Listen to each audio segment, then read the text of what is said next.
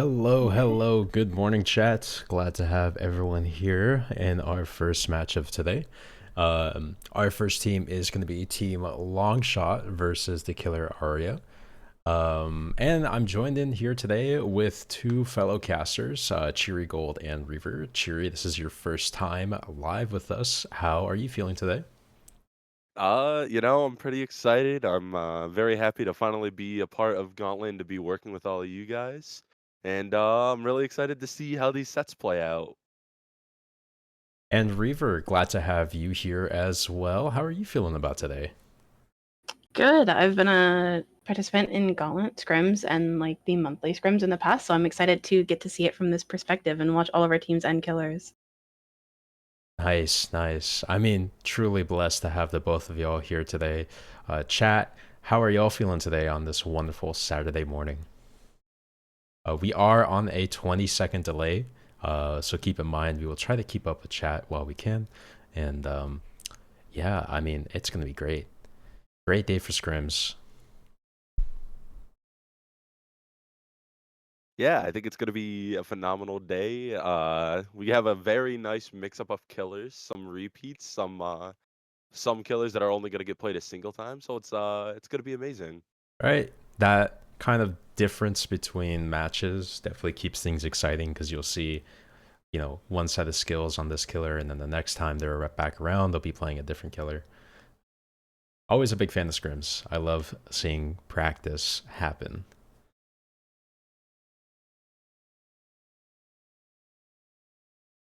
I think. Ooh, what are we going into for our first again? That is going to be Lich DDS. I'm very excited. I'm a big fan of Lich to begin with, and DDS gives us the opportunity to see some really exciting use of the killer power. Oh yeah, we see with Lich and his skeletons, they have the ability to elevate those skeletons, so we could definitely see some nasty hits in main building or even around basement as well. Yeah, especially given with a killer like Lich, there's so many different ways you can play it.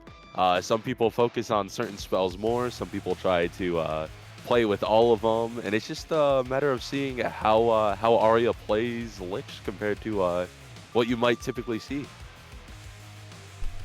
Yeah, I know Aria's kind of been an M2 specialist in the past. I'm very familiar with her ability. So I really want to see some aggressive use of power out of her, using that orb as much as possible, getting a lot of info, and then very fun use of skulls. We have so many elevation opportunities to get really easy tags.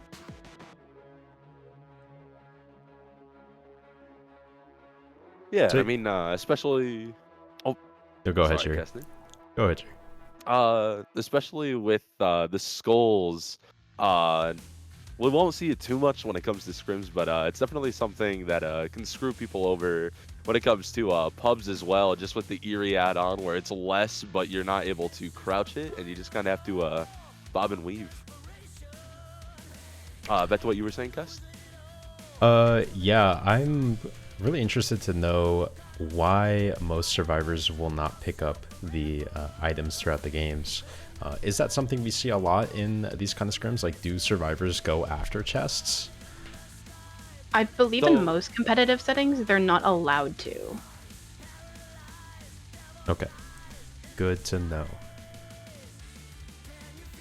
yeah, and a lot of killers, just in general, you don't really use chests at all for a lot of tourneys.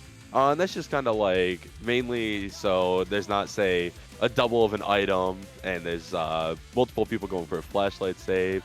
Or with Lich, given that some of the items you can see Lich when they're flying, 7% haste when they get Mage Hand used or fly. It just kind of gives a bit of an advantage to the survivors. So cutting out Lich's special chest just kind of makes it to where it's more of a more balanced match, not just for the killer, but for the survivor.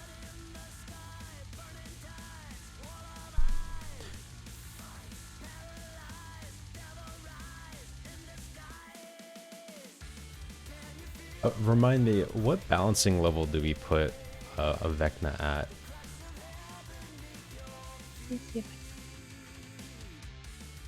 I think, are they A tier? That sounds about right, if I'm not mistaken. See if I can find our list. Double checking right now. Destinger's an A tier. Smile. Big smile. Let's see. No, Oh, actually is he not. I S think tier? we might be a Actually? little. I don't think it's gonna be as. Let's see. Oh wait, we put Vecna in C tier. C tier, yeah. Really? That's kind So- of interesting. Yeah, so we're not gonna see that Yuri add-on. We are a little bit limited there, and as part of kind of that balancing that takes into account kind of the strength of the killer, that's part of the reason we don't allow items to be pulled. So the survivors are restricted not only on their perks, but also on their interaction with basically that portion of the killer power. So Dead by Daylight made some changes to spectating, both good and bad. The add-ons no longer show for us until the end of the game. But the current banned add-ons for Vecna will be Iridescent Book Vial of Darkness, Vorpal Sword, and a Robe of Eyes. So those three are currently banned as part of our balancing.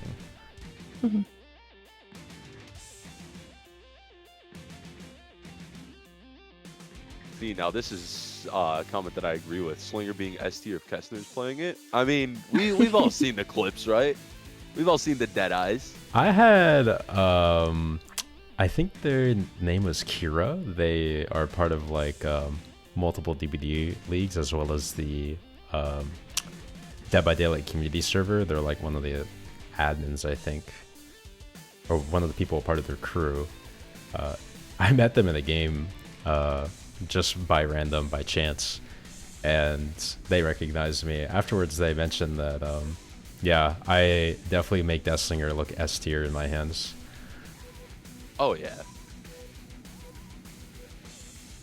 Okay, it does look like we're getting loaded into our first match, and so we can actually tab out to the spectator menu. So even if on stream we might not be able to see those add-ons, we can take a look at them and talk through a little bit what Aria has chosen.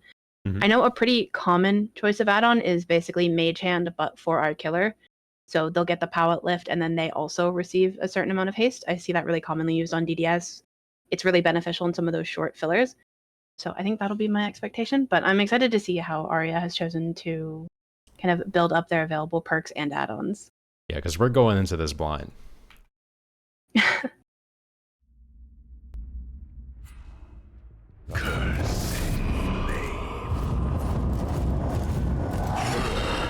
right off rip, we can see that you're 100% right, Reaver. We do see Boots of Speed that casting Mage Hand grants nice little 3% haste for 2 seconds. Definitely something that could be overlooked just because of how short it is, but man, those seconds, they can really add up and turn in your favor. Yeah, and we also have the other add-on is going to be Pearl of Power, which reduces the cooldown of spells by 2 seconds every time we get an M1.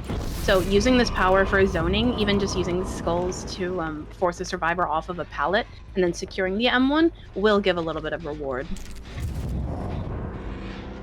Yeah, and we see that we have some fog on main, opting to go towards back main, running towards 11. Right off, we're going to see Golden in chase. Oh, a nice zone on the fly. Oh yeah, this first chase is gonna mean everything. Just given, you know, it goes to show how much gen progress gets put on. Maybe a gen. Oh. I was impressed are those skulls didn't hit. Maybe that might have been a visual bug. But wow, I mean, not dropping Shack there, I felt like they might have wanted to save it for later. I think Golden was going for the vacuum there, but had to dodge because of skulls. So that slight elevation on Shack makes it skulls aren't crouchable when you're in Shack and the killer is outside. So he had to try to dodge and then tried to come back for the vacuum on the pallet, but didn't quite have the timing. So Aria was able to kind of just short swing through it and secure the down, which is very early. Now the survivors are working on top of main already. That's usually a pretty safe gen to work on. So I'm surprised that they're working on it so early in the game. I definitely feel like I've lost so many matches on DDS because we're down to like a 3 gen on like the back shops by all the way from 8 to 4. Right, not being targeted. Snake could be strong. Ooh, Aria doing a really good job of just zoning Golden away from Shaq and forcing that BT timer down. I think we're going to be able to secure a fast second down here on the edge mouse. Waiting out that timer real quick and getting the eruption proc as well. Yeah. Oh, we see the aura of our survivors as well. So a little bit of a miscomm from Golden. No additional regression from the hook, but we do have pop available. Yeah, while we're on the topic of perks, we see a very nice, kind of standardized gen regression build. You know, you see Eruption, you kick a gen, and then after somebody goes down, the gen explodes. You see auras of people that are on it when that happens. Pop taking away some very nice regression from a gen. Or adding regression, sorry. To a gen after hooking the survivor. We do see Sloppy in this mix, which is a bit different. But, you know, getting hemorrhage and mangled on serves, making resets take longer. It's very nice because that's more time spent not on gens. Yeah, I would say this is kind of the expected Vecna build, right? We talked about he is C tier, so there's a lot of regression perks allowed. That pop pain res eruption is going to be kind of expected. And then in being a lower tier killer, he does have... Oh, nice dodge. He needs those tags and the body block as Oh, well. and the bodies! The body blocking. Nice.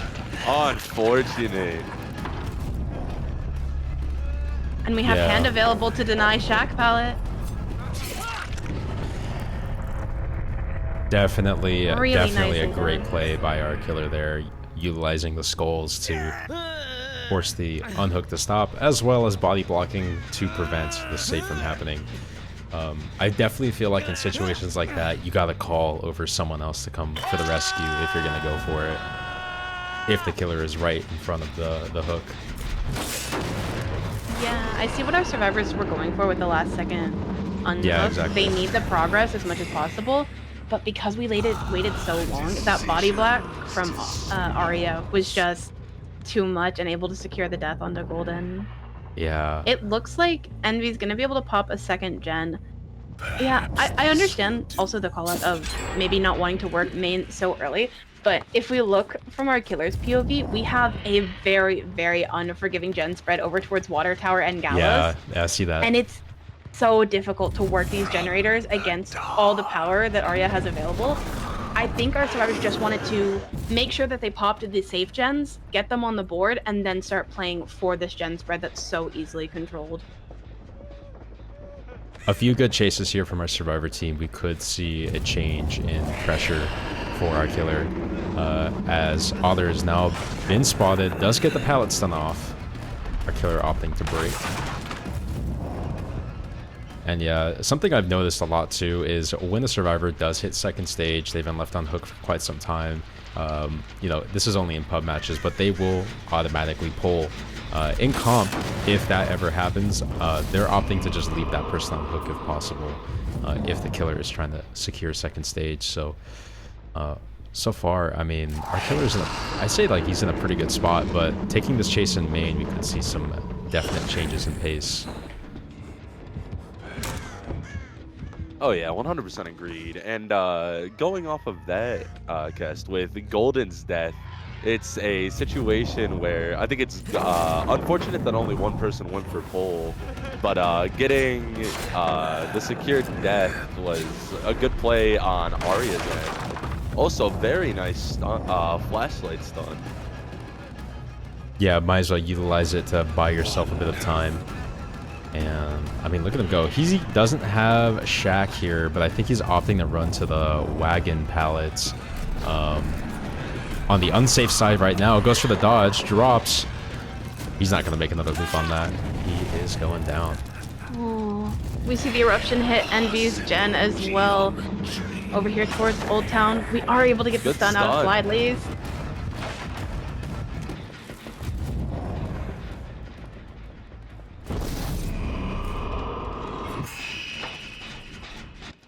Yeah, I think in this current situation, they have to make a choice here because we saw what happened last time when they tried to go for a last-minute pull on gold, and it just got denied, and they were able to secure the death and get a free hit.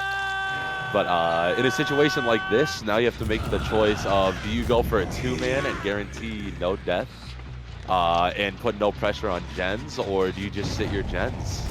Yeah. It looks like our survivors have opted for an insta-pull here. I think in the 3v1, we can't always allow to let someone sit on hook, just because as soon as the killer is in chase with someone else, that immediately forces a rotate, and it's just a little bit harder to coordinate. Yeah, we see Ooh, Jake a nice here dodge on the skulls.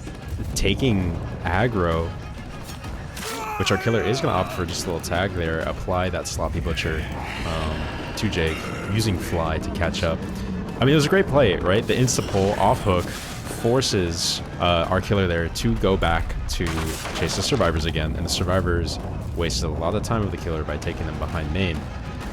Taking them away from that 3-gen is what the survivors need to do.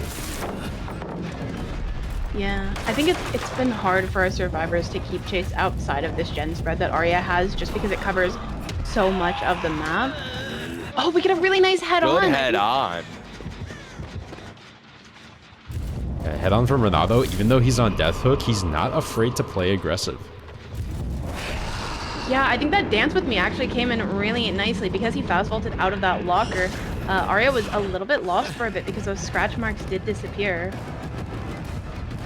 Oh yeah, and as well as that, we also see lucky stars. So I mean, no grunts. There's no way they could have known about them being in that locker. If he got a fast vault on that window there, that would have changed so much for his team.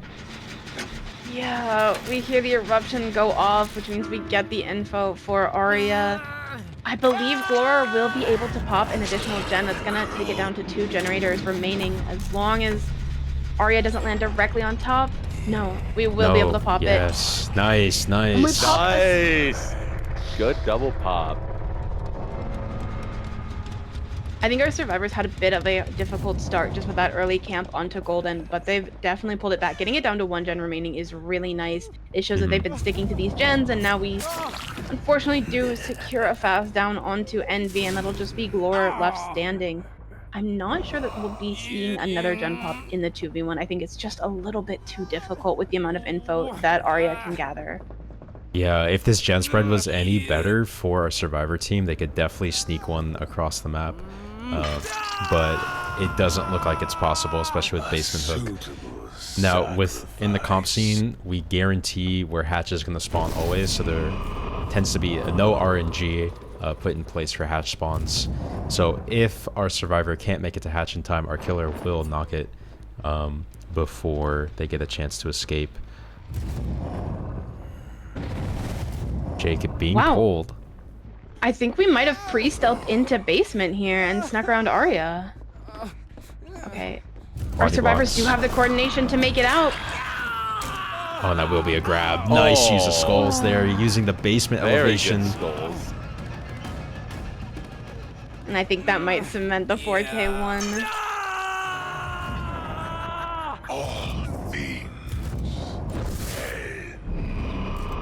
Using Orb here to see if our survivor was hiding in a locker nearby shack. Orb does reveal survivors who are hiding inside of lockers. Footsteps are heard on the outside.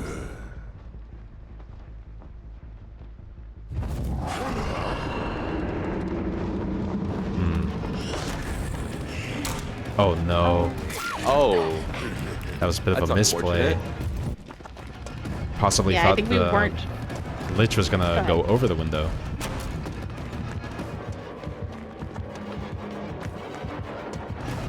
This will be our final chase onto Glor, and that should secure the 4K one. And nice little Mori. I mean, okay, 4K one is not a bad result considering what the survivors had to work with at the start of the game. However, one unfortunate thing there is they did Mori Glor without getting a single hook on, so they'll get the hook points. They won't get that fresh. Oh, that's a good call out. Very very unfortunate there, but it's still very well played. A 4K1 is very strong. A very Yeah, strong result absolutely. indeed. I think Lich's expected on DDS is usually it can sit around higher stages, or maybe around like that lower 4K side. So I think Aria did a really good job. We saw really good map control with that gen spread that was available, and our survivors just struggled, I think, to keep Chase out of the gen spread. Yeah, once again, when it comes down to that gen spread, I see what Team Longshot wanted to do. They wanted to secure those early gens while they were still at the start of the game. But having that really tight gen spread around the water tower made things really tough towards the later half of the game once Golden was unfortunately sacrificed very early.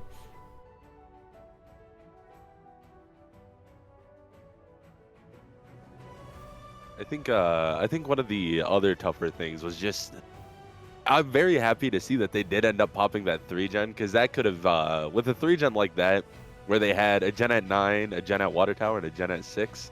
It's a very good 3-gen for the killer side, especially with Lich, since you can just fly from gen to gen and send orbs. You have so much that you can do in order to patrol those without actually having to go for them in case, say, somebody's not at that one.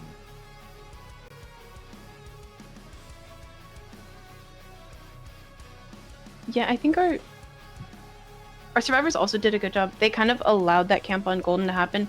They maybe could have played for the unhook, but as soon as they saw that pop come out, and pain res as well, they kind of can realize what kind of perks they're going up against, what the amount of regression stacked up against them is. And so by letting Golden just sit, they deny another round of eruption, they deny another round of pop, and they're not handing out a potential new pain res. So they were able to secure those first 2 gens a little bit easier.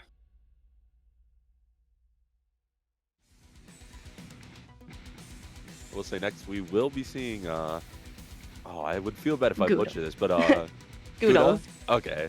Gudalz. Okay, we will be seeing Gudalz next. Very interested to see some Trickster. I can't remember the last time I've seen Trickster in a comp setting. It's been a very hot minute. It can be I know, a very right? strong killer. Oh yeah. Well, that's the nice thing about Gauntlet is we provide the option for our scrim killers to give killers that they want to play, and then the teams will pick and ban what map and what killer will be played. Yeah, and I believe we're getting invited into lobby now. Yeah, I'm a big fan of Trickster set in comp, especially with his rework. Especially Wrecker's Yard, that is, his standard map. But it has seen a little bit of a mix-up on the expected result since his rework. I've seen some, like, mid-low 4Ks, like 4K2, 4K1 even, which has been exciting to see, because I think Trickster in the past has had a little bit of a harsher result, closer to Huntress, where it was maybe 6 to 8 stages that our killer was playing for. So I like seeing Trickster a lot, especially with the change up to main event. Survivors don't have that ease of just counting blade hits anymore, because so many other activities that the killer can engage in contribute to that score. A main event pop really seems to catch survivors out a little bit more now, and we can see our killers capitalize on it really nicely. Oh yeah, 100% agreed. And going for polls when a Trickster has main event can be very risky. That's why in endgame, where a lot of survivors in pubs will mess up, is they try to go for saves, especially solo saves on a Trickster.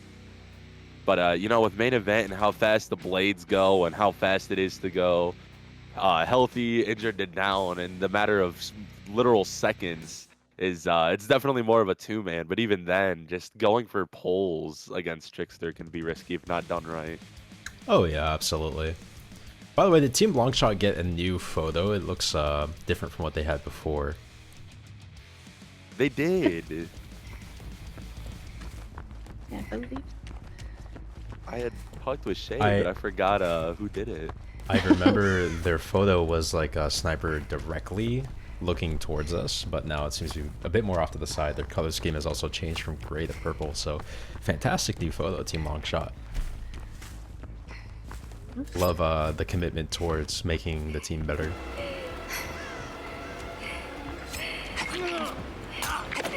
Yeah, it looks like we are loaded into the second game now against Gudalz, and we're already picking up fast chase onto Envy here on the top side of the map, but Envy doing a really good job of dodging the blades so far. Hasn't given out that final tag just yet, and we're starting to see decay.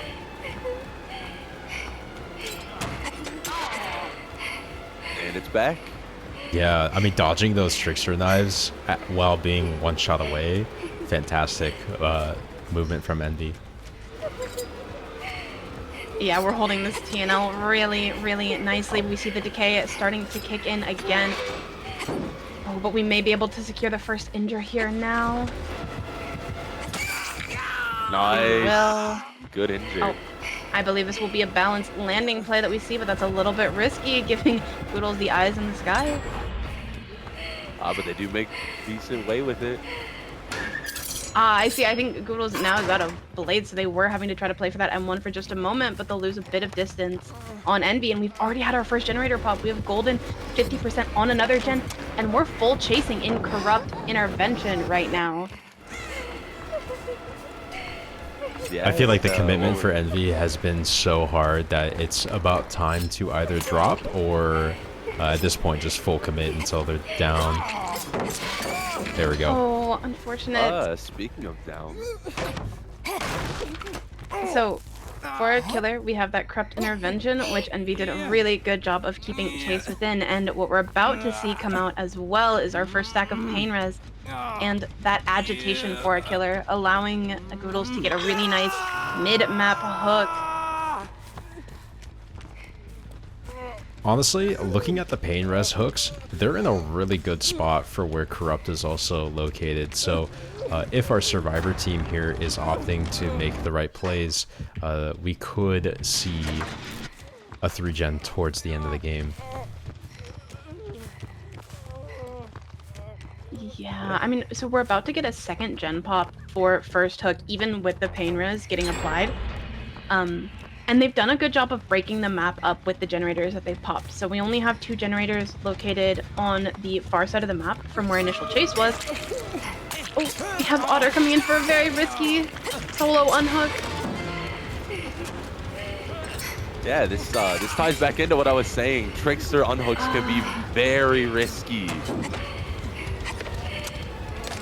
I think that hit is still possible. 2 more knives away, and Envy's going back down again, using the generator as cover. Really nicely done. Envy doing very well against Trickster and these blades. Now we just need to hope for that decay. Oh wow, I mean, Nice. the movement on Envy is crazy good, as Otter is now back on his feet. Okay, a little bit risky. Otter is running towards the same pocket of the map that Envy was stealthing in, but it looks like we get the call to divert, and we're gonna run up towards this completed gen, towards the top side of the map.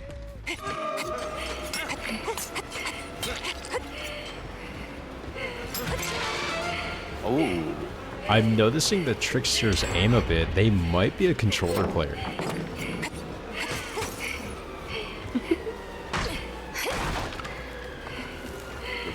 Looks like they changed it, but you used to be, while spectating, it would show, Nice. depending on who you were spectating, if it was controller M&K.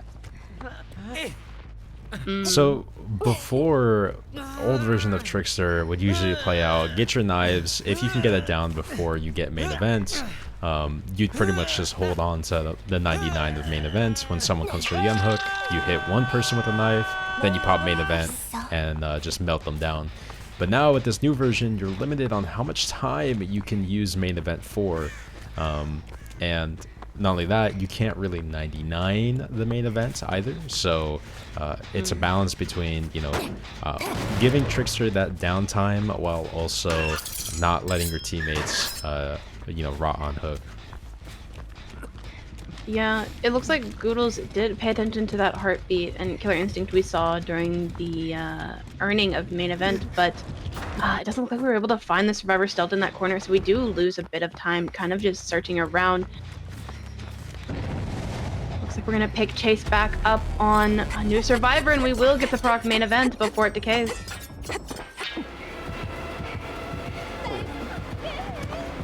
Trickster dropping main events.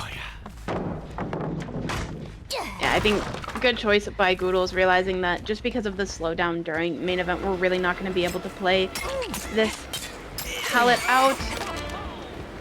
Good injure on Golden there, as they're taking chase towards 2 with a completed gen. Yeah, that filler palette has really good check spots on it, and just not possible when you're very, very slow on Trickster. Our survivors are in a really nice spot. This is our third hook coming through. It's only a third fresh, so we're nowhere near getting into like a 3v1, and we only have 1 generator remaining. I believe Glor's gen will eat pain res here, but it was nearing 50, so it's only dropping down to 25. We still have some okay progress on the board, and look at this gen spread next time Gudalz does a little bit of a spin. We've broken up the map really nicely. Yeah, 100%. And looking at taking a little jump around between serves to see builds, a good chase from Glory here could guarantee that a gen completes in their chase. You see quick gambit, which will give 4% faster gen repair speeds, and you see the aura of teammates on gens until you take an injure. That 4% can go a long way.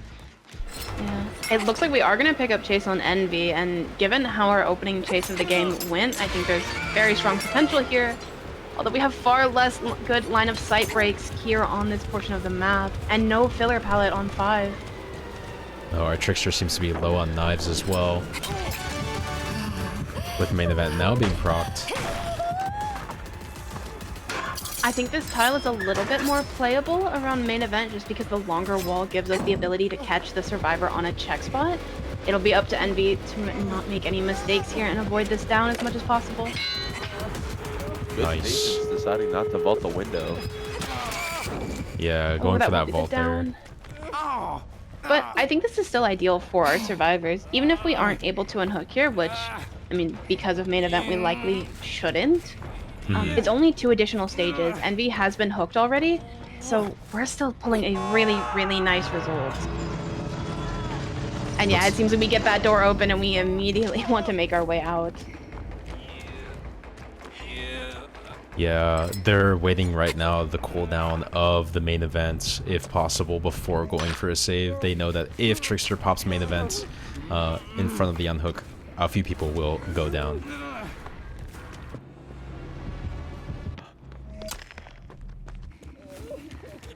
It looks like we're not totally sure about the timing of that, so we see Glor and Golden on their way out.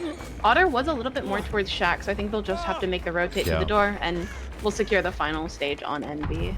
Not bad results for our survivor team there. I mean, 1 fresh escaping, that's a lot of points with 2 people escaping as well. Pretty good result. Yeah, 5 stages, well 3 fresh hooks.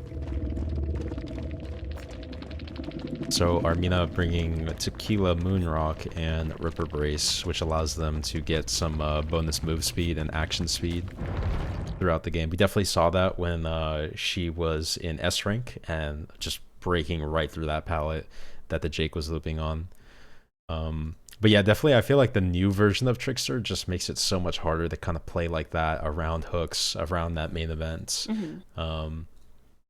It's definitely something that requires like a bit of timing to actually kick off.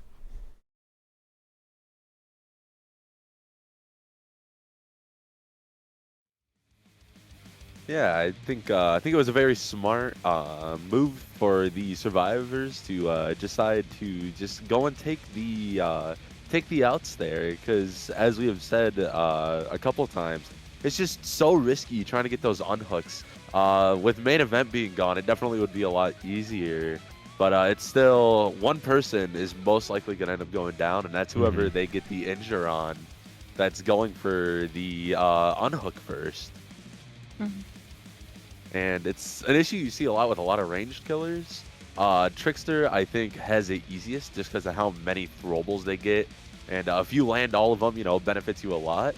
But with Springtrap, Huntress has it a little bit easier than some as well. You know, you only get 1 throwable, and you just kind of have to hope that that person either commits to the pull or misplays, because typically against the range, you want to go in for double saves.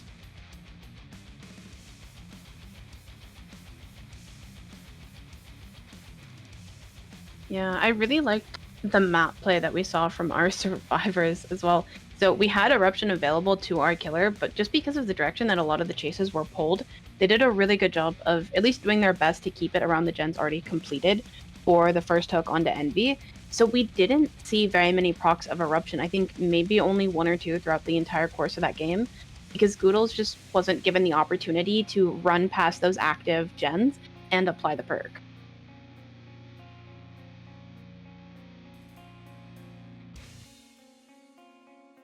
I don't know, there's a lot that goes into it, and honestly, in a situation like that, when gens are popping faster than you can get hook stages and down, uh, it get rough and it puts a bit of pressure on killer. But I think it was definitely not the strongest idea to go ahead and chase Envy though. Though we did get the downs and hooks on Envy, so that was good. But I think there should have been a point where Envy got dropped and chased to go patrol your gen. Yeah, and that's where like things are kind of tough, especially in the comp scene. Like, even myself, I feel like I get pressured a lot, knowing that you're going against like good people. Definitely puts a lot of anxiety on you, and knowing that they're gonna be communicating with each other also adds anxiety on me as well. But I definitely think the important thing is to understand, you know, who you are going against, knowing that they will be talking with each other, they will be calling out what you're doing. And if you're able to kind of mix things up throughout the game, change how you play, it could definitely throw them off and make their comms go wild. Oh, 100% agreed. So moving on to our next match here, we got our lobby set. It's going to be Artist versus Team Longshot on JR's going to be playing Artist here. I remember the last Artist set I played. Man, I did terribly. So I'm excited to see how JR can play in this one. Maybe I can pick up a few things from them as well. Okay, and what killer is JR on? Artist. That's going to be Artist. Yeah, we're going Azerov's resting place, a very known and beloved IMAP. Yeah, I think Azerov's is a fairly large map, which is great for both our killer and survivor team. Essentially giving enough time for the survivors to move out of the way while also allowing the artists to kind of keep things choked off in the middle. Yeah, but one of the big downsides though is even if one gen gets popped wrong, you could see a very strong 3-gen for killer. But on the same hand, if it's played right, you can end up seeing a strong for serve. It's one of those maps that's I would say, because people do have the argument that a map could be killer or survivor sided. I would say a map like ARP is definitely one of those where it just depends on how the match starts. Mm-hmm. That goes to show if it's going to work in the survivor's favor or the killer's favor. Yeah, I think IMAPs in particular, like Azerov's, can be very RNG dependent. So if our survivors are really lucky here, maybe we see a gen spread where we get 3 generators spawning down on shack side, 3 on main side, and then maybe 1 kind of dead center of the map. It sets our artists up for a little bit weaker start, but our killer player is definitely going to be hoping for one side of the map to spawn 4 generators. That way they can set up early, establish themselves on the side of the map, and probably not really have to play the far side almost at all. Oh yeah, there's plenty of ways that this can be played out. So hopefully we'll see it go for either killer or serve and not be right in the middle. But on the same hand, hopefully we do see it right in the middle. What are your thoughts, guys, on IMAPs?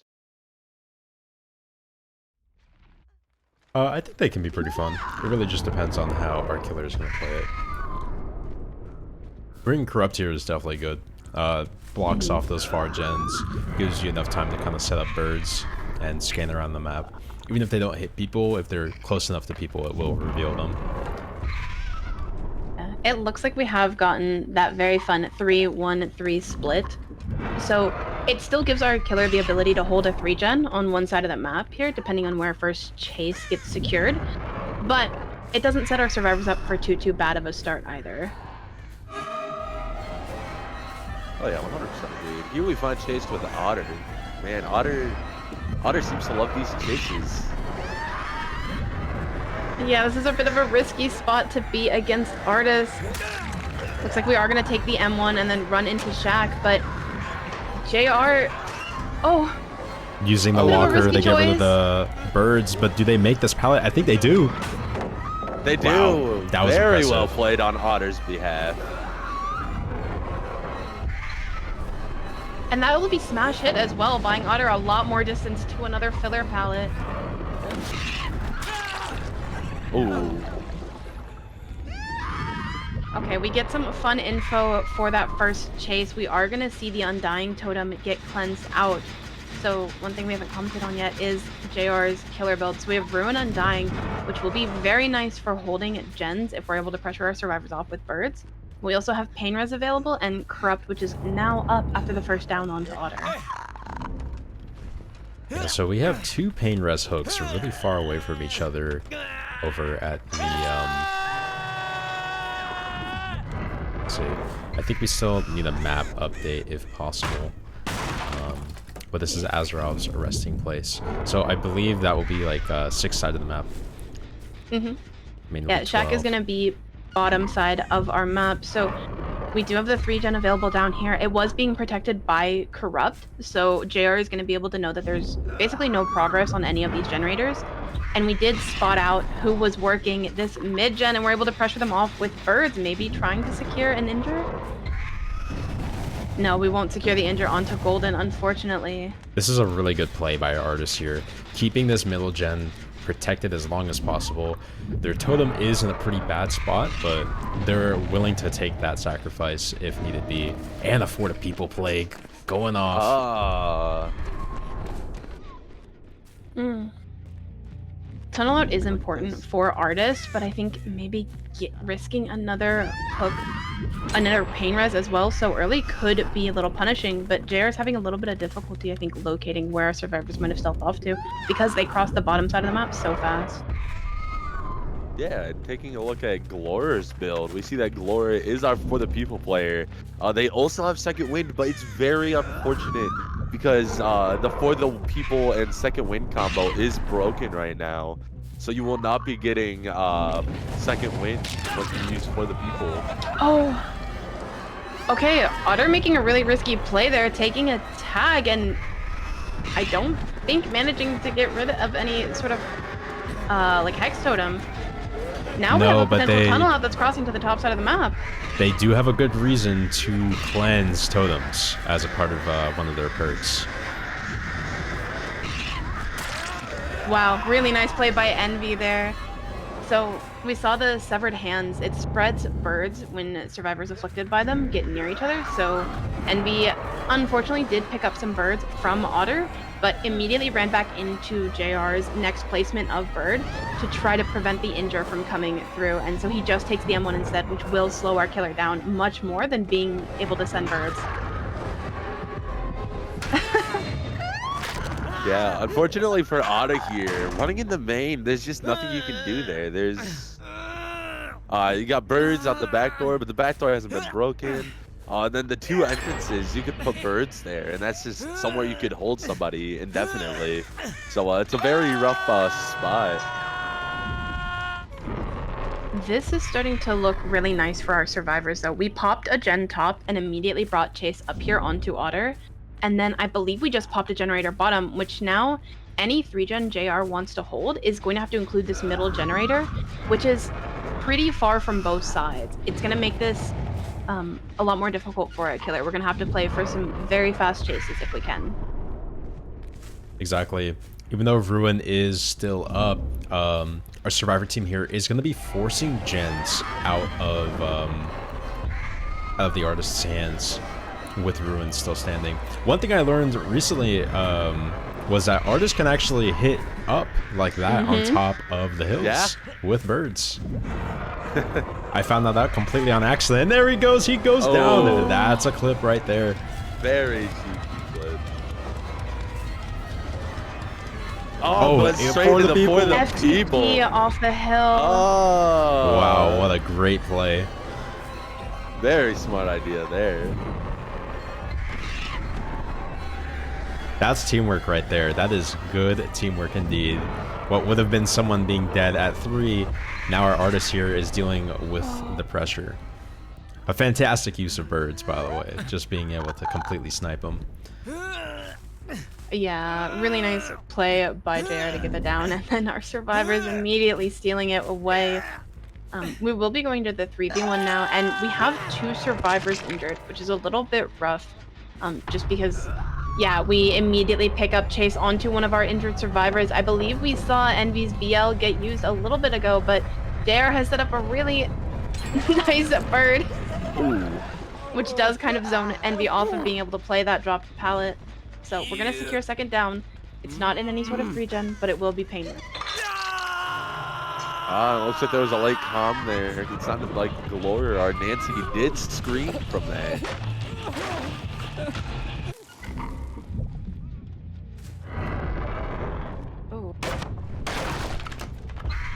So it looks like Gloria is opting to try to work this mid-gen, I believe. I'm so surprised. I just saw the Dwight just fucking, just like sneaking over on the right side. He was just walking out in the open. I thought I was the only one that caught that. I wasn't going to say anything. He was just like, don't mind me. Yeah, I mean, a good play for rotate. Oh, but we are immediately going to be swarmed off of hook. That's not great for a potential tunnel out. Yeah, no, a little factor for the people in chat that like to know ways to quote-unquote counter killers. If you look at Artist's hands, when she's getting ready to call Dire Crows, you will see little orbs on her hand showing just how many she has before she has to refill. She has because 4. Of that. I forget it. Yeah, good segue into that. I forget the full name. It is Ink Egg. Yes, with 1 more crow, and they can be idle for 2 seconds longer before disintegrating. Yeah, I was just having a conversation about Ink Egg, and it looks like we are going to secure a little bit of a down onto Laura. Ink Egg can be really punishing for killers because we have that 4th crow available. We do have longer cooldown because a lot of times artists will maybe place a zoning bird and then let it dispel, and they'll get that back a little bit faster, but because of that 2 extra seconds that the bird will linger once placed, it can be punishing, but we're still seeing JR make really good use of these birds, not being punished too much when placing all 4, or like using all 4. And able to go for that kind of carpet bombing technique a little bit more, because once we land 1 bird, we have 3 available instead of just 2. Yeah, lots of locker plays. No surge in effect, so I'm guessing they're just trying to force pickups, not trying to allow our killer here to slug. Yeah. Especially in this 3v1 where we've had at least 2 people injured the whole time. It can be really risky when everyone's on the same side of the map like they are right now, because we know Golden had to cross up to get that pull onto Glorer. So JR can be a little bit more comfortable having basically a map sense for where everyone is currently. And we do find our last healthy survivor.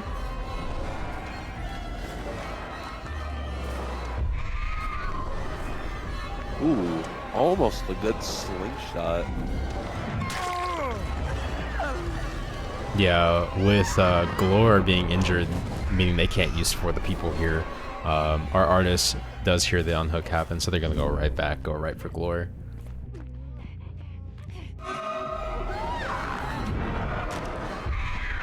Nice. Ooh, good down. Nice placement on the bird, not too far from the window to secure it.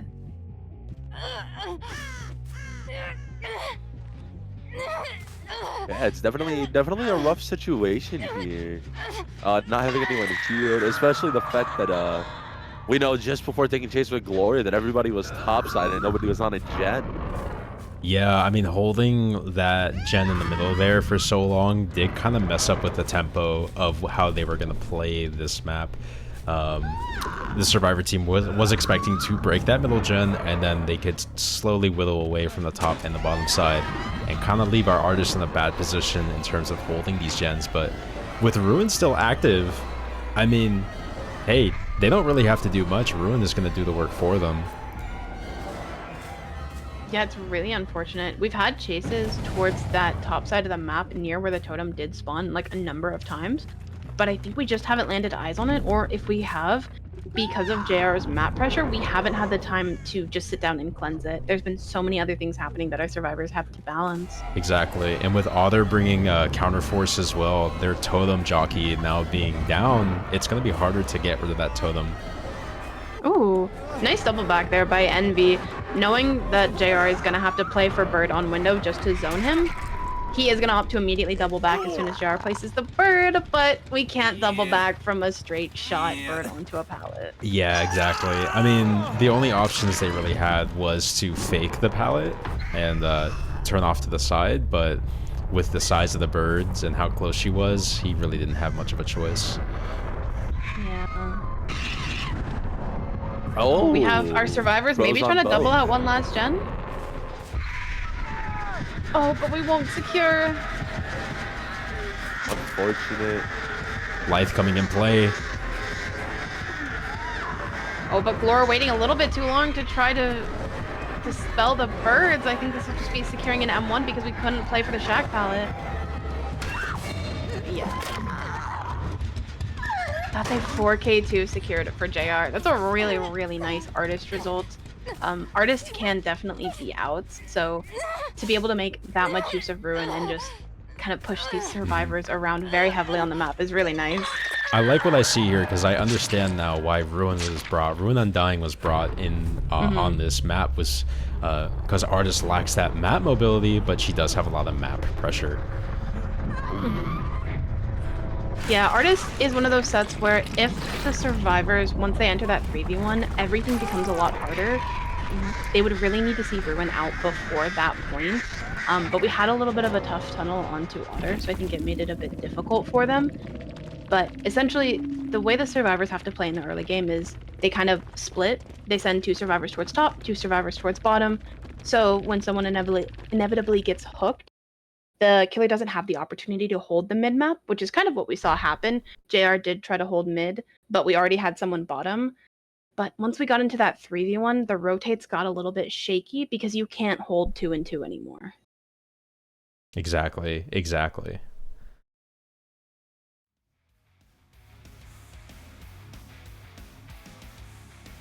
I gotta say, we're having some very strong games today, especially that one by JR that just went down. That is, I think that's the highest results for today so far, yes? 4K2?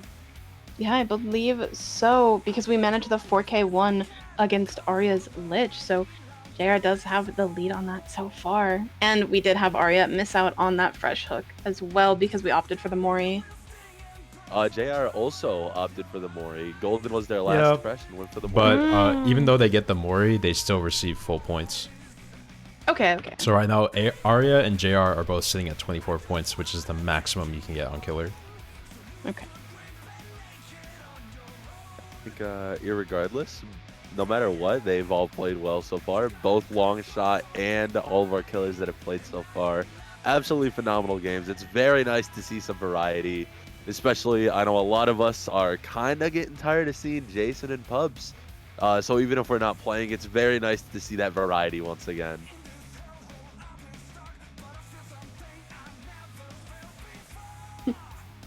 Yeah, I really like the killers that we have. I'm very, very excited for our next one. I am a huge fan of Dredge set, and we have Vlad on Dredge next. So I absolutely cannot wait to see how this plays out. I'm so excited. I believe this is Vlad's first time playing in Gauntlet, if I remember correctly. This should be Vlad's first time playing with Gauntlet, if I'm not mistaken. I've heard a lot of good things about Vlad's killers that they are confident in that they play. So I think it'll be a great match. I've heard good things about their Dredge. I have seen one of their Dredge matches before. They're a very strong killer. So I think Vlad's gonna do pretty well. Yeah. I think Dredge is a big test for any team. Any sort of missed comms, any sort of free tags that are given out are incredibly punishing. It's a very macro heavy set, so it's very much on the survivors to know where they need to be, know where they need to go. and to be able to stay on top of the killer's location as much as possible, given that Dredge is a teleport killer. So it's really about those fast comms and knowing the clock, knowing where they are, what they're doing. And it's always exciting to see how much basically give and take there is between the survivor and killer side. Maybe Dredge might be able to secure some fast tags and get an early nightfall, but if the survivors play it right, they can wait out that nightfall, they can get their resets, and then they can pull the momentum back in their favor. Yeah, 100% agreed. And part of the big thing there too, that as somebody who, as I had said, one of the first scrims that got me into comp was going against some Dredge. One of the big things there is making sure that you are playing it as safe as you can. Because One sec, Gary. I think we need to fix your mic. Just a second. I was about to say, I think it might have. There we go. There we go. I think we got it. There we go. Is that any better? Yeah. Mm-hmm. Okay, perfect. But with Dredge, it's one of those that needs to be played patiently. A lot of mistakes that teams will make is trying to sit gens on Dredges in power. I say it to many people who want to understand Jason's counterplay is when Jason goes into Omnipresent, it's the same as Dredge in Nightfall. You just need to stealth. You need to be crouched, so there's no killer instinct. The only difference is you don't scream, so you don't have to worry about that with Dredge. But overall, it just needs to be played slow. It needs to be played carefully, and I hope we see that with Longshot. Yeah, I mean, so it is like Jason in the sense you don't scream, but you do still get killer instinct. So if any survivor is too close to the locker that the Dredge is teleporting to, our killer will receive killer instinct. And similar to Jason, the only counter, at least to that portion of it, is to crouch. So it's a lot on our survivors to kind of know that about the killer power, to deny any info they can, especially in Nightfall. So the Dredge will exit lockers a little bit faster in Nightfall. We have the faster TP, and we get our TP back a little bit faster. So they really need to not get found. The killer can be on top of them in a moment's notice.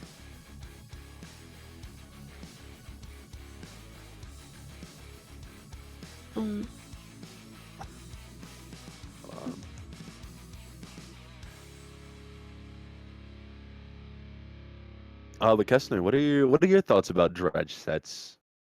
I mean, we usually see Dredge being played on Midwich because, unfortunately, locker spawns do suck on a lot of maps. The main reason why we pick Midwich is because there are so many lockers Dredge can teleport to that it definitely gives him the ability to spread pressure along the map. You know, if we can't have consistency, then we'll just give him everything. But one thing that I definitely see really good Dredge players do is they will hit and then teleport out to gens and kind of whittle down those locked lockers throughout the match, constantly keeping the survivors on their toes. And once those gens no longer have safe lockers to be around, Dredge can instantly teleport to them and pop right out during Nightfall and just catch the survivors off guard. So good communication is key when it comes down to whether or not the Dredge is teleporting.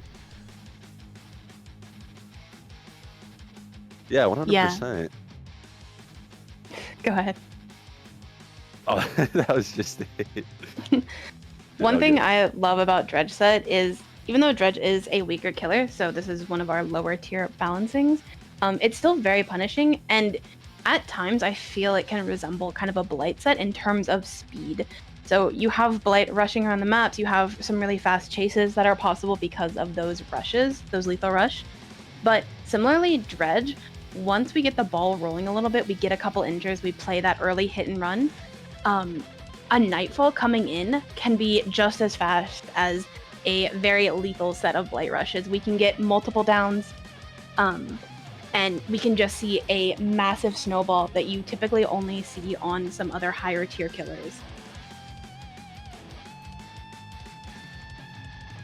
Yeah, and sadly, one of the things with Dredge, as Keston said, is just with when it comes to other maps that isn't Midwich or like an indoor map, it's just very rough because of those locker spawns. Yeah, don't even get me started on any of the Yamoka maps. Don't even get me started. Oh god.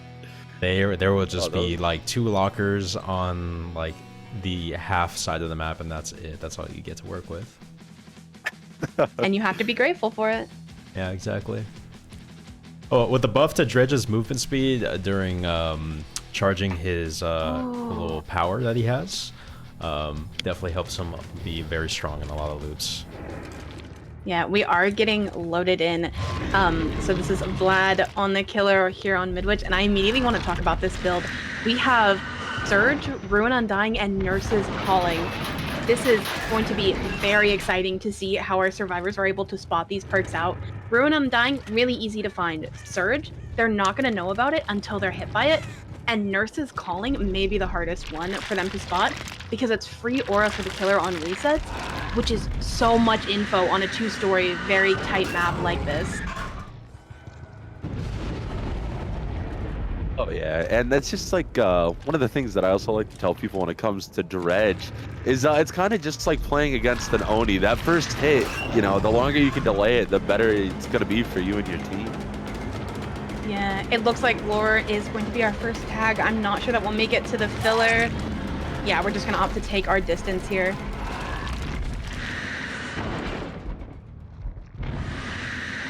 And it looks like Vlad is going to take a little bit of time trying to find another survivor, secure another tag. We're over halfway towards first Nightfall. So if we can secure another tag, I think even just 2 injures going into Nightfall can be really good, especially because there's very little gen progress so far. Our survivors have gotten rid of Undying, but Ruin is still up.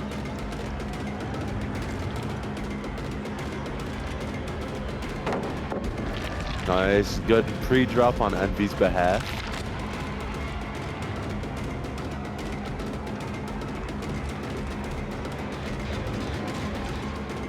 Okay, I feel. Go ahead.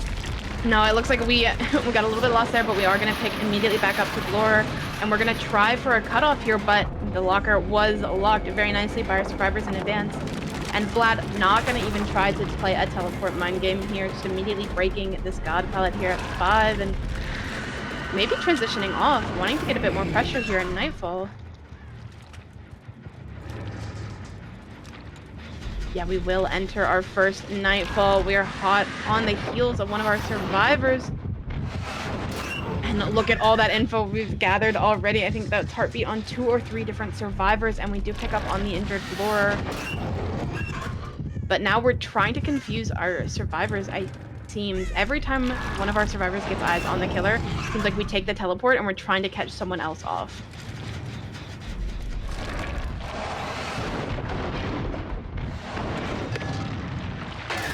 Yeah, we're seeing a prime example of what both you and I had talked about, Reaver, is needing to play it slow and just not trying to rush the game with Nightfall active.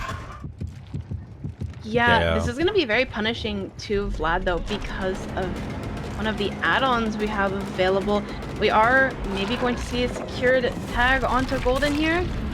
Yeah, we will get a tag, and so Tilling Blade will be in effect here because it was in the final moments of Nightfall, and that's actually just going to be some free Sloppy applied. So instead of opting to run Sloppy here, we're going to bring the add-on and try to secure tags in Nightfall, but our survivors did play that Nightfall really nicely. They didn't give out but 1 tag onto Golden, which they now will have a little bit more freedom to reset, maybe?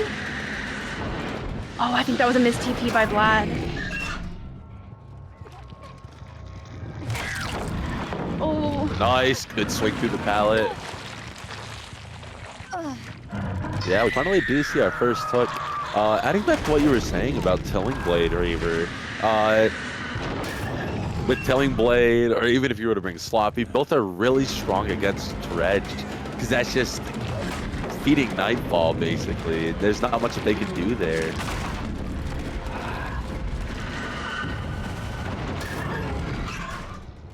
I really like this fast play by Vlad so far, but it looks like we're kind of struggling to secure additional tags.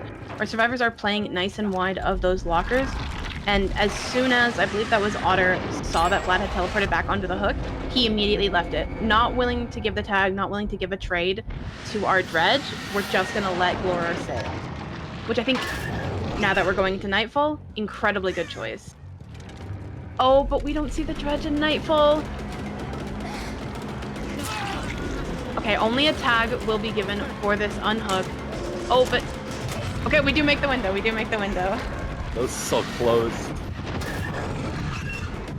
Oh, but a beautiful cutoff. Good cutoff.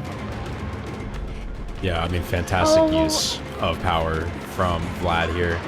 Just constantly forcing his power across the map, keeping the survivors on their toes, worrying about what locker he's going to pop out next. So Yeah. You go? that is Ruin Gone in the background as the second stage does come through. But one thing we might have noticed there, Gloria did run to what is colloquially called Chemistry Room, or 12 on the map. There was no pallet in there. Midwich RNG has been switched up on us kind of recently, and so some of these guaranteed pallet spawns that our players have known and loved for many years are now switching up, and they're not always guaranteed spawns. So I think we saw Envy there in the hallway for Glora, but there might have been a comm that, oh, I make pallet, and then there was no pallet, which is so unfortunate. I think we might have given it down a little bit earlier than we actually intended to. Oh, nice. Oh. Envy gets pinged through the pallet. Poor Envy. Such an unfortunate hit there. I saw the vision, I saw the dream, but unfortunately that ping was a little bit too high.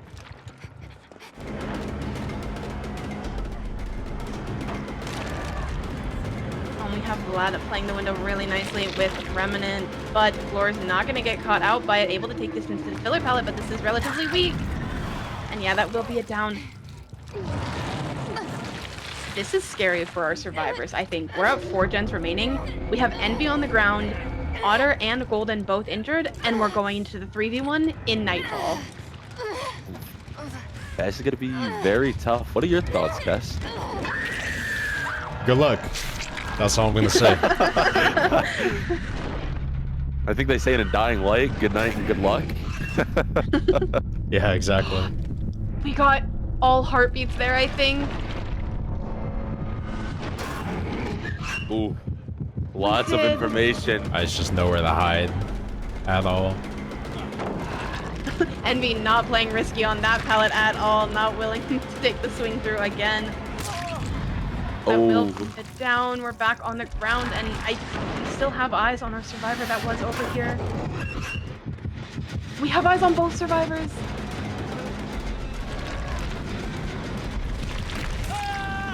Oh. Surge they're on this down. map is fantastic, by the way.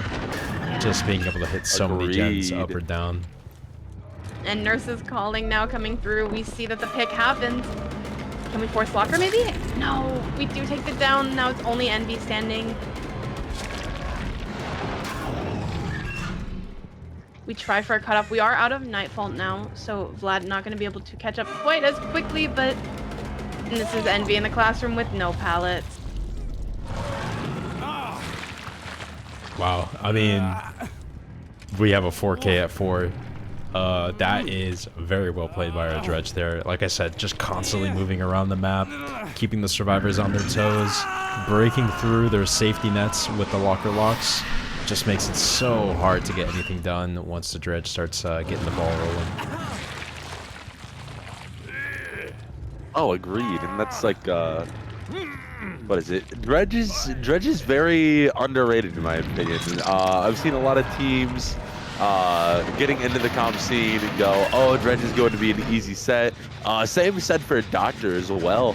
And it's killers that people think are going to be like, oh, it's going to be easy outs. It's really not. You really have to be on your toes with the killers that you least expect. Our Dredge now searching around the map for the last slug. I think our survivor team, they haven't given up here yet because they do feel like if Otter can get Hatch, that would be enough points to at least kind of give them a little bit of a boost from this game.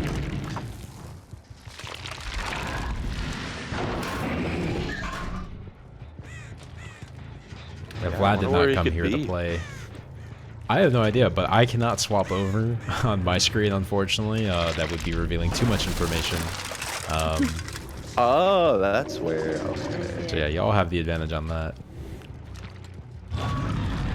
I think We do have enough time left on that bleed out bar, though. We should get Nightfall proccing. Yeah, if our dredge maybe. here sits in the locker for long enough, he will get Yeah. Nightfall again.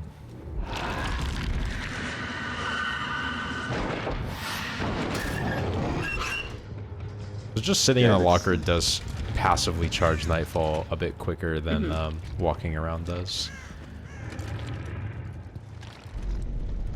Yeah, I believe, correct me if I'm wrong, there should be an add-on as well, if I'm not mistaken, that the more you teleport, the faster it rebuilds Nightfall, if I'm not mistaken. Yeah, Vlad hasn't opted to bring that. We just opted for Malthinker's Soul and then Tilling Blade. But it is, I have seen it used by Dredge in the past, and it can be very punishing. That Nightfall circulating over and over again is very punishing. But we do find Otter, we do secure our final hooks, so we get all dead at 4. Very well played by Vlad. Very well played indeed. So Tilling Blade does cause survivors to become hemorrhaged and mangled during Nightfall only. Very, very powerful to put that on top of with nurses as well. Because like most dredges, and even I bring just Sloppy Butcher into the game, but during Nightfall, definitely very, very powerful. Might use that build in the future. It's a little bit of a risky choice, just because with only Malthinker's Tilling Blade, we don't have any acceleration on the first Nightfall other than securing tags. And we saw Vlad struggle a little bit in the delay of the early game. But once we got our first tag, we started building up that Nightfall a bit faster. We were spamming those teleports really early. And I think maybe it was Golden that was our first tag. We didn't get them reset quite fast enough. So we secured a second hook. We started coming up on Nightfall, and then we started getting some momentum, and Vlad was really able to pick up speed. We got an application of the Sloppy, and then we had Nightfall over and over again, so we saw more and more use of that. Good performance by Vlad there, really showcasing their skills on Dredge. To no surprise, Vlad is a Dracula main, so not being able to play Dracula definitely hurts, but he didn't come here to play.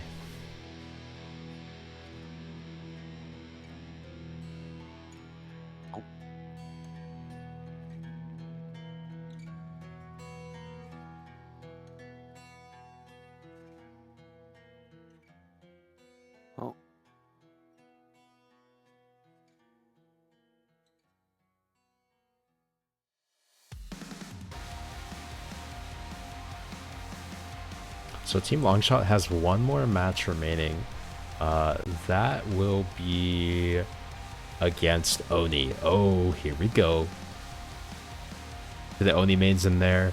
I hope we all are excited for this next match.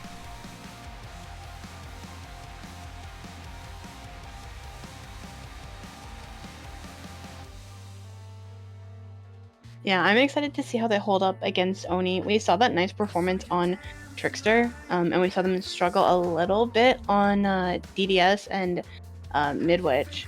So I think going on to CT1, it's a little bit more standard. It's a rectangular map, and they have some nice tiles to play off of. It's just a very common map in comp DBD. So I'm excited to see how they're able to perform. We can see some really strong individual chases that could lead to a really nice result.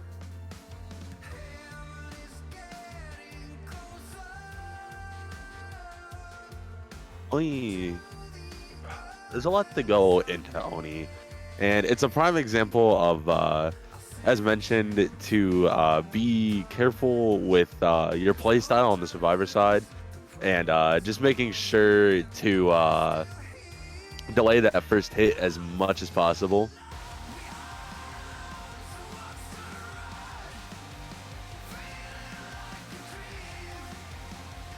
Yeah, I think that's going to be completely crucial. They did a good job delaying first tag on Dredge really nicely, even with Vlad ping-ponging back and forth between the survivors.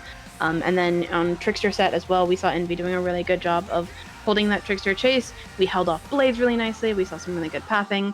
I think if we can see that kind of playstyle again, we have the potential to delay that first Oni power, maybe even hold it off from first hook, and then our servers are in a good spot. Yeah, there's a lot that can go into it there. Oni is one of those killers that one misplay can throw the entire game, but one really good play can bring it back for serves, and vice versa for killers. And there's so much that can happen in an Oni set. I think a head-on is a popular choice to bring against Oni, just because most survivors will be hiding in locker during Oni's power. Since it's not really safe to be in the open, he can be on one side of the map and then on the other within moments.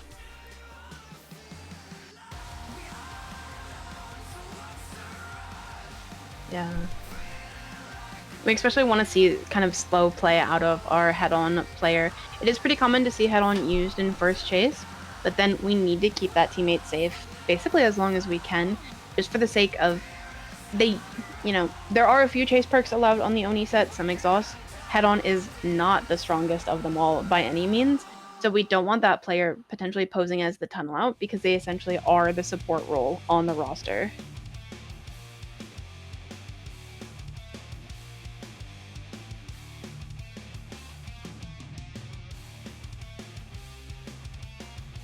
I think possibly one of my favorite things with Oni is the snowball potential. I mean, you could start off really slow in the early, but the second you get that tag, the second you start feeding off the blood, man, does the ball get rolling. Yeah, and I mean, we saw our Longshot survivors struggle a little bit with that snowball on Dredge set. So there's definitely potential that maybe one misstep here or there could lead to a very, very punishing use of power.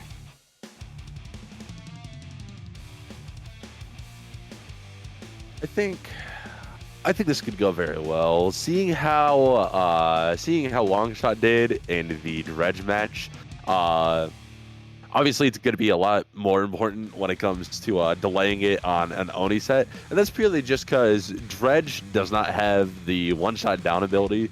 Where yes, it does feed him power by getting injures, but with Oni having the ability to one-shot down when power pops is just so much more riskier, which is why. Just like Dredge, it's so important to make sure that that first hit does not happen within like 30 seconds of the match starting, or even a minute. The longer you can deny it, the better. Because Oni can only get up to 95% of their power. Correct me if I'm wrong, 95%. Yes. It gets up to the last tick, and then after that, they need blood to gain it. So they can passively gain it all the way until the very last tick. Yeah, thank you. I wasn't too sure, but I believed it was 95. Yeah, usually once the injuries start coming through, like there's enough blood around the map to where Oni could find some.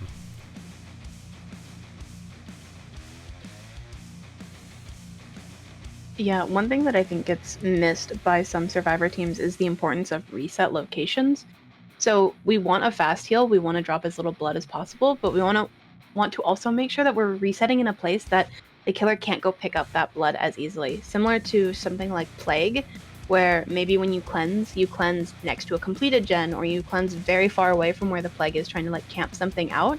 It's kind of a similar playstyle on Oni, where you want to go to the side of the map where Oni doesn't want to be, and that's where you do your reset, maybe towards the edge map. So if we're playing for power, if we need to go collect some blood, we're burning even more of the killer's time. Yeah, and it's just a matter of finding the person that is going to give the easiest tag. And if you can't get a tag off of somebody and say gen pops, then you just got to drop it and hopefully find somebody else. Maybe cut cross where somebody's trying to cut from 11 to 2. See if you can cut one of those off and maybe get a tag there. It's just, there's a lot of ways to play it. Some good, some rough.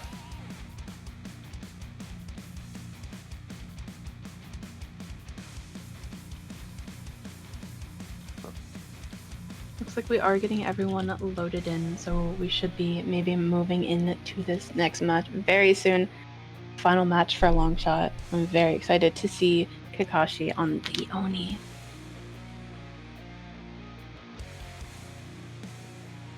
Yeah, Oni matches are always amazing.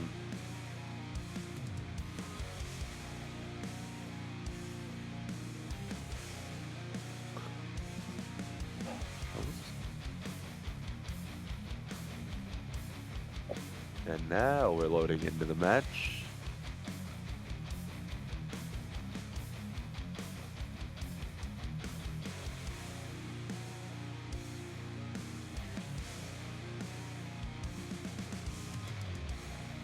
Okay.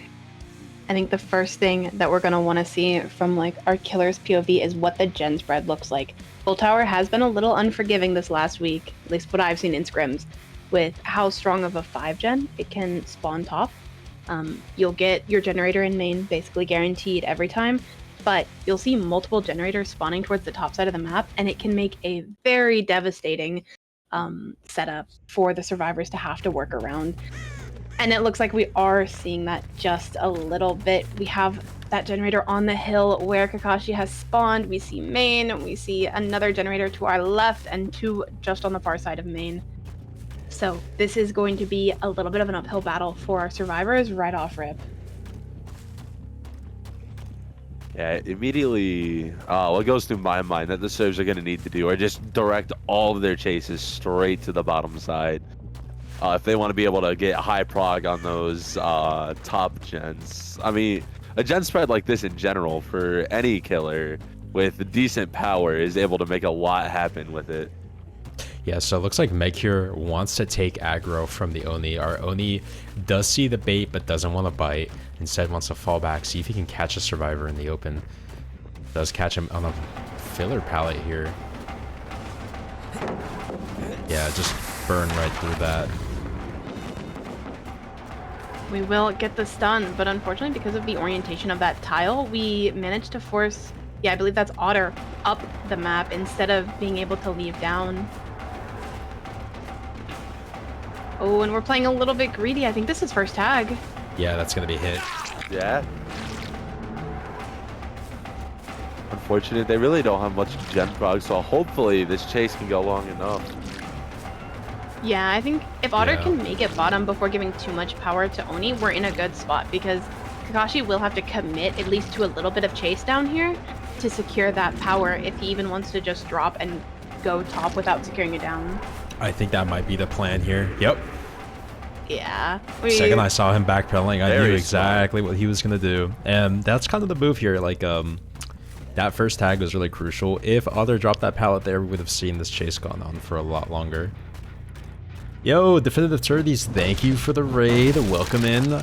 Mods, can we get a shout out to Definitive Turdies? Glad to have you here. How was your stream?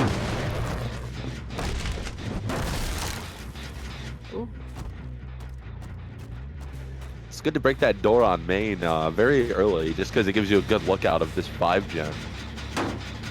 Look how safe our survivors are playing this right now. They're pre-stealthing when they hear that terror radius, knowing he has power, knowing that he's gonna pop it the second he makes eye contact with them.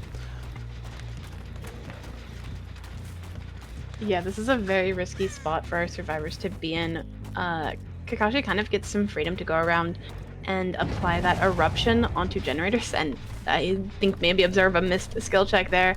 But this regression is going to start adding up a little bit as Kakshie just holds this portion of the map.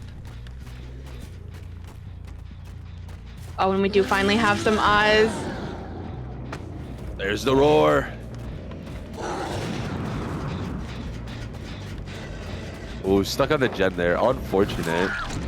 Good down though.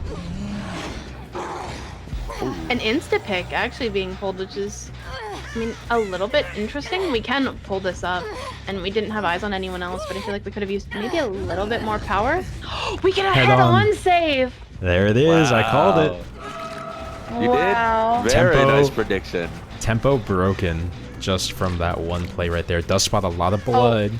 We find the reset location.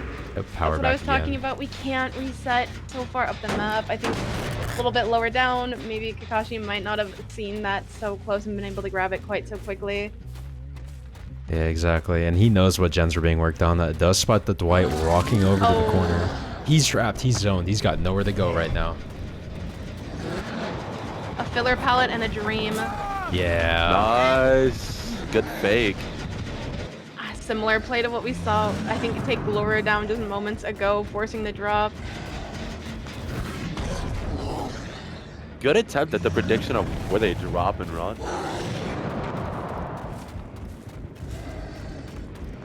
Oh, will we make? We won't. Nice! Nice spin there by Envy, able to make it back to the main window. Looks like we're just gonna have to take the pick. Yeah. Oh, and we get a top mid Painter's hook. That is very unfortunate for our survivors. Yeah, the current bright side at the moment, though, is if wow, English. If CAC wants to get power, they have to go bottom side because there's just not much they can do here. The reset happened down by 7. Ideally, it would have happened closer to Shaq, but with the 5 gen up here, it's a very decent spot to have resets happen.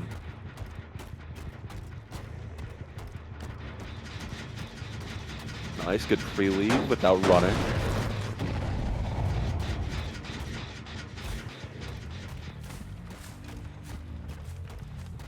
Okay. I mean, they're running back over here to Shack. There's a lot of blood on this part of the map, too.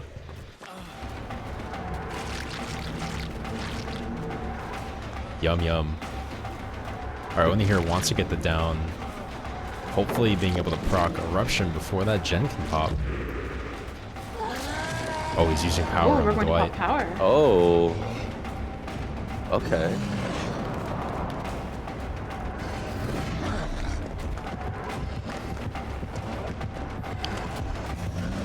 Oh, wow, Dwight, fantastic. Good stun. Good stun, Dwight. Oh. Even Sadly, with Golden does go troubleshooter, back down. even with the aura reading, just could not make the right decision there. It's so tough when you know how fast Oni can move. Honestly, really nice play by Golden, though. Being able to force out power there, so Oni can't just at least freely camp with power. Kakshie's gonna have to go look for some more blood. Puts our survivors in a little bit of a better spot than they could have been. Oh, 100% agreed. Oh, nice. Good double back Good there. double fake. We do have power again.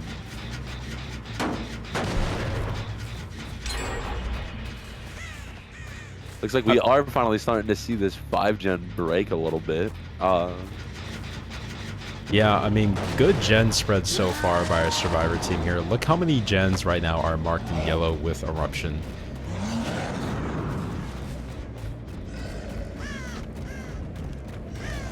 Yeah, one down right now sets back a lot of progress that they have.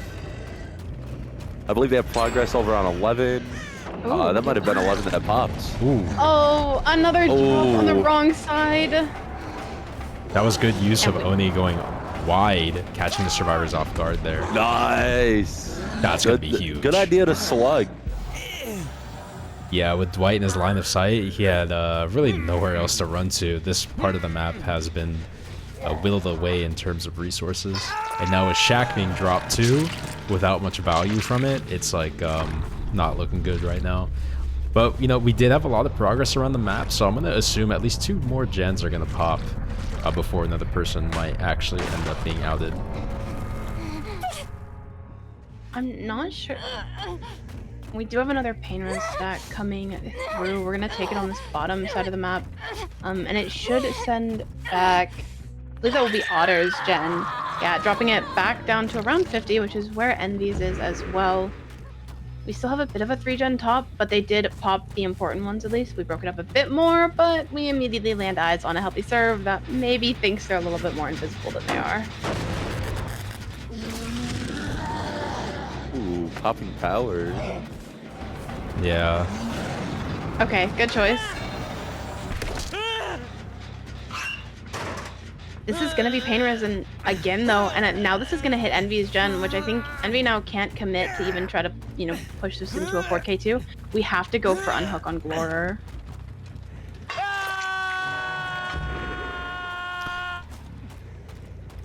Oh, this is a tough spot to be in right now. Envy needs to make the right play here and get someone off hook, but they're so close to each other, and our Oni has power as well. I don't think there's any escaping this. Ooh, we didn't see Envy coming in when we first glanced up, so a little bit of delay on pop that power. Our survivors can get a little bit of distance. Good stun. And we get a nice stun.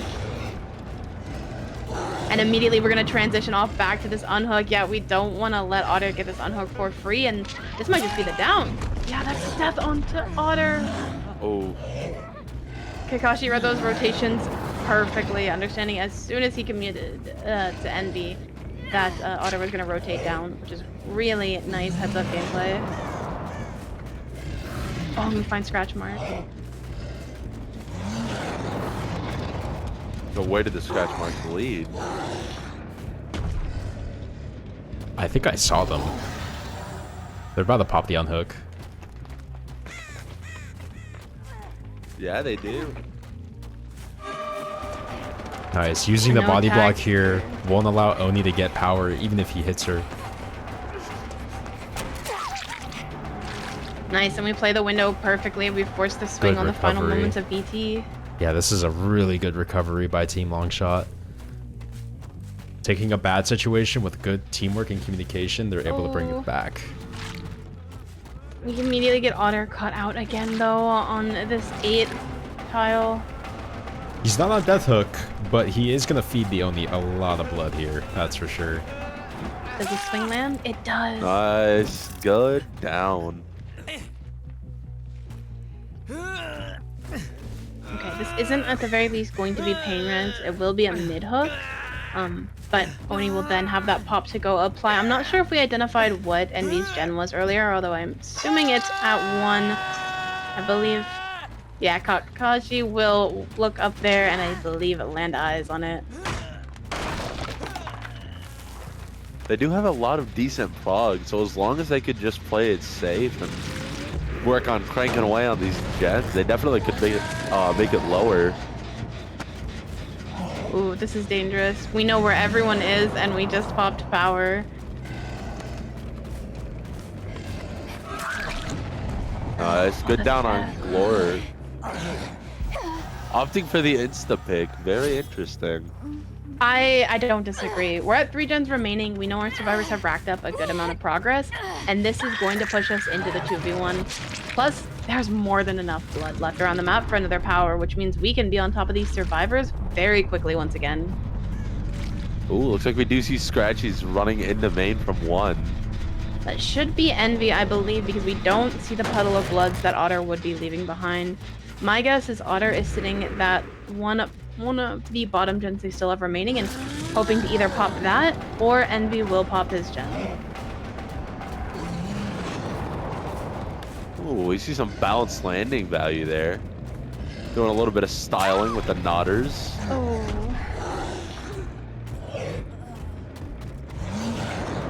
That will be the slug onto Envy, and now we just have to locate Otter to secure a 4k3.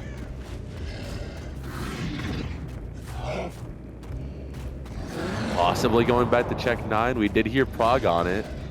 No, looks like we're gonna head up to 11 instead.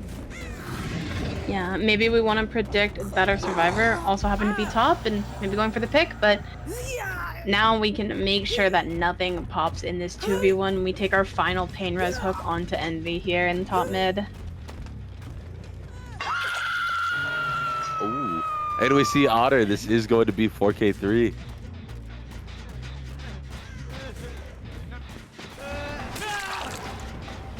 Yeah, that is unfortunate.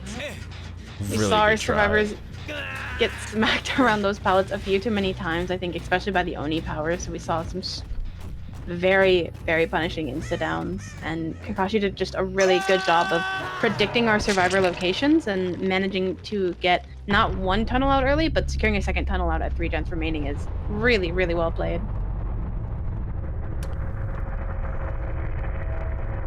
I gotta say, for both sides, for Killer and Serve, for the first set of matches, there's high expectations set, high goals, high standards, and it's just, there's a lot that's gonna have to be put in order to kind of throw Longshot and the other killers out of the way and just see how it goes.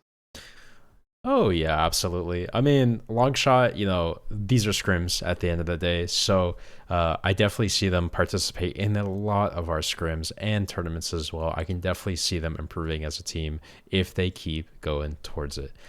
Moving on, we're going to be changing to our next team for today's sets. But before we get into that, I want to just discuss a little bit about the future of Gauntlet for next month. We are currently only having one Gauntlet, one event, which will be on Sunday, July 26th. Looks like we ended up getting Blight for our Gauntlet. So if you are a Blight main or you're interested in participating, please sign up and keep a lookout for the ping in our Discord server. Speaking of, we are also partnering with Team Mirage's captain, a Risk Factor. Mirage has participated in many of our events, and currently they are hosting a brand new event on their end. So I'm going to show that right here on screen as well. So Team Mirage invites you to the league's first tournament. There are 29 killers in the pool. This will be on July 18th, 19th, 25th, and 26th. 32 teams are participating, and there is a $650 prize pool for the top three. There is a $20 entry fee as well. If you are interested in participating, please go ahead and join their Discord linked in the chat. But Jason will be a part of the available killers for this event. Players from all regions and skill levels are allowed to join and sign up. And signups are going to close on Tuesday, June 30th. So make sure to jump into the server and register before it's too late. At any point throughout the stream, you can type !MM in chat for a link to their server for more details. Thank you, Team Mirage, for partnering with us on this event.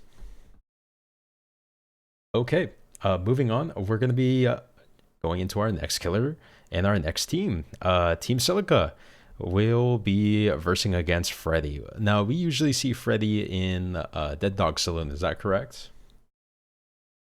Typically, you could see Freddy on CT as well. Full It just tower kind of as well. depends. Yeah, because some places, being tourneys, love to give variety to other killers when it comes to their maps. I know some places, as well as like for Jason as example, have set him on a specific map. Some have made it to where the killer gets to choose. So I think it'll be interesting seeing Freddy on DDS for once and not on CT. Yeah, I definitely have a preference for Freddy on CT. I found that a little bit easier in the past. Dead Dog can be a little punishing because of all those loops that our survivors might run for delays on hits, where the additional dream pellets can be spawned. So it is going to force them off of a lot of their standard tiles that they play. Additionally, I've seen Freddy Father Campbell's Chapel, so another fun addition to his list of available maps. Yeah, Father Campbell's Chapel would be very interesting. I can't think of a killer who would be on that actually, other than Freddy now.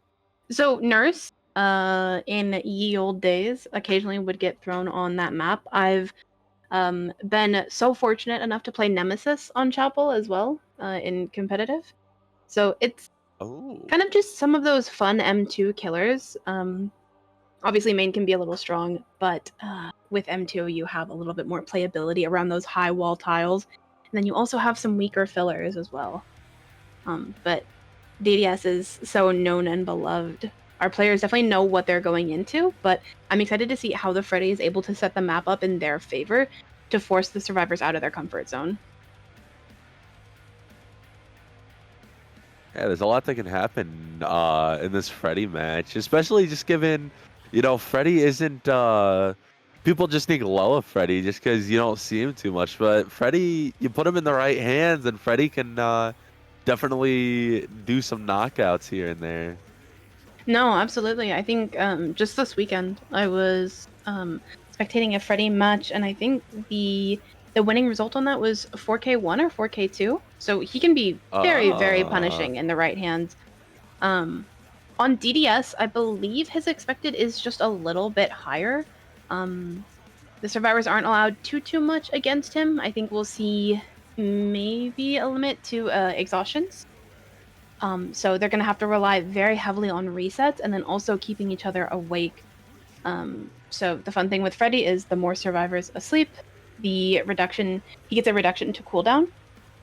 So they really need to make sure that they're on top of those clocks, on top of getting wake up before a reset happens, so they're not giving free info through the killer power. And they just need to kind of limit his power as much as possible, so also running around getting rid of those dream pallets wherever they can. Okay. Yeah, it's definitely, there's a lot that goes into Freddy plays, because those guys, I tell you, they're committed to it, and it's so nice to see, especially, well, behavior really, isn't it? I mean, look, poor guy doesn't have any cosmetics, and it's sad.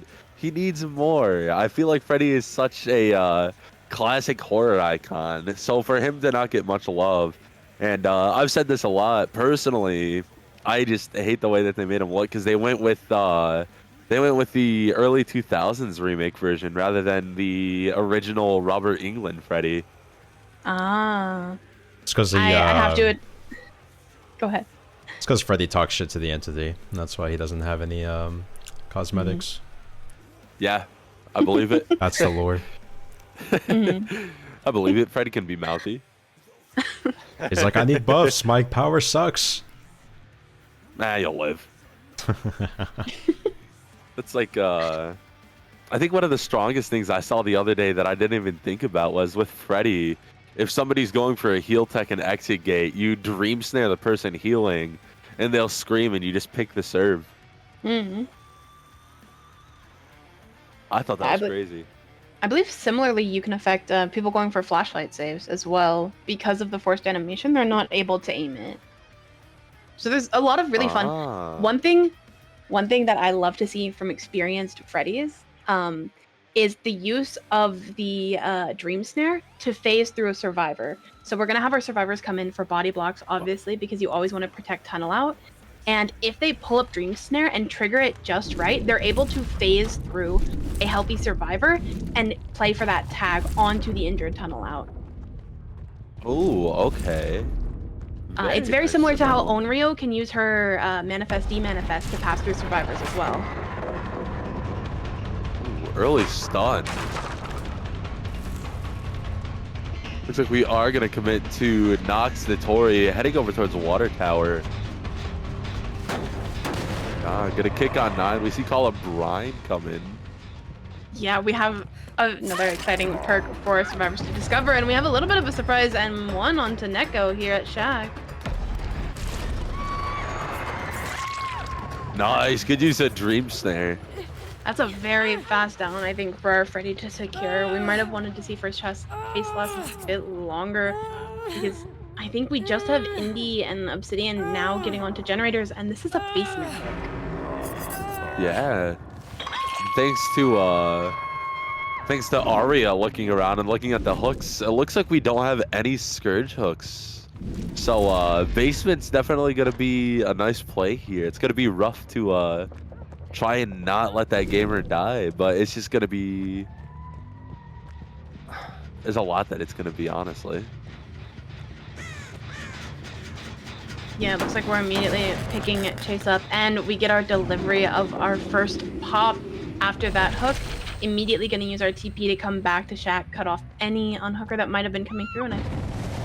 And then we hear the scream of, I think, what could be the strongest perk on Aria's build, which is Dragon's Grip.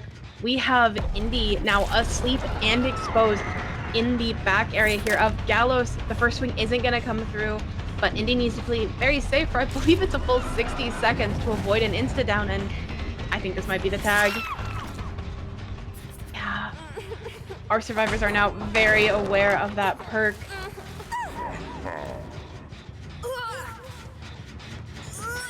Looks like we're gonna opt to hook here at Deep in Gallows.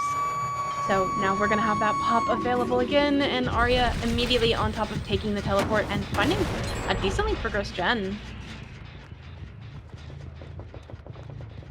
Yeah, there's. Ooh, Serfs have 2 3 gens that are gonna work hard against them. Looks like we're back on Nox again. Good tag. Oh. That is a very unfortunate tag to make because I'm not sure Nox is going to be able to fully make it. Oh, we may make it. No, I think we got a little bit stuck trying to rotate to the wagon pallet and trying to dodge that dream snare. This I think is... we do catch somebody going for unhook. Yeah. We are going to opt to swing at that BT, send Indy into the deep wound. But, let's see, did we commit? We do commit to the tunnel. Okay, we are going to get a safe pallet drop. We don't get hindered as well. Our survivors are in a rough spot. We have 1 injure, 1 down, and only 1 healthy survivor that might be forced to come in for a hit tank. Oh.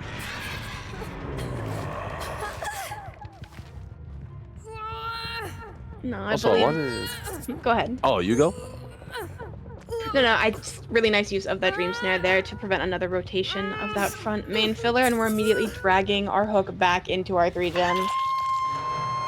Oh, I'm glad we were thinking about talking the same thing then, 'cause that's what I was gonna bring up. That's actually a bit more of a 3-gen. I believe that was a 5-gen, now dropped down to 4 with the completion of Water Tower. And that's a dangerously fast unhook. Yeah. Popping unhook right in the face of the killer. I mean, you're just asking for that person to get tunneled.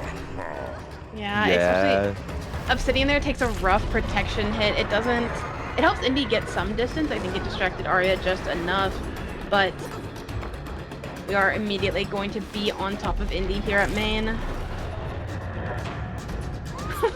Aria a little bit confused by her own killer power there. Yeah, opting the drop chase. I mean, everyone's injured right now, but they're still opting to just crank through gens and not reset. That's kind of the important thing about Sloppy Butcher is, like, you can force time resetting, but sometimes it's better to just wait out that sloppy timer and then reset after. Yeah, the unfortunate thing here is we are having, like, basically everyone asleep at all times. We're not playing into those clocks super heavily. Yeah, all 3 of our survivors are... Okay, we do see the wake up happen on Obsidian and Nox, which I think is good. We need to be awake to get resets, and we need to buy ourselves some time. But allowing that power cooldown to be that reduced has been very punishing. Aria has been on top of using these teleports and keeping up map pressure.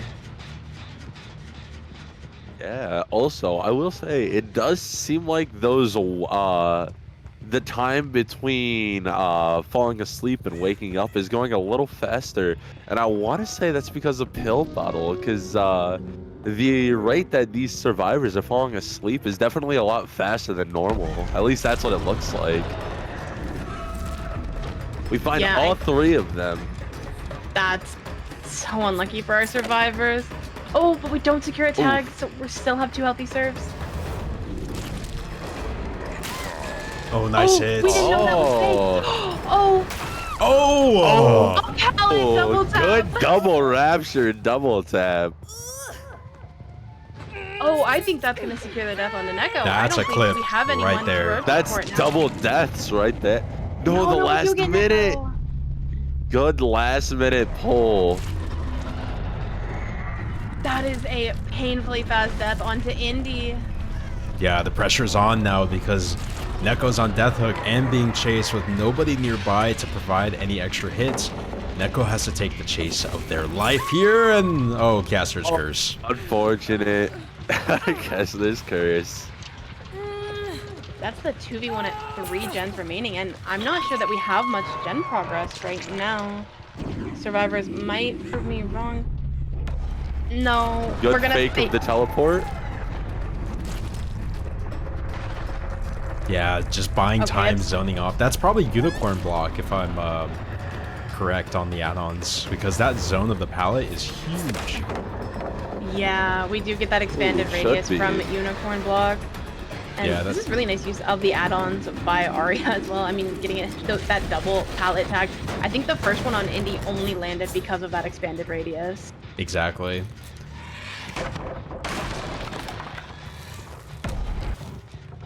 So this is just solidifying what Reaver and I were talking about. The fact that Freddy is another one of those underrated killers that's very strong if played just right.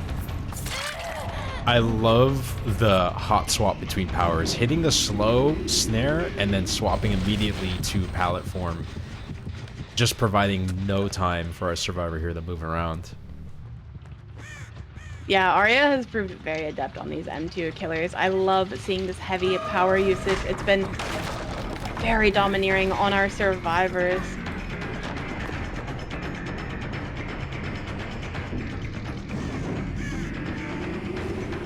Well, honestly, Nox is playing really well on this main building. I think this is maybe the third time in this 2v1 that Aria has TP'd here. And we haven't been able to secure a down yet on this because Nox is paying really good attention, and I think we have Obsidian staying very strong on the comms. As soon as Aria looks towards main, we call the TP, it might be happening.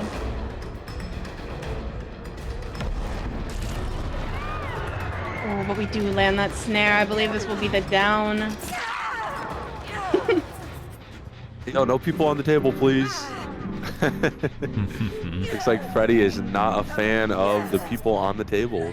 We finally do see the hook on Nox, though. This is looking like possibly a 4K3. Yeah, we don't TP to Obsidian's Gen, but unfortunately we will immediately see the scratch marks and the blood trail, and we'll get that pop. It goes the Weasel applied. I mean, our survivors are fighting for it in this 2v1 very, very hard. Nox got main really high progress. Obsidian. Oh, the Obsidian down. got pallet downed. Oh That was my a God. crazy pallet down. I'm surprised this wall is now finally being broken.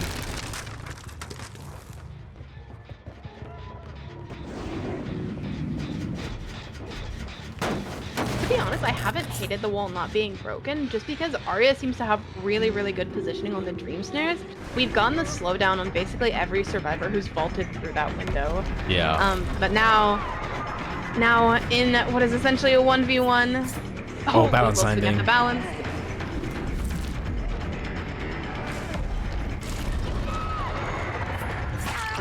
Oh, Aria Nice very down. confident with the swing through.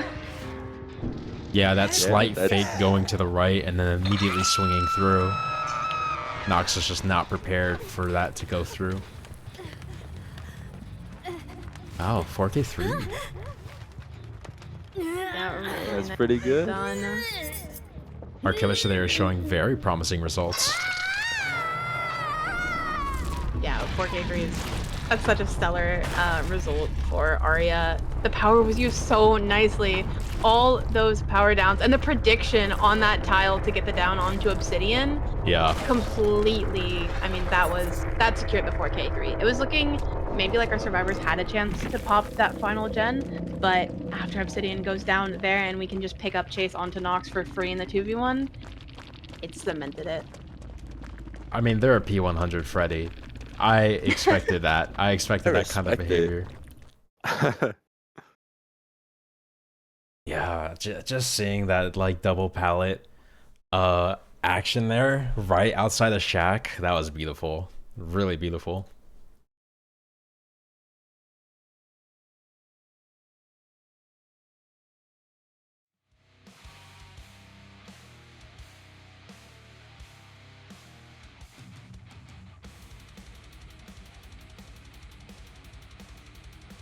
Right. We are We are immediately, yeah, getting into Gudalz lobby. Yeah. Okay, this is exciting. This is now Spirit Wrecker's Yard, and Spirit can be very challenging. It is. I mean, she's a high tier killer. That phase is incredibly punishing, and we saw our survivors struggle a little bit with giving out tags against Freddy. You can't afford to struggle with that against Spirit. She is so punishing, and once that first tag is secured, it's so much easier for her to secure another tag through the phase. Very interested. For those of you that aren't in the server, I don't know why you wouldn't be in our Discord server, but it was a very close tie at first between Spirit and Blight. for the next Gauntlet tourney, and then Blight had won the final vote. But I think it'll be very nice and interesting to see Spirit. You don't see Spirit too much in the comp scene, I feel. I remember I invited a Spirit main who's the current world record holder for the win streaks. Kim Soo. Crazy Spirit main. I mean, dude was insane. I have never seen that level of hearing out of someone before. But yeah, they did a fantastic set with not only Spirit but Huntress as well. Like, I was very surprised. So it's good to see another Spirit back in it again. I'm always curious to see just how they can perform. Like, they'll notice the smallest blade of grass move and they're like, that person, I know exactly where you are. Dang, that's pretty impressive. Yeah, I assume that they have, you know, like the extra senses that they can add to gaming, like being able to smell.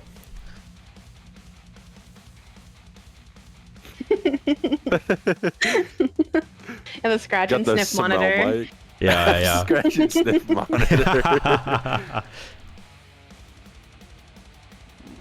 I can smell you. It's.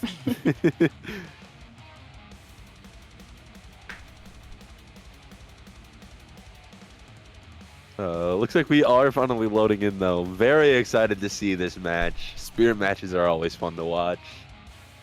Yeah, we saw Gudalz on Wreckers already with Trickster, and we saw like some good map control from the survivors, kind of forcing where Gudalz was able to play and where Chase went.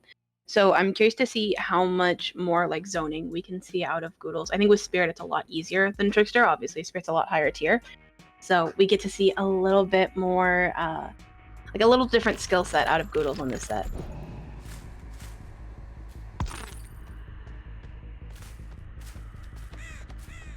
We are going to be immediately in, and we see that Corrupt Intervention on the same side of the map, holding a pretty loose 3-gen. It seems like most of our generators are concentrated on the far side, and we are going to pick up Chase onto, let's see, Nox immediately here on the edge map.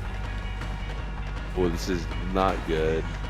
Yeah, if we secure an M1... Oh, Nox makes good distance, actually. We are going to force the phase. Oh, and a nice double back. Good fake.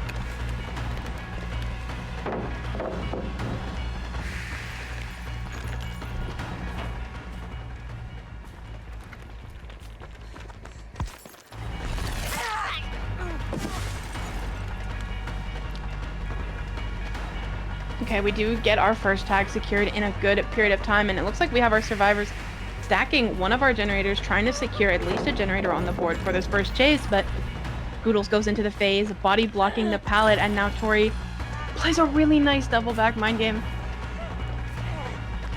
I think she makes it. Oh, good fake on the pallet.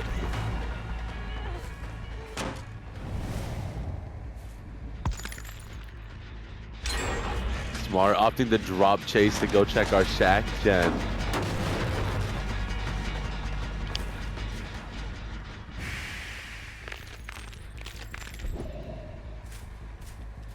We see the application of that eruption, but our survivors securing one generator and most of Shack gen, which can be very difficult to get out on Wrecker's Yard, is really nice.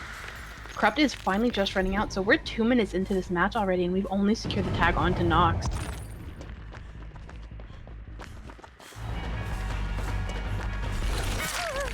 Oh, a little bit of loose pathing from Indy there does delay the hit, but it will land before we make it to the filler.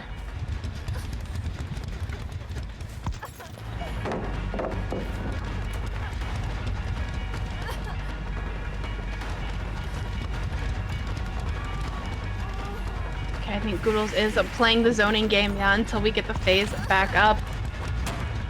Oh, but Indy does make window. This is a really, really nice chase. Nice, good down. We see eruption value hitting Shack finally. Yeah, it looks like we got some good comms. Either our survivors have abandoned this. No, we hear the progress. I think a good comm from Indy predicting that down. We'll get a first hook in a nice location. because we have the agitation available, and we'll get to check on our generators over here. And we see a lot of progress. Main is very close to popping, pushing 75. Yeah, this is a bit rough. Our serves are doing very well on just sitting gens. Yeah, I think India's first chase was, I mean, Nox managing to delay and then not give a down to Gudalz, and then Indy having such a long chase was very nice. And Gudalz getting a little overeager with those kicks. Maybe that's basically a fourth kick being applied because we've had the eruption proc. Oh, looks like we nice have. 50. This is a very rough match right now for Gudalz. You have at least 2 gens really high prog. Ooh, a nice read on the Obsidian there. We do secure another tag. We have 3 people injured. Although there's a lot of gen pressure, that's risky against Spirit. We can see some fast downs. Oh, almost making it And to we that get the pallet. eruption. She was so One of the close to things- dropping it. Agreed. One of the things here, though, is I'm noticing there's a very strong lack of, at least when we're healthy, a strong lack of stealthing around when we know that she's phasing near us. Yeah, I think these survivors are just really confident. I mean, most of the rotations have been strong. It seems like they've had good comms, at least up to this point. We did have a little bit of a miss on that eruption call. I think Obsidian was a little bit more confident they'd make it to that pillar pallet. However, now we have a hook directly between the very high progress gens, and we're forcing reset against Sloppy. So this could start being the stall that Gudalz needs to just reset these generators as much as possible, maybe secure a second hook onto Obsidian if we can prevent the unhook from coming through, or at least secure a trade, which would keep our hook in a really strong location. Exactly, and there's a reason why this map gets played a lot with spirit sets, mainly because the grass is so tall and long. Any movement will cause it to kind of push itself out of the way. So good spirit players can pick up on those subtle changes in the environment.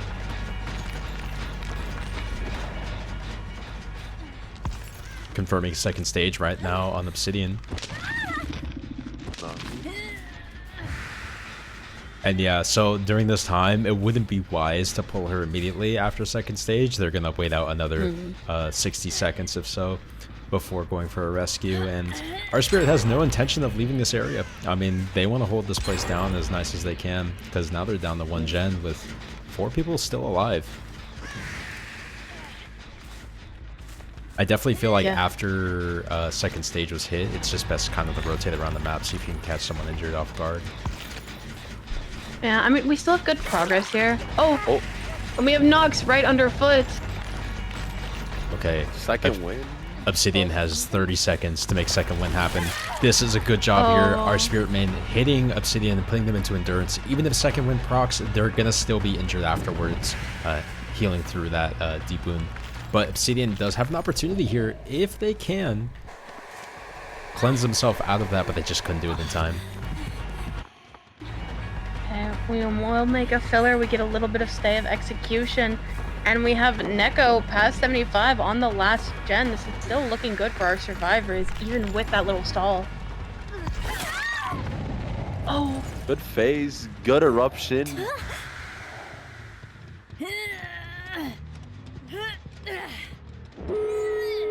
Okay, we get all 5 generators popped, but now we're going to the 3v1 with 2 people injured, and we need to try to get those doors open. So our killer should be able to locate another chase pretty fast, because we saw at least 2 people here at Shack. Oh, we do see some scratch marks and then a break. Okay, this is Indy though. This is good for our survivors. If Indy goes down here and they choose to leave them behind, which they will go down, trying to go for vacuum. Yeah, this is a slug opportunity here. And Sees Neko doesn't one have red enough light. progress.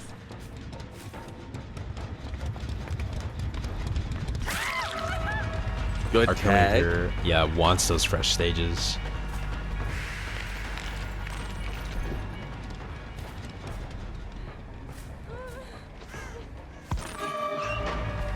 Forcing locker. Okay, yeah, Neko makes a smart play. We see Indy get picked up. I believe where Indy was slugged was on the other door, so we might just give up all 3 stages on Neko here since we're so far from either door, and hope that we can just get Nox and Indy out and keep Nox fresh.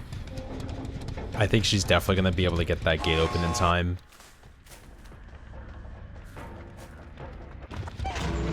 Yeah, they're taking the 2 out. Our killer identifies that and is just going to take it as it is. I mean, not bad by Neko there, making the play to run as far away from them as possible. If she decided to run towards Shack or closer to the other gate, it would have been detrimental. Agreed. Still very well played, though. Yeah, 7 stage 3 fresh it's not like below the expected range for Spirit. Spirit is such a like beloved and commonly played set at this point that I think survivors have gotten better and better against her over the years, so her results have had the potential to drop down just a bit. I think Gudalz did really well pulling that game back, though. The survivors had so much momentum in their favor, and we managed to stall it out, and I think getting up to 7 stages is a really nice showing.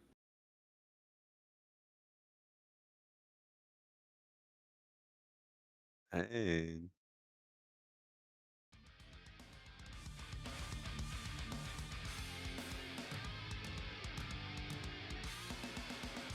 Well, now that we're a good chunk of matches in, how are you guys feeling so far? Pretty good. It's about noon right now. This morning I decided to get some snacks before we started our scrims today. Learned from my past experiences casting that this goes on for pretty much most of the day. And you know, it's always good to have either some snacks or something to drink. Got some Arizona herbal tea as well. Ooh, good choice.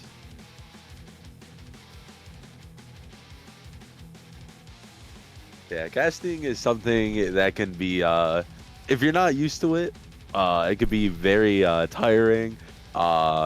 It's something that gets overlooked a lot because it is not the hardest thing in the world, but you know, with how long it can go on for, some people don't take that in consideration. But it's something that's very fun. It's a blast. We get to be here with amazing people like Chat, and there's just so much to it. Yeah, I'm much more used to the standard like team versus team best of 3 format. So you kind of see the same team playing against typically like at least one duplicate killer player. I really like seeing each of these Surf rosters go up against a different killer. It really lets the team show kind of where their strengths are and maybe also pinpoint a few weaknesses. We see them maybe pull a nice result on one map and play really nicely against killer power, or you know, like we saw with Longshot kind of struggling in that dredge set. We saw some like late comms, some free hits come out, and it gives them a really nice place to go from there. Oh yeah, 100% agree. But we are getting lobby set up now for the next match. Very interesting. I cannot wait to see how this next match goes. How do you guys feel about stealth? I love it. And I absolutely love indoor sets. So whether it's like Hawkins, Midwich, or Larry's sets, those are some of my absolute favorites.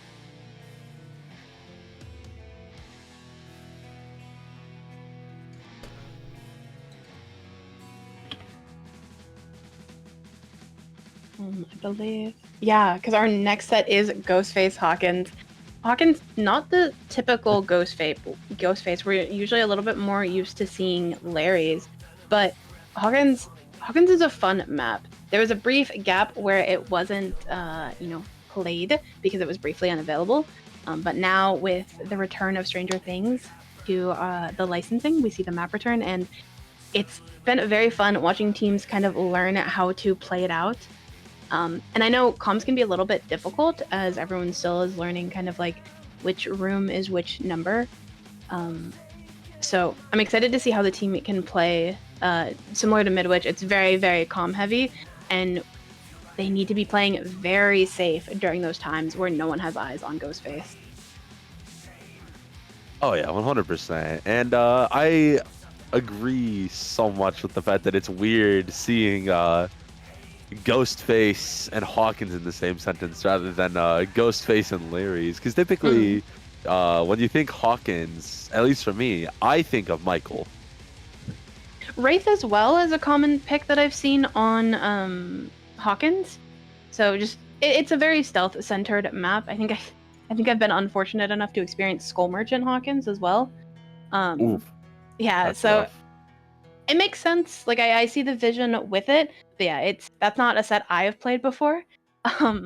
And so I'm excited to see kind of the gameplay that we see off of JR here, because it isn't the most common setup. So it'll be a slight switch to the macro. He'll kind of have to play those rotations a little bit differently, just to the different map format. But there's a couple generators on that map that can be very punishing to a survivor that is not being on top of their camera movement and checking the doorways. So I wonder if our survivors are going to struggle with that at all, and if we might see any grabs. Only time will tell. Also, while we're waiting for lobby to start, and it's basically on theme, what's your favorite scary movie?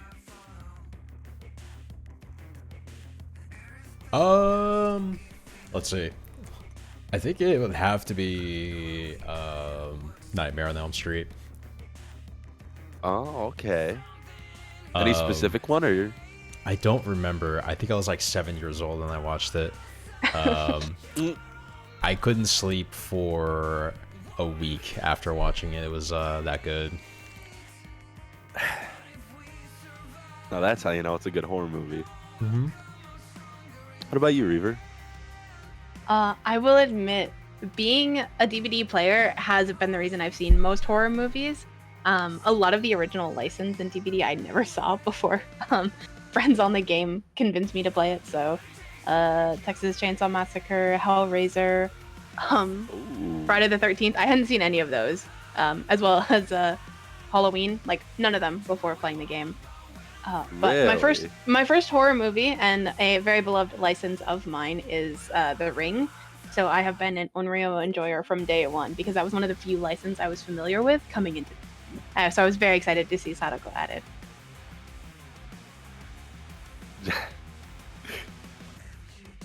I have a core memory from when I played this game on console back in like 2016, 2017.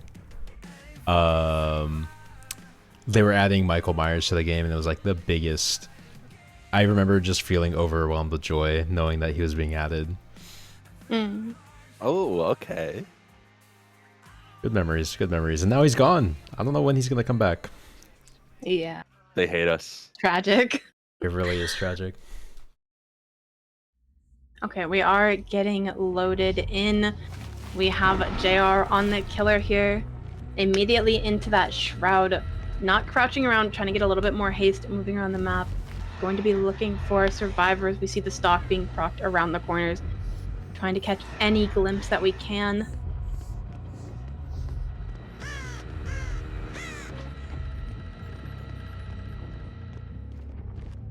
I like what we see from our survivors so far. They're rotating around the map. They're not getting bunched up at all. And it looks like they're trying to make sure they're at least near a resource for their first chase.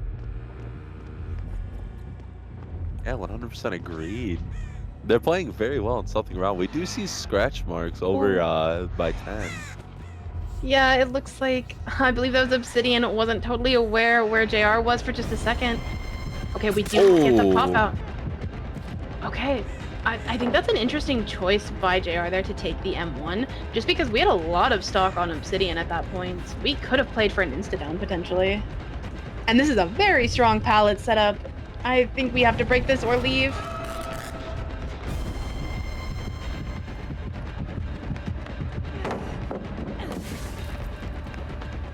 Okay, nice play by Nox. Not too much stealth built up as well, so this will be... Oh, unfortunately a missed M1.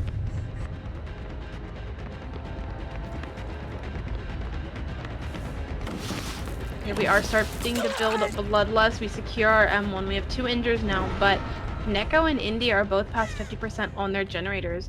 So now we need to scare our survivors a little bit. If we rotate off, if we lose eyes on the killer, maybe we'll see some stealth and get some ruin action. Really? Getting a decent amount of stock on Neko there. Does get revealed though. Ooh.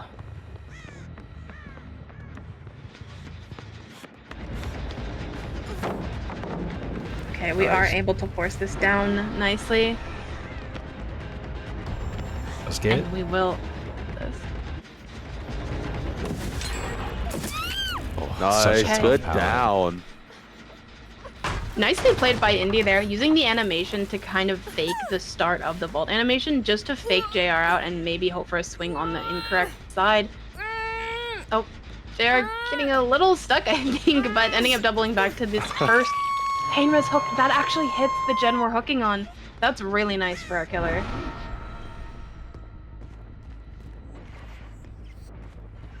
Yeah, especially given that's free information that, hey, this is the highest prog gen. Now, we are coming up on the upper 6 gen. I like to call that the gen of doom and despair, just because if you're not careful, that just the whole room upstairs could very much screw you over. Especially with the pallet spawns in there being more like 2070s. I think 20 might be being a little generous towards it. Oh! Beautiful swing by JR! I love that swing. Really nice. You have to place it just right to make sure you don't get caught on the railing. We secure that M1 and we immediately rotate back to our M1. Dang. Good drop shot by JR. I didn't know you could do that. It requires some nice positioning and the survivor to be in the perfect spot, but he managed to secure it, and now we have Neko and the injured, already hooked Indy here, trapped in this corner. Oh, and we lose the 50 on the drop. This is going to be a fast second hook. Yeah, really just no safe pallets on this map, which is what makes it kind of strong for Ghostface, as a lot of the pallets are just pretty much 50-50, sometimes less than that, as Chiri mentioned. It makes it just tough, makes it really tough to fight over those resources on who gets to use them. I really like this hook location that JR has now opted for. By throwing Indy up on that stairwell, Indy has basically no line of sight to calm. So the undetectable JR can rotate off, they can camp, and there aren't any comms that can come from Indy about the killer's location. So now our survivors need to play really safe or they risk getting caught off guard. That was a good expose by Neko, though. I'm not sure if JR knew Neko was there until the expose happened. No, I don't think so either. She was looking directly at him. Ooh, some nice stock onto Obsidian. Yeah, loving this playstyle of just using Sloppy Butcher to hit and run and constantly rotate around the map, keeping those survivors on their toes. Ooh. I think we're trying to out-rotate the survivors here now. And yeah, we don't know where the killer's coming from, so we do try to go up, and now we get to drop down, cut them off from the mid-map. There he is. Swinging down does break us good out of cutoff. Yeah, swinging down does break your cutoff, as you mentioned, Reaver. That was a really nice mind game. Oh. And that's a nice Nice hit. tip Goodness. of the knife. Oh, she's just not in range to get the pallet save, unfortunately, so Indy is going to go down here. And out of the game. Oh, Nox, I think, is a little lost. Okay, I think Nox was really wanting to get the breakout there, just so JR can't immediately rotate into the map with Shroud, but instead gave out a lot of stock in exchange for it. And unfortunately, we had Olsen's wallet available, so we get the breakout by Nox, but JR just immediately breaks that pallet and is immediately back in Shroud. Wow, so during this time, they call out that Ghostface is stealth, and you can immediately see all the survivors are stealthing as well. They're walking away, trying to get into a good spot. The goal is to reveal the Ghostface before he has an opportunity to stalk anyone. Yeah, Nox in particular, we need to see playing really safe here. Oh, we get the swing. We are out of Shroud now at the very least, so Obsidian is probably going to take the M1 instead of... Oh, No. we're not going to take the M1. Yeah, given that delay on the hit, I think JR now transitions to using that stock. We're past 50% on Obsidian, and we catch them out. Oh, 99. Such a perfect 99. Yeah, honestly, we definitely could have secured the down if we got it, but having Obsidian 99 for later is going to be so punishing. And Nox 99. Oh, Nox is 100%, and Nox is down. Good down. With the eruption proc on both of our survivors, we see both of them exactly where they're going, and we're about to secure another pain res hook. I gotta say, I think both JR and our serves are playing very well in this set.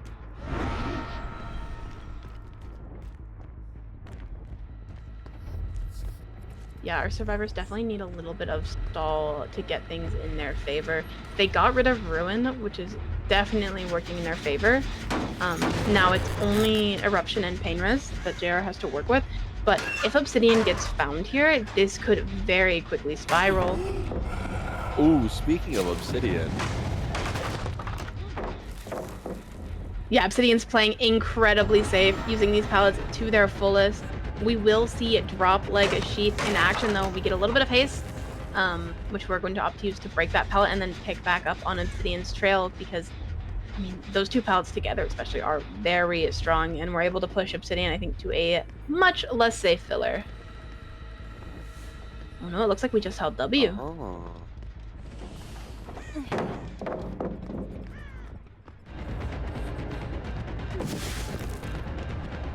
Oh, I think this is going to be some bloodlust.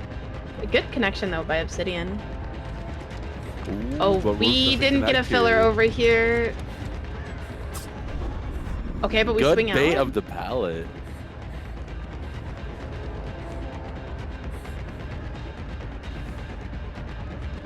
We are building up that bloodlust.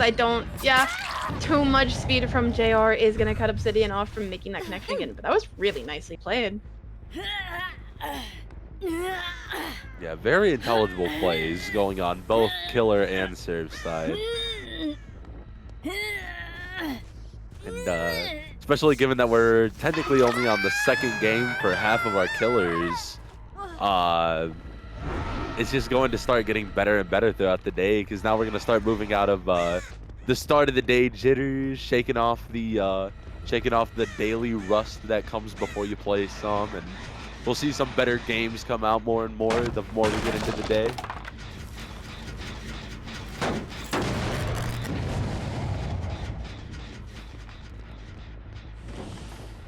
Yeah, I mean, JR is holding this very nicely.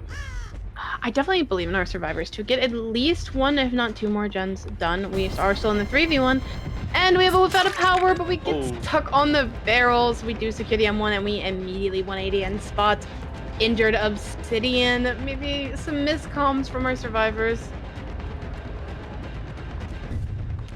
Oh, I think this is the down. I think Obsidian got stuck. Ooh. Very strong down in portal room. Looks like basement is right here. Do we opt for the basement tree spoken of by Biggie? We don't. We do hook in our gen split though. Very nice. It's almost a straight line perfectly across the bottom side. This is a bit troubling for our serves. This is a very strong 4-gen bottom side that JR has.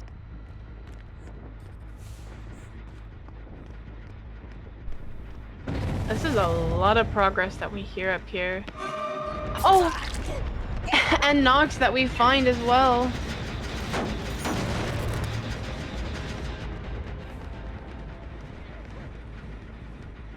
Immediate bait. We see JR making the same cutoff rotation again.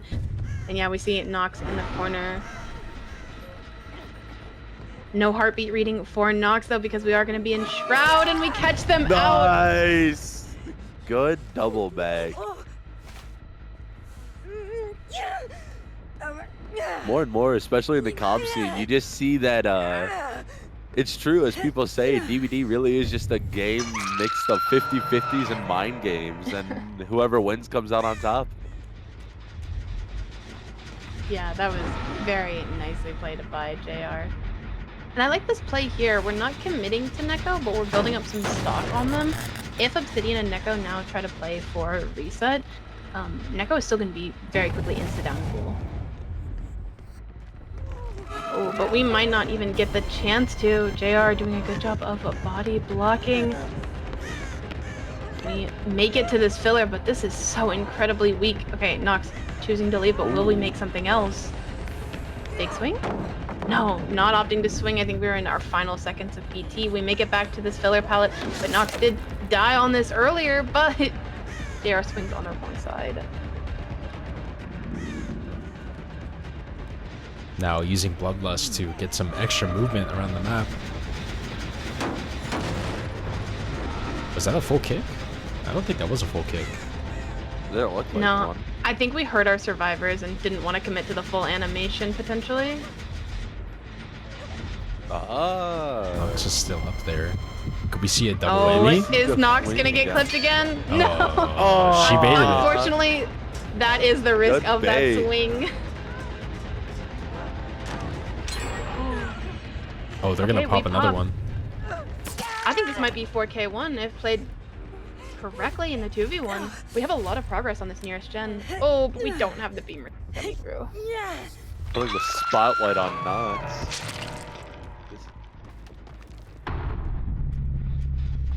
We Now have a it very- is a 4K2. It's not impossible to get another gen done during this time, but both Obsidian and Neko need to find a nice place to reset in, get themselves back to healthy again, and then see if one of them can take a chase away from the gens for a bit of time. Ooh. Obsidian did hear JR breaking, but gets caught out due to the shroud. Yeah, that undetectable is just not something you want to play around with on an indoor map. You have no line of sight of him, and he's walking around without a terror radius, so you at any point you can just walk right into him. Yeah, especially injured in the 2v1 is very difficult because, I mean, your survivor is going to be louder than anything you can hear from the killer. And it seems like that's what Obsidian struggled with there. We are going to hesitate on the kick again. We want to make sure we get Eruption applied. And now JR should maybe find the trail of Neko here. And I think we'll be able to secure this 4K2. Ooh.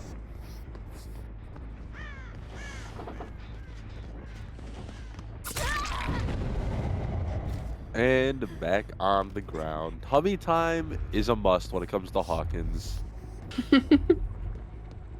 Yeah, with no info as to where the other survivor could be, our Ghostface is only going to assume that they split up and does end up finding Kate. And gets it. Oh, Through the what a pallet. beautiful Big swing. swings, big and juicy. Very unforgiving JR console ping. I think Hopefully. after the pickup that they did, after Obsidian was left on the ground the first time and they got picked up again, definite play would have been to go to the portal room and just take a nice reset. It's a pretty loud area to be in, and most of the time the killer will not hear you resetting in that area. It's pretty safe too, as you have enough windows and a layer of safety to actually see the Ghostface coming if he is checking the area out. Yeah, well played by our Ghostface there. Yeah, very I well think JR played. is celebrating. Very happy with this result. 4K2 is good result on any sort of stealth indoor set. I believe we saw, is it 4K4 or 4K3 on Dredge earlier on Longshot? 4K4. Yeah, very strong results from our stealth killers so far. Yeah, that was a very well played game. I am a little sad that we didn't get to have our photo time with Ghosty, though.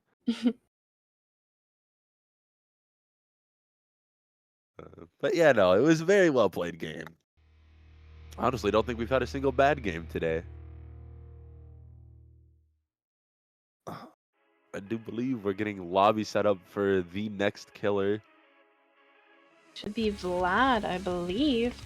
And now instead of Dredge, we're gonna switch to a more standard set, and we're gonna see Mastermind on CT1. Ooh. I mean, I've said it once and I'll say it again. You will never catch me complaining about a Wesker set.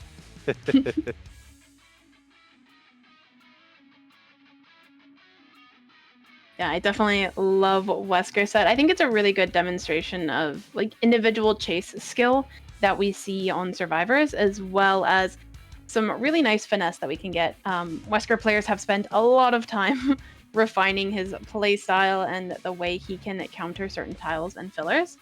And I think it's always fun to see what our killers can pull out. Vlad showed some really nice power usage on Dredge, playing around his add-ons really well. So I think seeing what add-ons he selects for Wesker will be a little informative onto what maybe gameplay style we might see. And then getting the app, like seeing them used, will be very exciting as well. Yeah, I'm thinking very possible that we'll see leather gloves. It's a very commonly picked add-on. We could see that mixed with the gold egg. Also possible we see leather gloves and jewel beetle. Very strong combination. So I'm hoping to see some of that.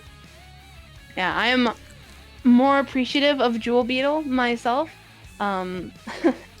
I love seeing some good jewel beetle usage, especially with really nice Eurobends being used by the killer. So just kind of controlling their camera to determine exactly where they're sending their survivor flying. I think it can be really, really punishing for survivors that don't know how to play around those edge map throws. So we shall see. Speaking of Wesker, are you excited to be doing your Wesker stuff, Kessner? Oh, absolutely. I have acquired almost all the pieces, just like Thanos acquiring the stones. I will be ready to do that on July 6th. And I'm opting to get Wesker the P100 during that 1 week if possible because of the anniversary event. Ooh, okay. I imagine the way that he described having it all set like the Thanos stones. Kesh dresses up as a Wesker. Is like, you know what? Maybe it was a good idea to release Ouroboros into the world.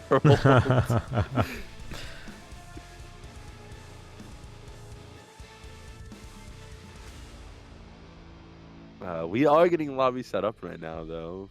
I think it'll be interesting seeing Wesker so soon in Scrims night, with the fact that it was what, last Sunday, I believe, Sunday or Saturday, we just had the Wesker tourney. Exactly. I learned a lot from just watching how some of those Wesker players were moving. 7 minutes.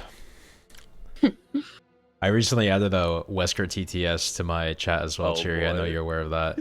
They have been having a lot of fun with it. Oh yeah. Anytime they add like an exclamation point at the end of a sentence, you'll hear Wesker screaming. It's pretty fun. I gotta say, your community is very creative when it comes to using their TTSs. Right? I mean, I'm glad. I'm happy that I just foster the community like that. They're very interactive people, and I love that about them. Oh yeah, you can't have a good community without a good head of the community, and you can't have a good head of the community without a good community. But yeah, and I don't think I would have been able to manage it as well as I have now without the help of my mods. So big shout out to my mods as well.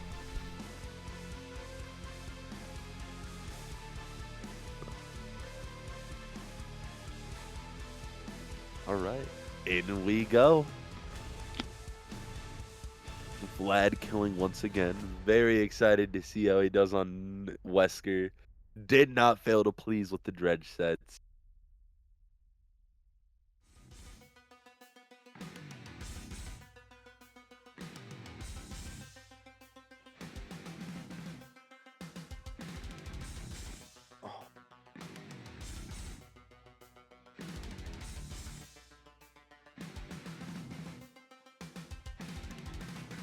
Reaver, how are you feeling about this? Do you have any perk expectations you think you're gonna see? Any add-ons maybe? Yeah, so I'm more used to a very standard Wesker, so I love Jewel Beetle. My best friend is a Jewel Beetle Uni Medallion enjoyer to his core. So I really like seeing that play. It shows some really unique like Wesker style. Okay. But I mean, I'm used to a standard Wesker perk, so you have that pop pain res, or maybe pop typically eruption and then corrupt as well, which we do have corrupt in play, but it seems like Vlad has opted for a little bit of a different play style here. So far, Obsidian has been doing a good job avoiding these bounds. Vlad playing it a little safe, kind of opting more for single bounds so far. It seems playing a little bit into that mobility, and now, yeah, I think we're just going to take this cooldown on the mid-map, try to pick up a new chase where there's some progression. A very nice eruption kick if I've ever seen one on a 5% gen, and it looks like we're going to pick up chase onto Indy. Oh, and it... so, actually, we see Vlad running Jewel Beetle, Unicorn Medallion, which... it's an interesting choice in competitive, I think. Good coordination can be very punishing of the playstyle, but we do finally secure an M1. We can see some good finesse and some 2-taps come through with Medallion and Beetle. I think it's straight towards 11 in the corrupt side. A very smart play here, especially with just playing around corrupt side. You know that you don't have any gens near you that are active. Very We nice. do see infectious from the looks of it. Yeah, I'm curious about that. I don't really think of Wesker as a snowball killer in that sense, but it can be good info. CT, you know, Wesker has a large TR. He has one of the biggest terror radiuses in the game, and also CT is a rather condensed map, so we can get good info out of it as opposed to, you know, having to... We're not allowed perks like barbecue and such. Oh, really nice hug around Jack, but it looks like we're gonna get a little bit stuck there. And honestly, there's a chance that first down we got onto Indy was thanks to, I believe it would be Uni Medallion, that extension of Bound. Oh, we don't get the... We have the throw, but it's not going to secure a down. But now, maybe we can keep Obsidian trapped here at the edge map and go for another throw. No, we are just going to opt to take the M1. That will allow Obsidian to rotate to these mid-map fillers, but will we fully make it? We get the vault over. Ah, nice. Yeah, there was just enough time in that vault, in that bound animation to allow the vault to happen.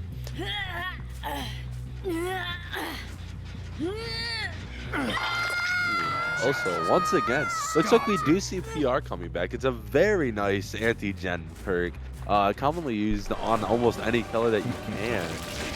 You know, just real simple, hook on a scourge hook and you lose some prog on an active gen, the most active gen. Yeah, it's a big time buyer, especially with how fast these sets can go. Not running, you know, decent gen regression can sometimes feel like you're missing something throughout the game. But as long as you can make things work, you don't always need pain res in your kit. Playtime's over. Yeah, those short throws right there, I mean, these could be injuries. Yeah, this is where we need to see like a little bit more Euro bending out of Vlad here. The strength of Medallion and Beetle is your ability to pre-send your camera angle so you can direct a survivor into some sort of wall or collision. If you're not doing that, which I'm not seeing too much of it, they're very punishing add-ons, and that was a really nice stun by Obsidian in the bound.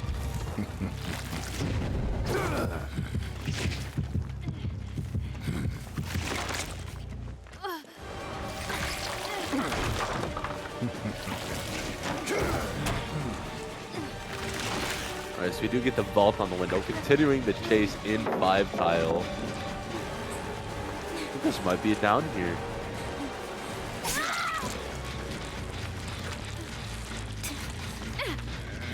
Yeah, Like we are somebody gonna might. Oh, go on.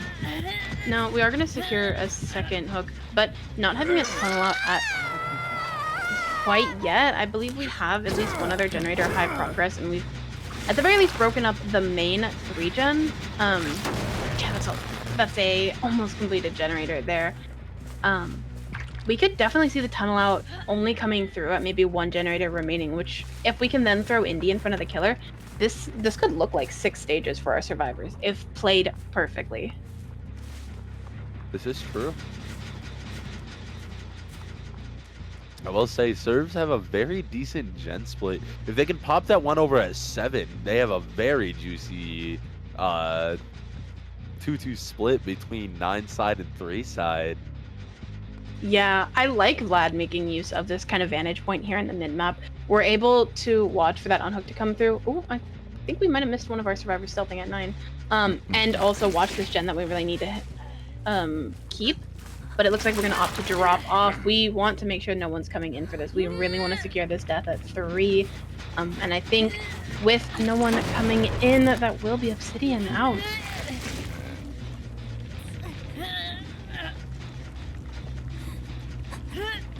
I kind of see where our survivors are coming from on that. We already have Nox injured right in front of the killer, apparently. Hi, Nox.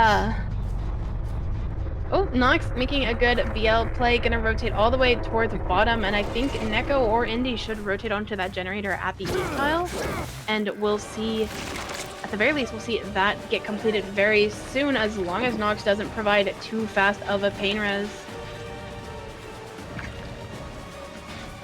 Might be worth to just break that pallet. Yeah, that was the play I was thinking too. Because now she's zoned off.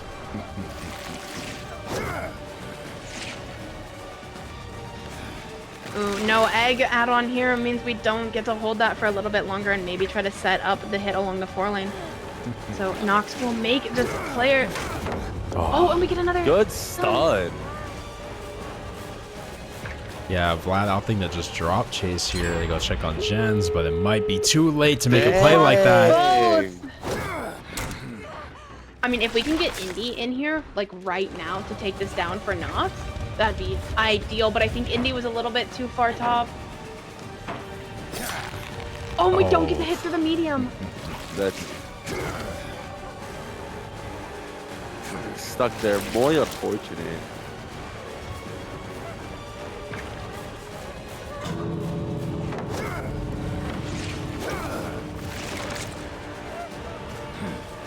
We're doing a good job of keeping Nox zoned here. Just trying to delay, but I think this is giving our survivors a little bit too much time to rotate in. And yeah, we do see Indy. Oh, that's risky. I don't think we want to throw Neko in front of our killer. Yeah, good use of the throw right there. Nice. Oh. And infectious. Okay, maybe I underestimated Wesker's snowball potential. I was about to say, if you have the perfect setup in a situation like that where the serves are all trying to clump together, infectious could prove very useful. And we just leave Neko. I guess that might be the play there, since someone was going to have to take the stages. And it was either Indy or Neko. But honestly, I think if they just left, it would have been better for their team here. Yeah, especially with a Wesker. Wesker, Doctor, there are just so many killers that you cannot solo save against. Yeah. I mean, maybe they were trying to take a hit, potentially, but you saw just how he was able to throw Kate into the logs there. The recovery, because of the add-ons, allows him to catch right back up to Kate without losing too much distance. Artori was nearby Shack, but Hatch would have spawned on the other side of the shack from where she currently was being chased at. So there was a play there to open the gates and leave as quickly as possible so that Tori could get Hatch, but I don't think that was possible. Not bad. I mean, the build, we saw Infectious get procced a few times there, but I don't think it gave our Wesker here a lot of value.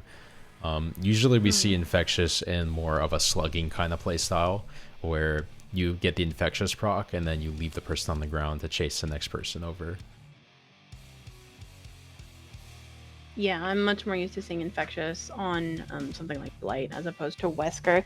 And I'm not sure what else our Wesker might have run to kind of give a little bit more utility. But 7 stages, 3 fresh, not a bad result. I think for either side, it's kind of right in that middle of where Wesker can land. And yeah, I don't... Indy had the perfect plan, was there right where they needed to be, and unfortunately Neko just got caught out.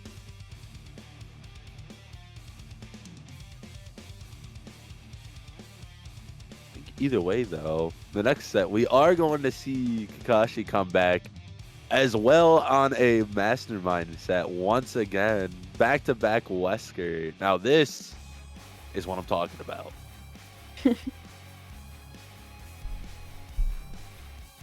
But no, it's very nice to do these scrim nights with Gauntlet, because now you get to see what people play.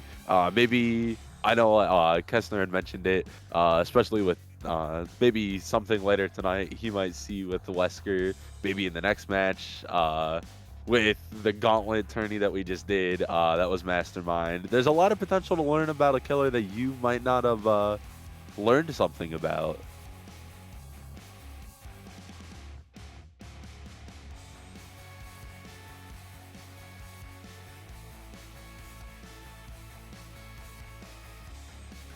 All right.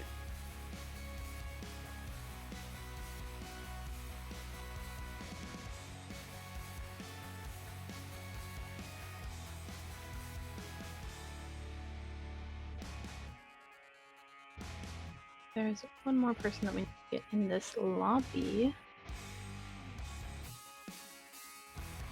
Yep. Let me come in. Yeah, there we go. Actually, 2 people we need for 2 this people, lobby. too. There we go.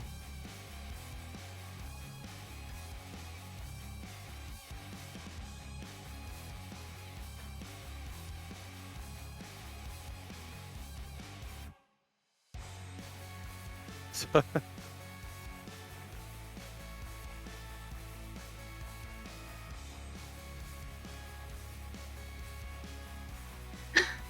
I'm excited to see if Kakashi's going to show a slightly different playstyle than we saw on Vlad. I think those are kind of unique add-ons to see in a competitive setting. They're not the standard choice. I think Egg plus something else is definitely more along the expected, and it's just kind of using that to walk around some of those larger fillers or even some of the tile walls that spawn on CT1. So I think seeing those add-ons early, and then I don't expect to see Infectious repeated, but you never know. And we might end up seeing a little bit more of a standard Wesker build, and we'll see how that goes up against these survivors that were able to secure only 7 stages on the last Wesker match. yeah, and then to follow up on that with the standard kind of Wesker build, I don't know if you're thinking what I am, but it's I think of Brutal with PR, Corruption, and Eruption. Seeing those, and then as you had said as well, Jewel Beetle with Egg is very common as well, so I'm thinking that's a we'll see. Oh, okay. I'm excited. We are seeing Uni Medallion and Jewel Beetle again. So now it's going to come down to use of the killer power by Kakshie. Are we able to be a little bit more intentional with those survivor throws and secure some really nasty tags? Ooh, we go for a little bit of a mind game there on the TNL, but that's such a nice connection that Obsidian's able to play. Windows into a nice palette in the middle, and yeah, Kakshie wants nothing to do with it. Can't say I don't blame him. Ooh, a risky early drop by Nox here. This is very playable just by Emil and Wesker, and I think we're going to secure a tag for it. Yeah, running bottom side towards Corrupt once again, as we did the first game, running up towards Corrupt. Do they make pallet? Ooh, Oh. Kakshie very confident on that swing. Confidence is key. Yeah, and I think actually Nox is one of the lower ping survivors in this lobby. But a hill pain wrist hook is very difficult to unhook against Wesker, especially with that Jewel Beetle and Medallion combo. We can just hold power on that entrance, and so our survivors made a little bit of a blunder there. We did commit to working that mid-gen, which, especially with the speed of that down and where it is located, we're going to lose all of that progression. Working the mid-gen can be really risky on Cold Tower if you can't secure it for the first hook, just because typically our killer is going to have some nice, strong regression available that will set it back to 0, and it's never going to be safe to commit to. Oh, yeah. And this is a prime example, as you had mentioned, with Nox getting hooked on that hill, already not good. Going in for the solo save is very bold. Yeah, I mean, our survivors had good rotations there. They were able to secure it the minute that Kakshie walked away and punished him for not committing to that camp. And nice use of balance by Nox, making it all the way to check, and we should make a full play rotation if we can avoid this. And we do! Ooh, very nice juke. sidestep.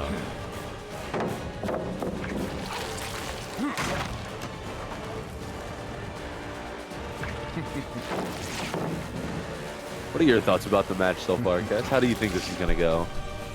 Well, I mean, Nox is putting in a pretty good chase so far.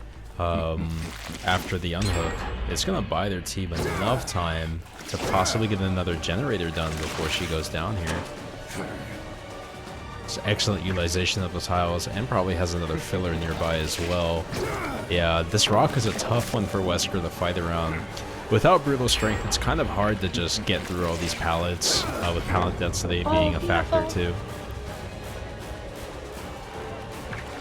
Yeah, Nox has been rewarded with really nice RNG here in the bottom. We have Obsidian coming in now for a hit, but Nox played that tile at 5, the jungle gym, really, really well. And then to get the stun, beautiful delay. What? How was that not a grab? I think we didn't have Good our down. returned quite enough. I think Obsidian kind of stuck there on the locker.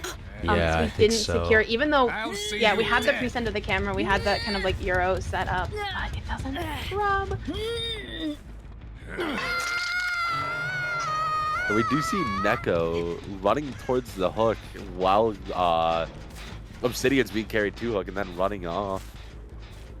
Yeah, I think we re-spot Neko down here. We won't secure the tag or the vault over the pallet, actually. A nice little interaction there.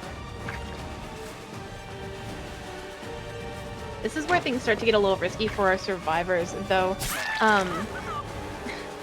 We've used a lot of these resources bottom during Nox's initial tunnel out, so now our survivors are going to have a little bit more of a fight to make chases last and not get mind-gamed by Kakshie. You disappoint me. Is that the Unfortunate. best you've got? Looks like we are gonna see that hill hook come back. This is just such an unfortunate hook, and I believe they have Prog on that mid-gen once again. That's just... Started. Yeah, like I said, it's always a struggle to see teams overcommit to that mid-gen. We saw it regressing, I believe it was for Obsidian's hook on the tile at 10. And just once again, we see full regression of it. So survivors being punished for committing to such an unsafe generator.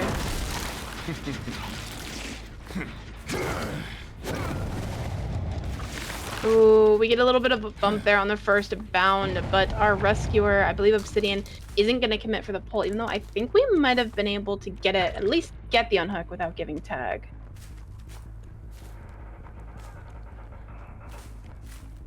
Oh, definitely. This is a very tough 3-gen for our serves as well, top side. We got a mid-gen, we got top main, and then we have one over in what looks like 11.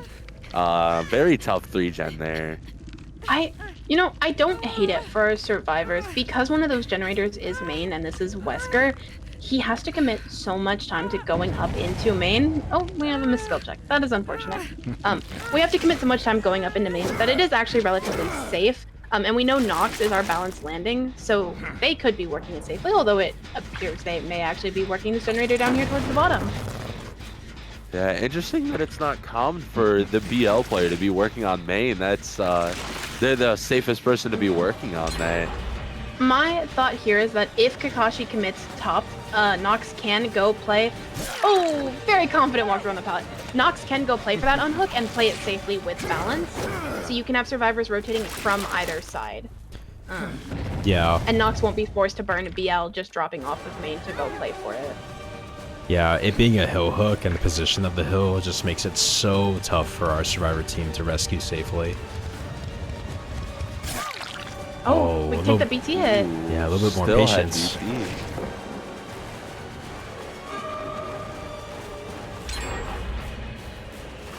Not going for the free injure there. Yeah. Committing the tunnel out.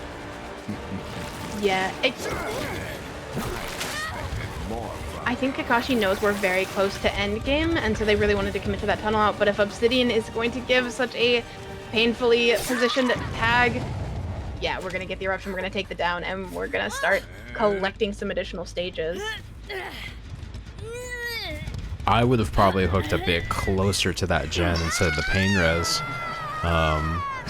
Possibly could have made it there into time with power before the gen pops. Yeah, it looks like it's going to be too late. They're going to pop that gen.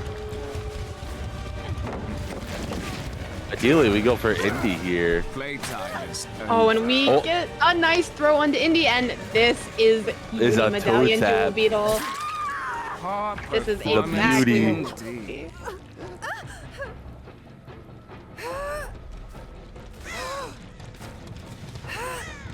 Yeah, now this is a situation where, since Indy is where so many hooks as well as Nox, ideally Neko and Obsidian meet up, they get a reset, Obsidian sprays, and they try for the 2-man, but that might not even be necessary.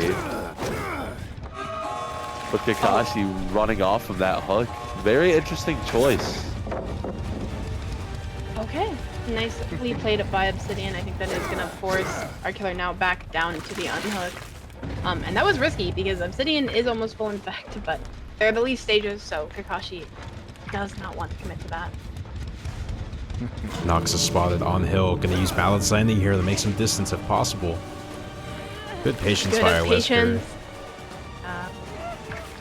Alright, Jinx. Is that the same thing? Oh, so close. Nice goodbye Nox there.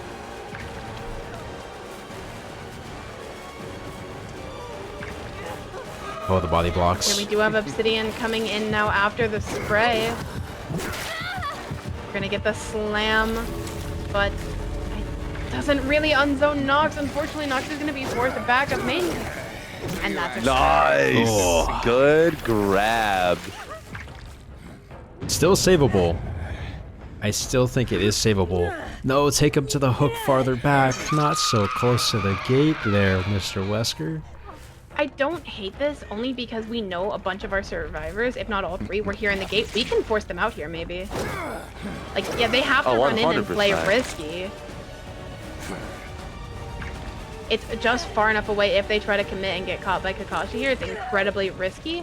Yeah, one Euro bend into the wall or into main, and I don't think this is worth it. We're only potentially saving one stage, and we have the potential to give out even more, especially if, like, Indy gets caught out at the last second. Yeah, I think they're just going to take their outs. That's the safest play right now. Any other plays would be kind of risky. Oh, no, they're coming back. Here comes the train. The boys This are is what it rushing needs in. to be. This is the It needs Gudalz. to be the 3-man. This is perfect. Only one tag secured for that unhook is really rough.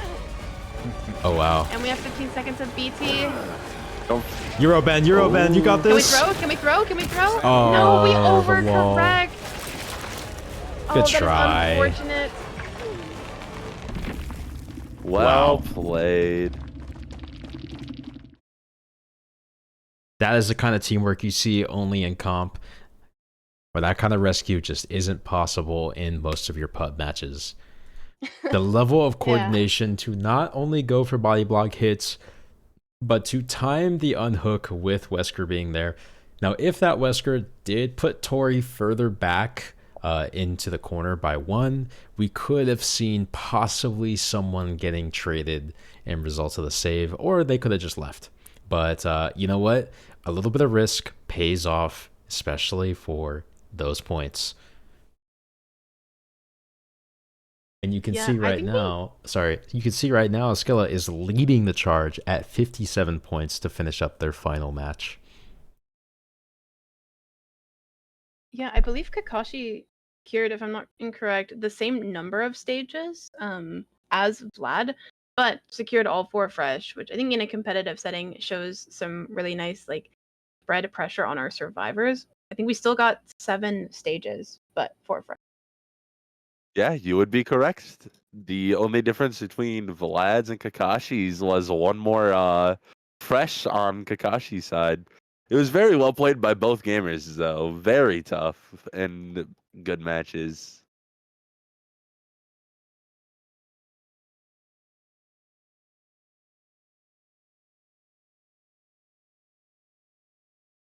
Okay, I think we're setting up to take a short break before we move into our next team. That will be Pandemonium now after Scylla. So let's see. Are we going to take a short intermission break? I believe so. So we're going to get set up Pandemonium. They will be going against Aria, our first killer, once again. And we will be right back.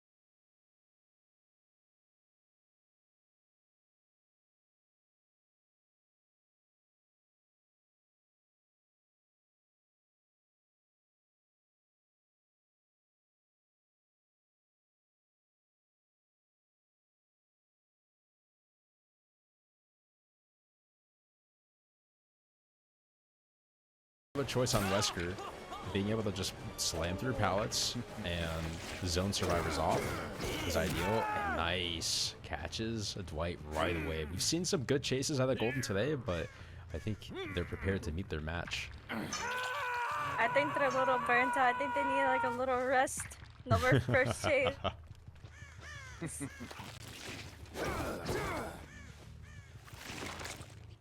So our killer right now just kind of investigating the area, trying to keep a mental note of who is where and what gens are being worked on.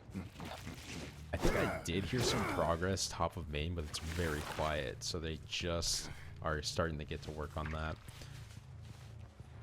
Does spot our Renato. Nice! Good fake there. Nice hug onto nice hug onto the Renato. Double vaulting. Hiding the red stain.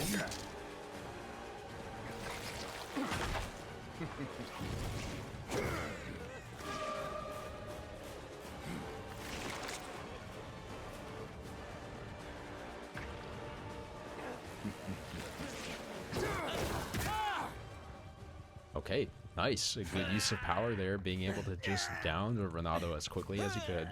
They get some resources out of that gen spot as well. Just started. So yeah, he is just getting started. Yeah, there's that progress. Looks like Mizix is locked in. Did you just say he's just getting started? Like, Yeah. getting started. I see what you did there. Instincts in here. Let's get started. All right, though, fun. All the fun's over. Just kidding. We're playing Wesker. It's a lot of fun, guys. We do have yellow generators on the map again, guys. Does anybody have any idea what these yellow generators are? They came on the map as soon as we kicked the generator. That's your fun fact, and that's your fun fact, y'all. Answer the question. Why are the generators yellow? 10 points for Gryffindor, right? Oh no, Renato getting stuck, losing some distance there. Now forced to drop the pallet. He's got nowhere to run. And our Wesker here is gonna kill him soon. Nice. Eruption. Is that the best you've got? surprised we haven't seen a gen pop yet. They have decent prog, but no gen pops yet. Yeah, that's where. I mean, they did get. Sorry, go ahead. Sir, I'm sorry. No, you're fine. I was gonna say, it was like, I mean, we saw the eruption hit that gen, so I mean, I definitely wasn't gonna pop with Yep. that regression over there. So that top gen, I think it's the universe's way of saying keep it up there for later, because Wesker can't use his power over ledges. He will drop survivors if he tries to throw them over a ledge. They still get infected, and good use of Euro bending. That was perfect right there. You saw how he That was turned so to the good. left. To I mean, they're not a record holder for nothing. They have really good mechanics, Kessler. I wasn't lying. no, you weren't. I trusted you when you said that, and I'm excited to see more out of this. Yeah, I play against the Wesker, and I'm absolutely terrified for our Scylla team right now. I never want to play against it again. I really like the way that this Wesker is moving down the map. He's not looking directly in front of him. So one of the things about being in first-person view as a killer is you can only see what's directly in front of your face. By having a slight camera angle, he already kind of knows to the left of him here on the side of the map that there's not really a lot going on. So he's trying to get as much visual on the map as he's moving down to the bottom. Really think that was a really smart, like S-tier move as a killer is like not being locked into directly in front of them, getting a little bit more line of sight. I'm Having very one surprised dead we at have 5. the. Yeah, I was gonna say, Kessler, we have a person dead at 5 gens, which is unheard of with this team. We see a survivor dead at 3, but 5 gens. Yeah, that's my what goodness. happens when you're spreading PR around, using it as much as you can, as well as keeping the pressure on by downing the survivors as quickly as possible. That forces them out of hiding and forces them to go for rescues. Yeah, I mean, it's a really sticky situation to be in, but they still have high progress on 2 gens. Our killer does have eruption proc, so if he can down this Dwight quick enough, he could save his generators from being completed. I like that Wesker chose to break that pallet instead of wasting time going around and around it for 10 minutes while things are being done on this map. Very good utilization of understanding, hey, I don't have a lot of bloodlust anyways. I'm gonna waste a lot of time on this obscure panel. Let's go ahead, break it. Yeah, we're gonna lose a little bit of distance, but overall we're gonna save a ton of time by just getting it out the way and just moving on with what's going on in the map. Yeah, Eruption being such a popular choice for killers in DBD Gauntlet, mainly because not only do you have gen regression while you're in chase, but you also get some info on what gens are currently being worked on if the survivors do get downed. Yeah, it's definitely a good universal perk to have, where it's like a combination of having aura and, gen reg. So 2 perks in 1. I am a personal enjoyer of putting people on hill hooks. I feel like it's Same. equivalent to putting someone in basement because they only have one way of attack to go for rescue. They have to go up that hill, and that's the scariest part. Is if you're not healthy or if you don't bring a few people with you, the killer can definitely punish going for plays like that. And our killer is aware, like, okay, this person's clearly baiting for a chase, and the other injured person is going to attempt to go for a save, but oh no, he's cranking the other way of the gen. Wow, yeah, they really need to get their points here. We do spot the unhook coming. Do we want to go up? No, I think we're gonna go through the injured. Yeah, injured. Yeah, Our- that's definitely the play here. Yeah, my bunny stealer swag. 7 minutes is all I can spare. Oh, Yeah, he's saying the so- line. Using gotta those use that choke points. Yeah, using those choke points makes it really good. Using hill tiles, forcing survivors into areas you want them to go into that are going to make it a lot more on your side of the map.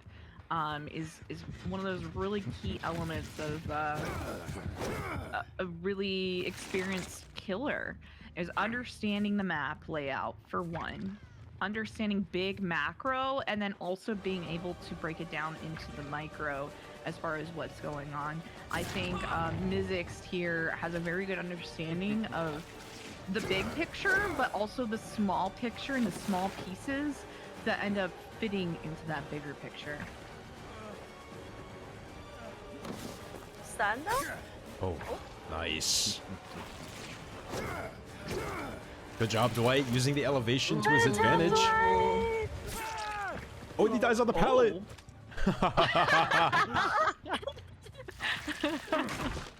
Hey, hold on, someone clip that. I wonder if our killer and our Dwight know each other. There was like a little, respect action there. Yeah, the Dwight could have played it a bit dirty and climbed on top of the car and made it hard for our rescue here to get him. But being a good sport, he did crawl off the pallet.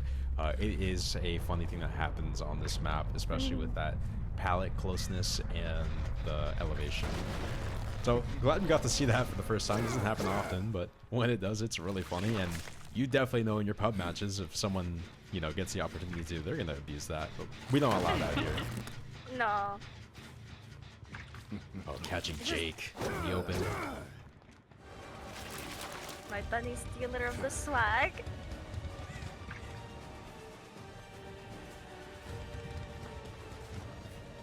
Ooh, are we gonna get a hug?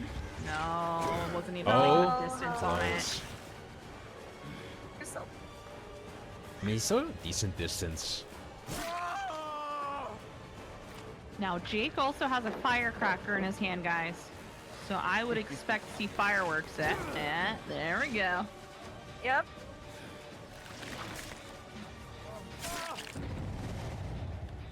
This might be another 4K 3 I'll for see you dead. our survivor team here. Yeah.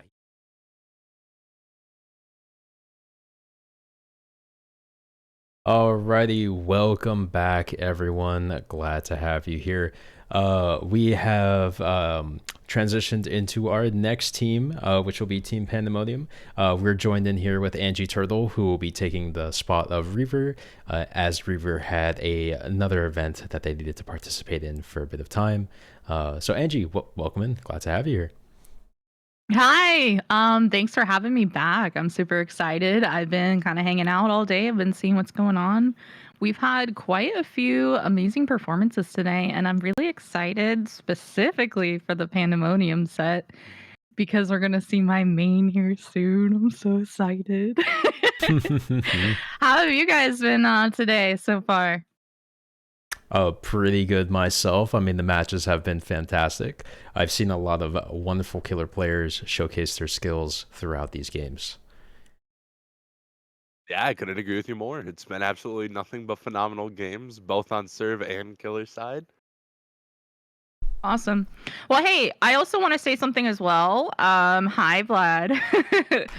Even though I'm joining us halfway through the stream, guys, this is Cheery's first stream with DBD Gauntlet. Can we get some love over in the chat for Cheery, please? Please, please, please drop some emotes. Only if we can get some love for Kest and for Angie. That's the only catch. We all got to get the same amount. We all got to get the same amount of love. It's your first time streaming with us, okay? We got to make you feel like family, okay? I'm over here Dom Toretto, you know what I mean? Yo, family. Angie Toretto. What would you do without family? Baba G. I'm super excited for this Pandemonium. I saw it when we queued in my goat juicer, Welch's juice over here, Ryobi with the purple. I feel like he's telling us something. He wants to be a Welch's juicer. I haven't seen Ryobi play in such a long time. I'm excited to see them participate again. I always love how they play Survivor. They're just so nasty with it. No, literally though. Ryobi is a freaking goat. And I'm super excited. We have Aria here loading in as a plague. We haven't had a plague set in quite a while, to be honest. I know a lot of us that are playing pubs right now are probably experiencing a little bit more plague than they would like, but that is a-okay.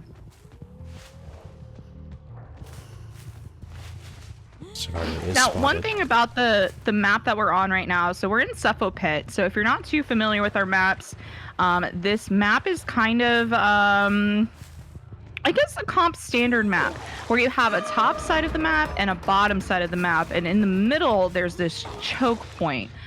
So in essence, you're suffocating them here in the choke point in the middle as it kind of dwindles in. So as the survivor side, their goal is to figure out which side of the map has their 4 generator split and which side of the map has the 3 generator split. As we see here, we did chase pretty early on into the top side of the map. Our corrupt gens are on the bottom. I'm not sure if the survivors even spawn down there to even know that's where they need to bring the chase, or if they spawn somewhere in the middle.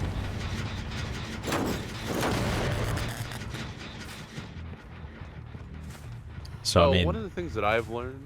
Go ahead, Jerry. So I've been getting better with killer spawns, thanks to a lot of the members of Gauntlet helping me with that. But wherever killer spawns, take that and think of what the farthest point could be. It's like if killer spawns at 11, serves probably spawn at 5. So if that helps anything, Angie. But what were you gonna say, Cass? I was going to say that our Plague here is doing a good job of just getting everyone injured. First goal is to get everyone injured and broken. Knowing that they're probably not going to cleanse, she will grab power here as Chase is being taken to one of the corrupted pools. Oh, I guess she's opting to just continue the chase with Bloodlust. Might be saving power for a hook play. Ooh, looks like we lose another generator here. Yeah, time is essential for the survivors here, as Plague has possibly the most insane snowball potential if survivors are close enough to each other, and with no way to really be efficient with stopping her power unless it's through a stun. Here she is grabbing. Yeah, play can be extremely difficult if you don't know how to counter or if you're continually forcing power to the killer. It does look like all of our survivors are doing kind of what I would expect. They're staying injured, staying broken. This is one of the key elements that you have to learn how to play injured. It's one of the things that really sets apart newer players versus seasoned veterans is the ability to play injured, not having that sense of I have to heal, I have to heal, I have to heal, that ultimately ends up throwing games a lot of times. So it's not something you really see a whole lot in pubs. But here on the comp side of things, when you're playing someone like the Plague, super common. Stun. Great stun. That knocks the Plague out of her empowered state, now reverting her back to an M1 killer.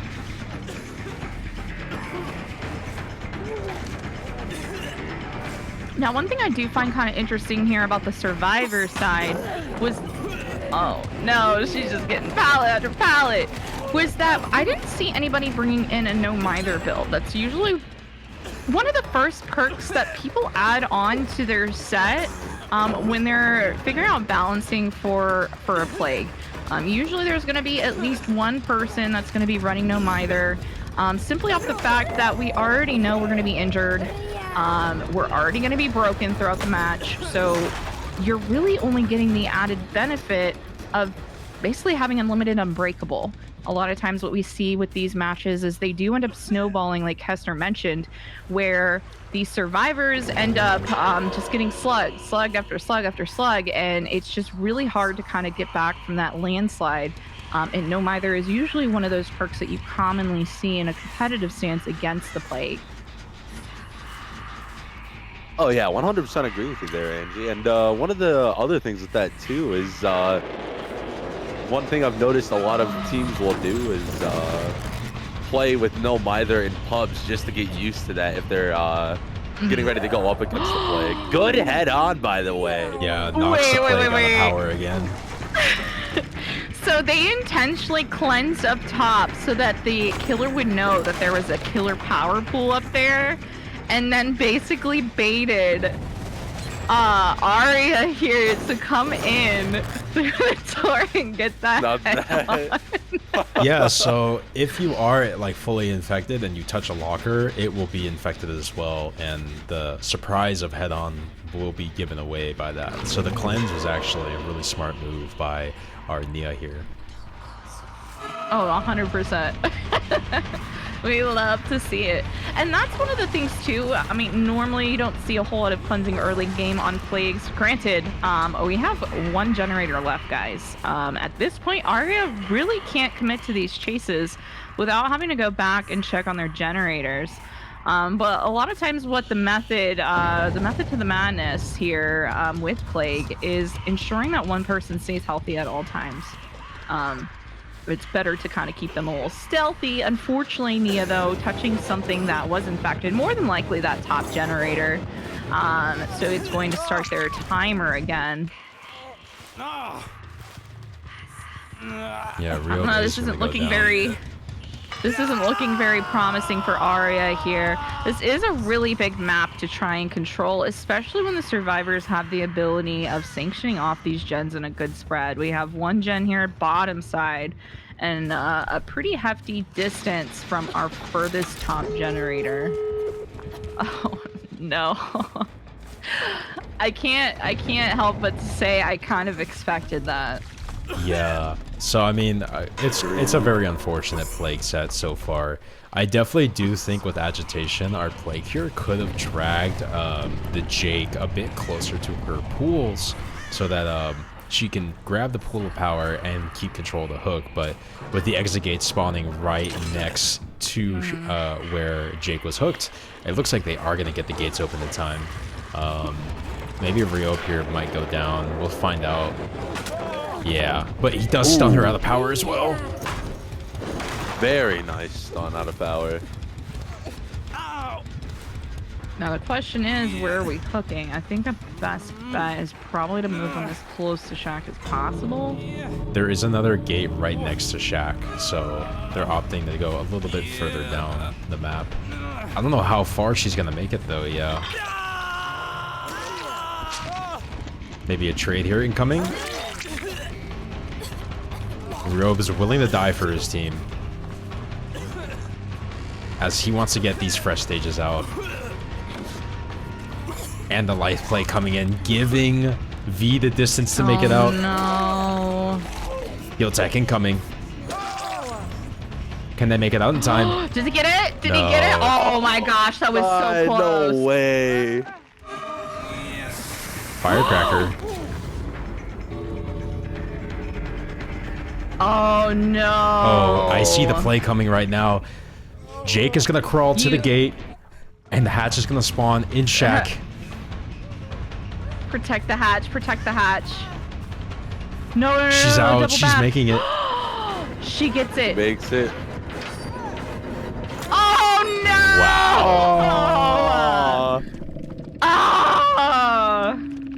Gosh, that's like one of those things you like, you danged if you do, danged if you don't, because, you know, if they left the unprotected side, the vault side, you know, to kind of bait out the hatch, then they would have been able to escape out the gate. Oh my gosh, that was... Why I feel are like we that was allowed to kind of head on almost versus a play? lose-lose.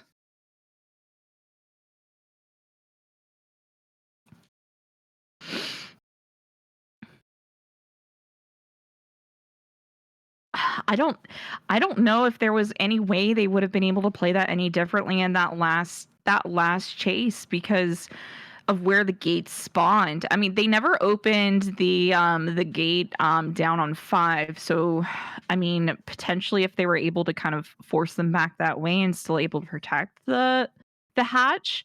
But unfortunately, just with how close Shack was to that gate, I think that was going to be a really hard ask to get that last person. I think what probably would have worked out better would have been if we just would have turned while we had Ryobi on our shoulders and then committing to his hook, probably would have been able to at least secure that last hook stage. I think we got a little bit greedy there. I don't know. What do you guys think? I don't know. I definitely saw the vision, but the downside there with dropping the Jake to go for the extra hook, just as we saw, ended up being very ill beneficial. And I completely agree with you as well. Is if you double back to go to close hatch, they make it the door, And if you don't, then they make it the hatch, and there's just nothing you can do in that situation. Mm-hmm. I think I definitely think it could have been a lot different story if power was not stunned out of and they still had Yeah. power. Now that definitely could have changed that situation. Yeah, I What do think you there were think, quite a Cass? few. Yeah, I think there were quite a few opportunity points on the killer side. The survivors did a phenomenal job on communicating where the killer was, what they were doing, where they were headed, and you could see just visually watching Pandemonium. And this is their first set, by the way, today. You could just see the chemistry on screen between these survivors. The comms were on point.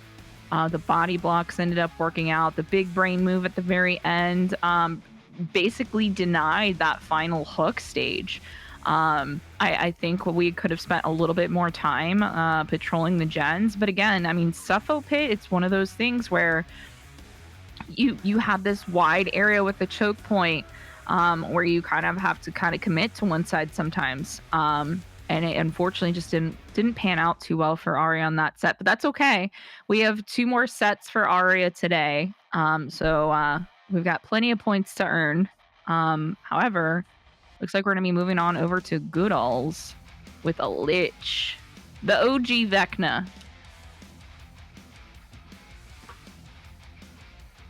Another Lich match. We had a really good one earlier. I'm trying to think of who was playing it earlier. It was Aria playing Mhm. it. Yeah, it was very good. Looks like we are going to be going back to DDS again. I'm wondering if we'll see the same add-ons for the haste when Mage Hand is put out, and then the 2% or 2 seconds slower or wow, English.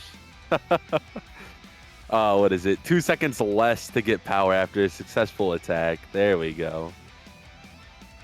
Yeah, that Lich game by Aria earlier today was absolutely phenomenal. The denial of the unhook save, and unfortunately just kind of getting double tapped right after that death hook on Golden was, for lack of a better term here, a golden play for Aria. Very good play there. Yes. But yeah, the Lich, I really enjoy the Lich. We don't see him very frequently in the competitive scene. He just ends up not being one of those killers people really enjoy picking, which is kind of interesting because he does have a lot of built-in innate powers. So he kind of feels like he's like an 8 perk killer in a sense. But you can definitely tell when you watch someone playing Vecna how familiar and comfortable they are with him when they're moving throughout his different powers. Ooh. Good cut off right there. Oh, wow. Oh, I thought that was going to hit. Yeah, I mean, should have just gone for the M1 there. Mage Hand. Perfect. Nice. Looks like we do see Boots of Speed coming back to give 2 seconds of 3% haste whenever Mage Hand is casted.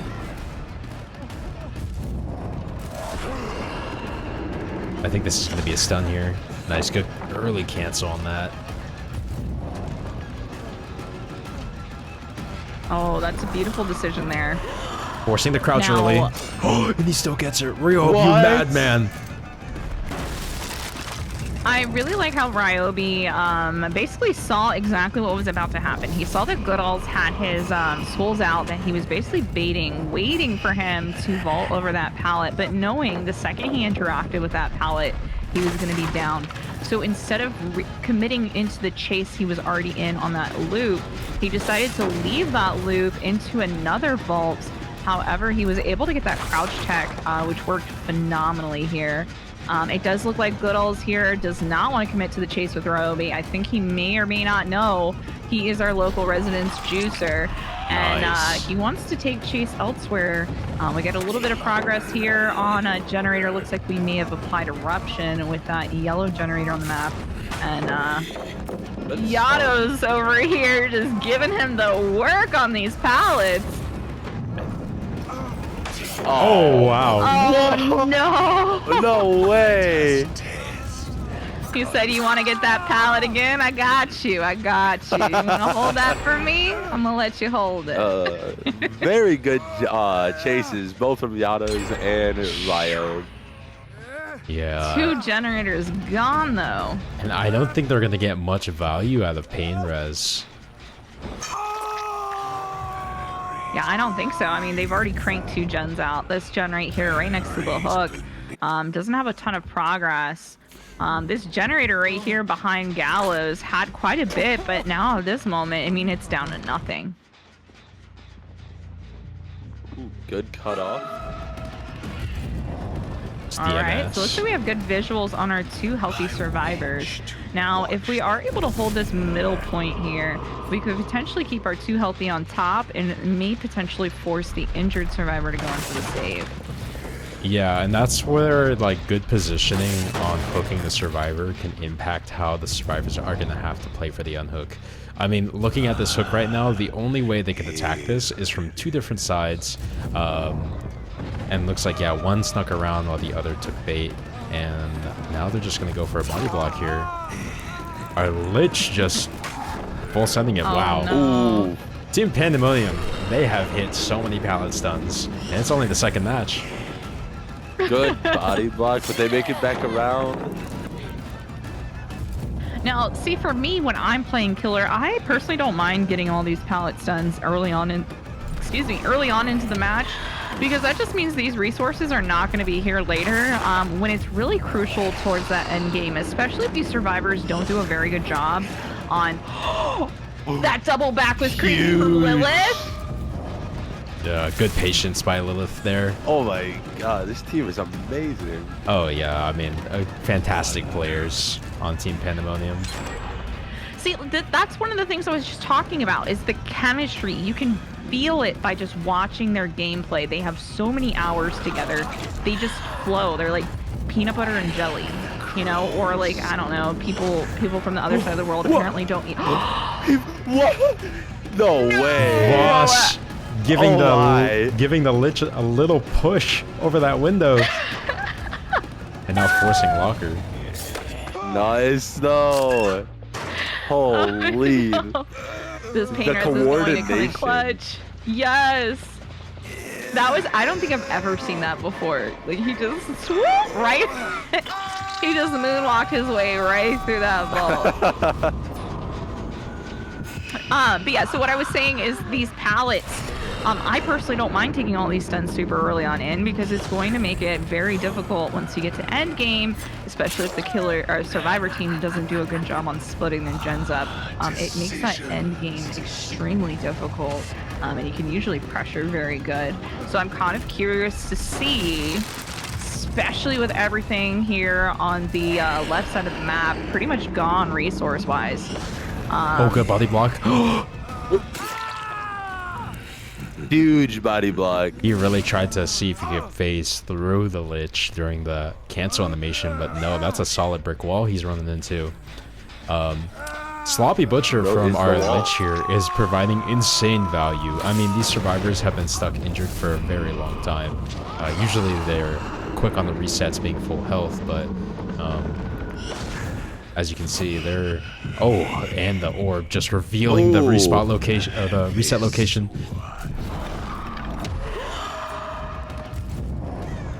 Yeah, good target prioritization, going for the injured survivor.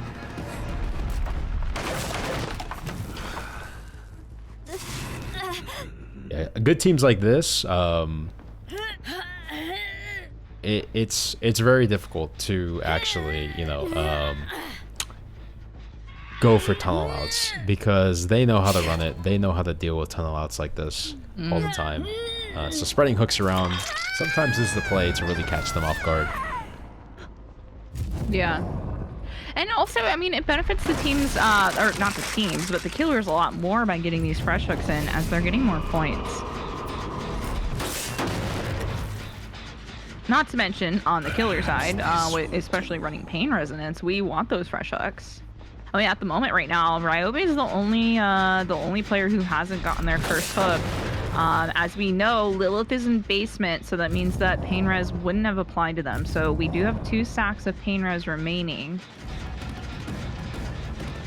which could also help stall the game if we are able to get those 2 white hooks on the board. Oh, right. Nice. Obi is he's just smooth The without telling you. juicer.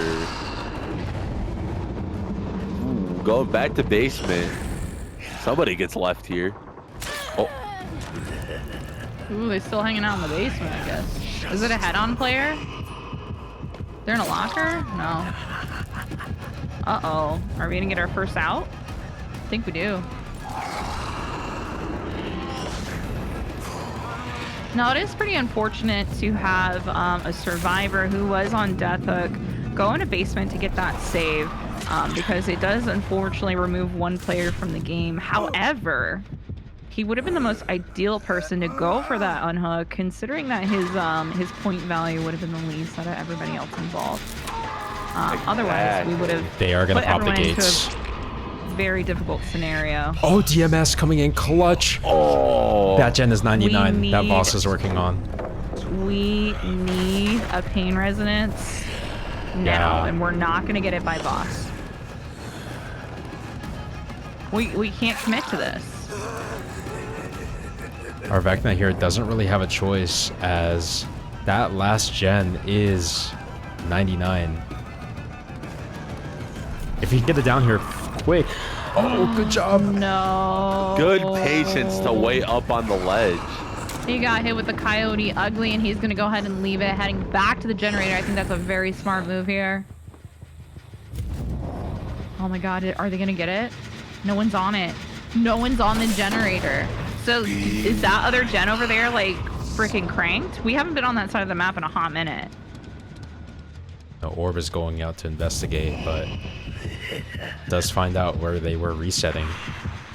This is honestly the move, because you know that gen over by 6 doesn't have much progress on it compared to this one. I would just sit around and wait for this one to go back to half before moving around again. Yeah. Yeah, no, I completely agree with that. Even if they 3-stack this, it's going to be a very slow progress on that generator. I think we need to kind of stay closer onto the Hangman side of things. Ooh, looks like we saw, was that Jake? Was that Ryobi? No, it's that Voss was again. Voss. But Voss is kind of zoned off right now. And again, I mean, they pretty much use all their resources over here on this side of the map where that gen's at. So if somebody does kind of get caught over here trying to work this gen, it's purely off of them maneuvering. There's no pallets, there's no resources down here. Now Lilith could be a very good catch if we are able to put them on a PR hook. But I think at this moment, this survivor team already knows that this gen's kind of gone. I have a feeling they're going to be working 6. Mid 6. Yeah, it looks like Ryobi. I think that's where Ryobi is. Yeah, Ryobi is just cranking away at that one. It would have been smart to go and kick the gen, seeing a little progress on it just to apply Eruption. But our killer here is just so deathly See? afraid. Yeah. There it goes. we One mage gen here and he's expected dead, I think. Oh, nice. Good early He drop. got it down just in time. Oh, he doesn't get it. Oh, he does get it. Okay, okay, pop off. Beautiful usage here. Because we do know our slug is at that door. Ooh, coming in for a protection hit. Oh, he's not able to get it, is he? Oh, wow. Oh, He gets wait. the B. Oh no. Oh, unlucky. Oh, just pushed out. Oh, on Fort. Oh my god, that was such a good play there. Okay, I did not expect this game to turn around the way it did. Specifically for Gudalz here.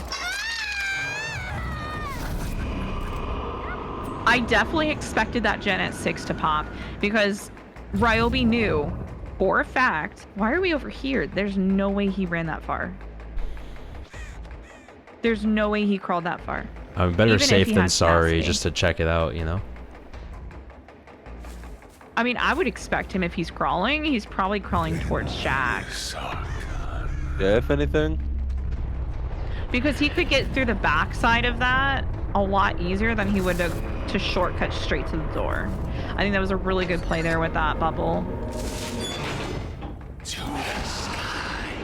Yeah, and I don't think it's honestly, gonna be anywhere over here. the safe play is instead of looking for Voss, just wait the timer out. And that's exactly what our Lich is gonna do here. Yeah. Oh my gosh, that was kind of unexpected. I didn't really expect that to happen. But I think it was a really smart play for them to work on 6, knowing there were no resources there, because it was a very risky play for them to continuously push that generator up in top 10. Now, if there were more resources on that side of the map, it probably would have been, safer to try and continue to push that gen. But these survivors knew that. They knew that gen was progress. They knew the killer knew they couldn't leave that generator, and that allowed them that space and time. Oh, that space and time for them to be able to complete another generator. Really not that far down the map. I mean, it was literally just shack away.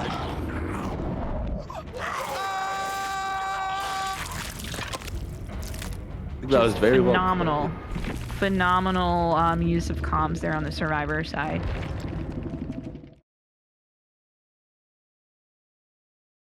Yeah, I mean, there was a potential there to almost get V out as well. But our Avecna used fantastic flight to just squeeze themselves right in between that body block.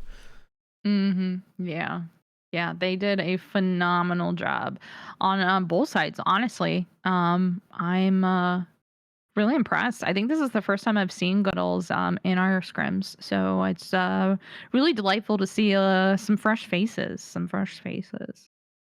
Speaking of fresh faces, the next person we're going to be seeing is JR, and he is not a fresh face here to Gauntlet. But I'm excited because he's playing my man Cenobite. So for those that are in chat, there is currently a bug that could or could not happen with Cenobite and the box. I've heard that it's been going around, but Cenobite could phase into the floor and get stuck. If that does happen early in the match, we will go for a restart. If it happens later in the match and the killer cannot play, then we'll decide it up to our admins on what the next play would be. But fingers crossed, right? Hoping that that doesn't happen this game. But I'm excited to see Cenobite since he's so cool. I mean, his entire kit, his entire power, he just walks with so much aura. And the box mechanic, I think by far is my favorite, just because it's something the survivors constantly have to be aware of, and they need someone to go rotate and do it. And it always feels like there's some form of action happening in the game. Yeah, I think that could be part of the reason why I really enjoy playing him. He's completely different than pretty much all the other base kit killers that we have. He works a little bit different than how everybody else does. You don't see him very frequently, especially since he got removed from the game. Yeah, it basically puts him into a stuck spot. Now I did play some Cenobite earlier, and I never had any issues with it, so it could potentially be map related. We're not 100% sure, but there is a known bug with him right now currently that gets him stuck within the map. So just letting you guys know. So if we do see it, we're already aware of it. And it really just, it's up to our admins and our staff to decide whether or not the match will be a restart. But hopefully, right? Hopefully that we have a nice clean match and no issues occur.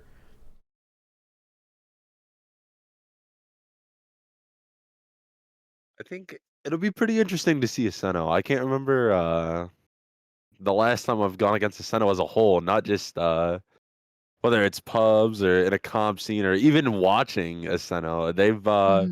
They've sadly become a dying breed, and I think as sad as it is that Seno's not in the game, I still think Behavior did such a great job with Seno, how Seno works, and all of the counterplay that goes to him. And it's just such a strong killer too, if played right. Oh, I mean, I love running totem builds with Cenobite. I think it's the most evil thing imaginable. Constantly having the chain hunt going, and then them needing to focus on getting totems done, and then I bring Pentimento as well, just on top of that. Like, yeah, Cenobite's kind of evil in the right hands. Broken? No, evil. Yeah. As far as comp setting, Cenobite does tend to be one of those killers that does usually get outs. It's very rarely where you do see a 4K on a Cenobite player. It's kind of like Ghostface sets where if everything is played correctly on both the killer side and the survivor side, it is expected to at least have 2 outs on a Cenobite. However, similarly to Ghostface, if you make one mistake, it could cost you the whole game. So if everything's perfect, in theory, we should see some outs here, especially with Team Pandemonium. They're strong as is. We see the communication. We saw how they just handled DDS, so we're going back to Dead Dog Saloon. So we know they know how that map works, how it operates, how to split gens, and I'm really excited to see if we're able to get some outs, or if there might be some mistakes made. I mean, we don't know. We won't know until we see it. Yeah, and it really just boils down to how the chases go, you know. Quick, fast chases, catching the survivors in the open, poor communication, those things can really impact what happens throughout the game. Yeah. Yeah, because in essence, he really isn't super strong as far as his base kit's concerned. I think what really allows Cenobite to shine is the fact that a lot of people don't play Cenobite. They don't go against him, so they may not be super familiar with how he works or how to counter him. Yeah. But one thing we have to think about, we are in a competitive setting here. There is balancing on both sides. So the killers can only bring certain things and the survivors can only bring certain things against the Cenobite. So they already know going into this game who they're going against. In theory, if they haven't played a ton of Cenobite, they probably practiced a bit before they came into this. So we could at least expect them to understand how to better counter him. In a pubs match all day long, that's a 4K killer. I don't know. It is what it is. Yeah. I get more 4Ks than anything else, and I am a survivor main. People just freak out the moment you queue in with Cenobite, and they're like, "I'm not playing this." Yep, that's exactly how it is. And it's What is sad. this? Who are you? This isn't Cenobite. This is What Chatterer. is this? How do I get this? I don't But, see I mean- this killer in my roster. As of right now, Why I don't mean, I have this Cenobite killer? is no longer in the game unless you purchase him prior to him being removed. There's a lot of speculation that the reason we weren't able to get that renewed license is because of the new Hellraiser game. But, I mean, we never know. He might come back, and I feel like if we are able to get a renewal on that license after that... Nice. Good box logic already. Disgusting. Ooh. That right there Beautiful. is the difference between a pro Cenobite and a decent one, is knowing that box spawn. Yes. Oh my gosh, this is not good for the I survivors. already love what I'm seeing on the perk side of things from the killer too. Like, I was just talking about this. Yeah. He said, Kessler copy paste spooky. Don't worry, I got you. But I'm kind of holding out though. If we are able to get that license renewal for Cenobite, I am Please. hoping we have a revival. We get a bunch of people that want to play him when he comes back in the game. I'm Oh, look crossing at the my fingers. chains. I'm manifesting it. Oh my Oh god, my the chains God. are going crazy. Oh, this is That's what, original pain? Am I correct on that? Yeah. So yeah, original pain is when a survivor breaks free from a possessed chain. It reveals their aura for 8 seconds. But there's also another add-on that he has. That if you break the chains using the environment, it gives another chain. Now, one of the things a lot of people don't know about Cenobite is based off of the amount of active players you have on the game, the chains are affected a little bit differently. So if you have 3 survivors slugged on the ground and you go into the chain hunt, it's going to affect that one survivor that's up differently than if all 4 survivors were on their feet. Same thing if we get some sacrifices, and so we have like 2 deaths and 2 remaining survivors. It's not going to be as fluid as it looks when there's 4 survivors. So I do like that about him, where it doesn't make it completely unplayable when you're the last one left. Because it can be very difficult. Ooh. I think I saw what Kessner was talking about. We got Demento in play. Oh yeah.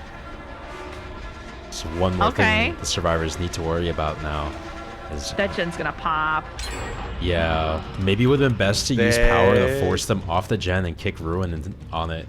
Yeah, throw a chain at the top. Yeah. Because like if Ruin regresses it, then they have to get over that regression bar before they can start repairing it again. Oh no. But maybe our killer wasn't too worried about that gen popping anyways. Yeah, I mean, main building is kind of one of those gens. It can go both ways. So if you get it done early on in the match, you could pretty much have an infinite loop on main and not worry about chasing in an area where there's active things going on. Yeah. So that could be nice, especially if the killer wants to commit to somebody. You can pretty much infin that, especially against someone like Cenobite, you can infin that forever. You know, like... Nice. Ooh, he's gonna use the pallet. Nice. So knowing that Body block. more chains will spawn in, if they break the chains on the environment, the best way to counter that add-on is to just pull the chains off manually one by one. It is a slower process than breaking them on the environment, but you gotta think about how many more chains can spawn in Yeah. if they don't break it normally. So I mean, Team Pandemonium, fantastic survivors. They have a lot of experience, as you can tell. They know how to deal with every kind of killer on the board. How to deal with their power, what's the counterplay for their add-ons, all that good stuff. Yeah, I mean, we've seen the names time and time before. Voss, Yados, Lilith, Ryobi. All 4 of them are generally known to be extremely, extremely good loopers.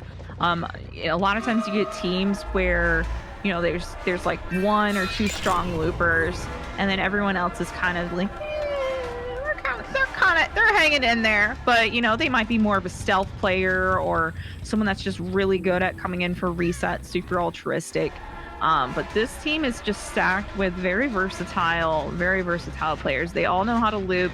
They all are very familiar with map awareness, and they're just seamless. I mean, you see Ryobi over here moving into main, and Lilith is coming in for a protection hit because they have full health. Looks like we're gonna opt to leave that chase here and attempt to get Voss down. I think that was a good play, especially knowing Lilith was coming in for that body block.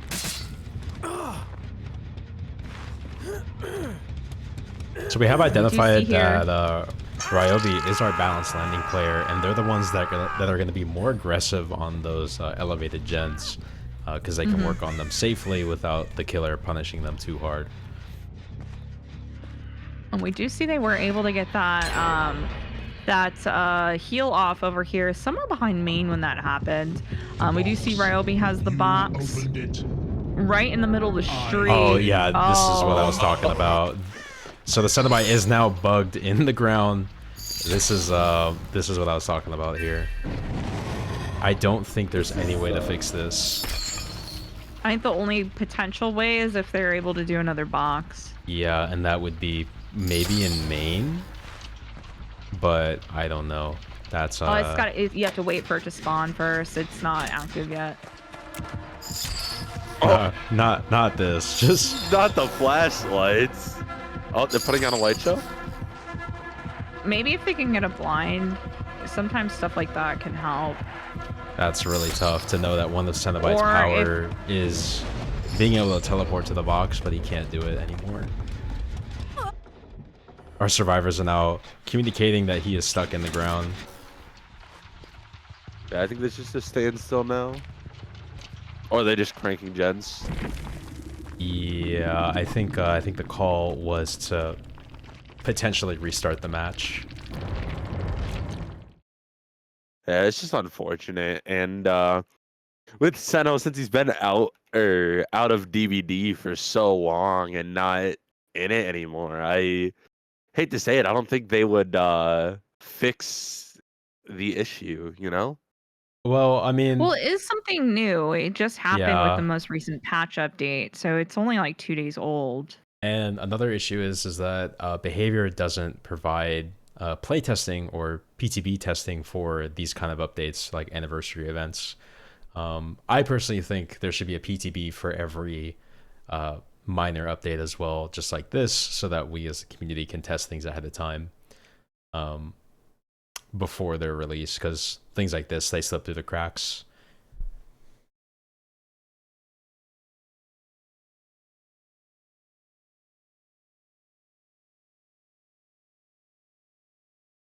But I'm not sure if the bug is map dependent. Yeah, we're not 100% sure on that. But teleporting is definitely something that should be off limits.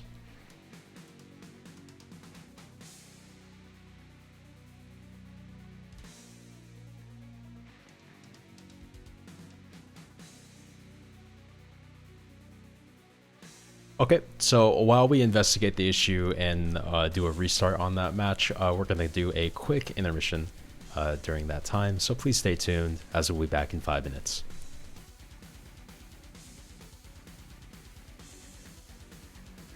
That they were working on, but he's just going to go for Shack first because he knows.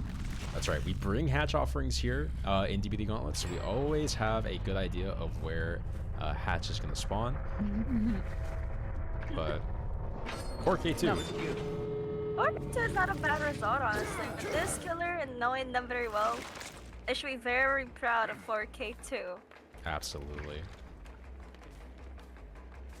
Playing it very fair. It didn't go for harsh tunnel outs. Spread the hooks around, spread that pain res around, and now it's down to the 1v1. Our survivor here could make an attempt to escape. Does get spotted on the exit gate. Oh? But with Wesker, there's no point in hiding. No, but if it was 2v8 Wesker, they could have gotten that with 3 dashes and behavior. Maybe we gotta make 3 dashes base kit. I'm just saying. Oh no, Ellie. Ellie, yes, I want 3 dash Wesker back, please. Behavior, make it base kit. We want it. I don't know who she's saying when she says we, but it is not I. We want it, Angie. The chat in me wants it. We want it. Wesker mates want it. Glor over here giving it their all in this last final moments of the map. We know, unfortunately, they're not going to be able to get this exit gate down, but at the moment, we're kind of just getting into some style here. You know, we're going to run it out to the best of our ability. We're going to run this chase as long as we possibly can. Sometimes these are the most fun moments. We know they're not going to get out, but it can be a funny little, you know, little meme at the very end. Little meme. Little nod to each other. Great respect, great personality here on both sides. I love seeing killers that are able to, you know, get to the point as far as what they're trying to get done, but ultimately being able to respect when good plays go on both sides. So I really appreciate seeing the good gameplay on both sides, and just the integrity of people over here at Gauntlet. One of the things I really love here.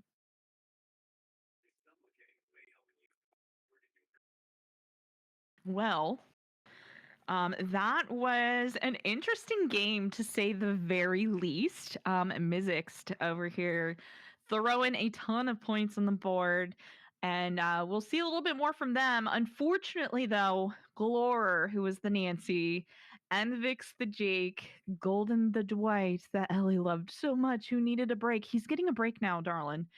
and Otter on Renato. We are not going to see them anymore today. Unfortunately, they've already secured all the points on the board that they can. So if you guys over in chat want to say GG's to Longshot, they did an amazing job throwing some points up. And we're going to be moving on to our next Survivor team. Yeah, I mean, honestly, like for the first matches of the day, it's not a bad performance indeed. The killers are still warming up. Some might have been warming up, staying up all night and practicing before this as well. But as we see the games progress, we're definitely going to see our killers either try to change up strategies, or they're watching other better killers and seeing how they play so that they can get those tips. That's definitely something I would be doing, paying attention to that very closely.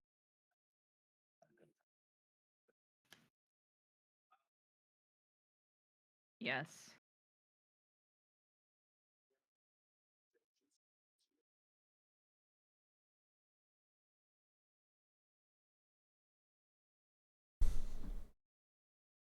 Okay, chat, thanks for holding. We are back in it again. We are going to be loading into a different map, which is Cold Tower 1, just so that hopefully we don't encounter this issue. But yeah, quite an unfortunate restart indeed.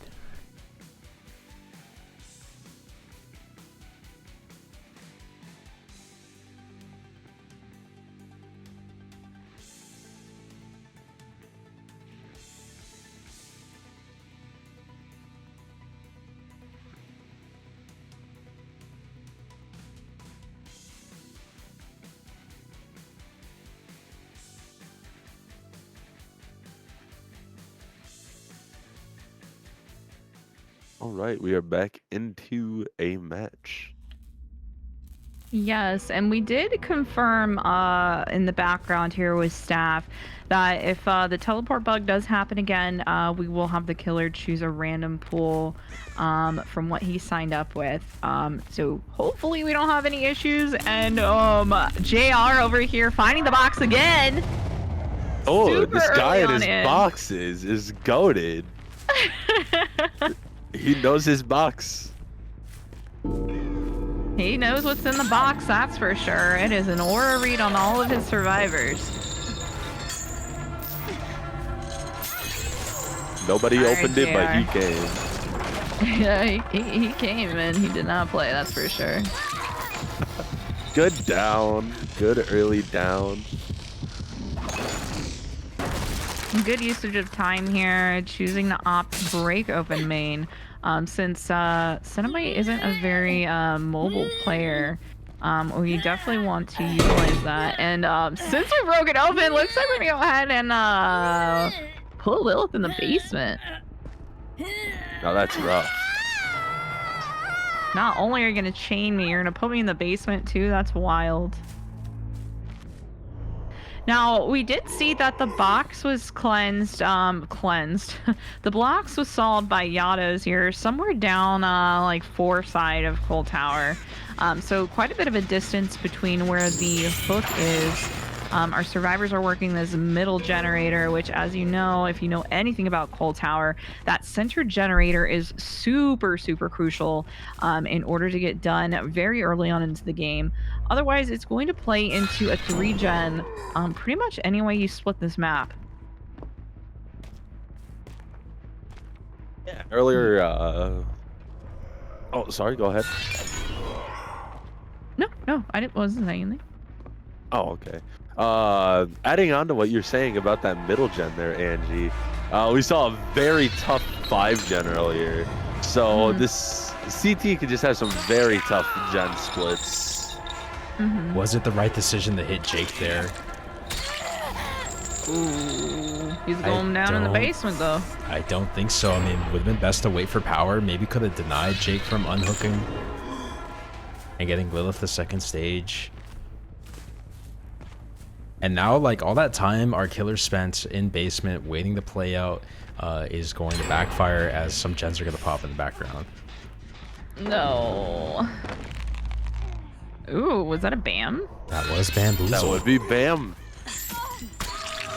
I love the sneaky body blocks. Where did she come from? I don't know, but Ryobi just got spanked a little bit over there. He just Dude, that made, I'm not get gonna lie, out that of my made me jump. face. That was a bit jarring. That made me jump. Looks like we are gonna stick to Lilith on Shaq. I mean, I think that's a really good play from Team Pandemonium here. Lilith taking chase far away from things that are being actively worked on this map here.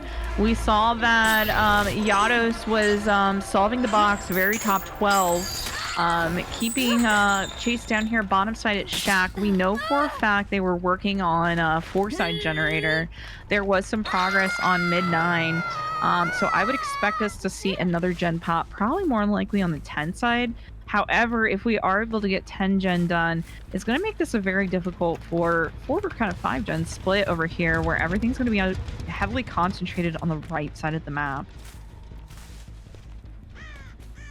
Now, we do know Ryobi earlier was our balanced landing player, so I would kind of expect to see them kind of hanging out top side, up in this top 12 gen. Oh, that not being a hit there is criminal. Ryobi trying to, or not Ryobi, JR here trying to hit straight through the pallet.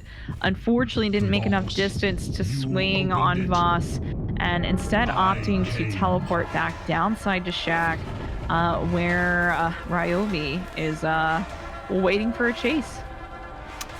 Unfortunately, though, I don't think JR wants to commit. I mean, I don't blame him. I probably wouldn't either. I'd be scared to chase IOV. Certified juicer? Yeah, no thanks. Yeah. I was afraid our Cenobite was going to get stuck in the floor again there. Yeah, so was I. Looks like it might just be a DDS issue then. Oh, yeah, I Nobody think so, puts Cenobite in the ground. Oh. Nobody puts a baby in a corner. See, Now, I don't know about you guys, but if I were on comms right there and I was Yados, I definitely would have said worth.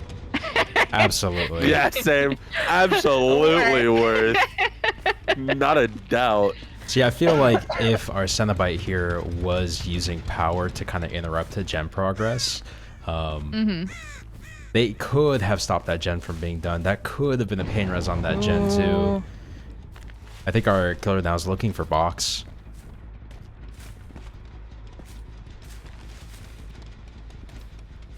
I feel like that's going to be a lot of time sink. We need to focus a little bit more on these gens. We do see scratch marks here bottom side. We saw Lilith earlier kind of towards 10. I'm kind of surprised they didn't commit to that chase, because it would have been a good out. Knowing that Lilith is our only survivor on Deathhook. Voss and Lilith both top side. We know someone was in this general area. More than likely it's somebody probably playing something like head-on. So we probably have someone kind of hanging out in a locker in this general area. I would presume Ryobi is probably either hanging out over here or top side of the map.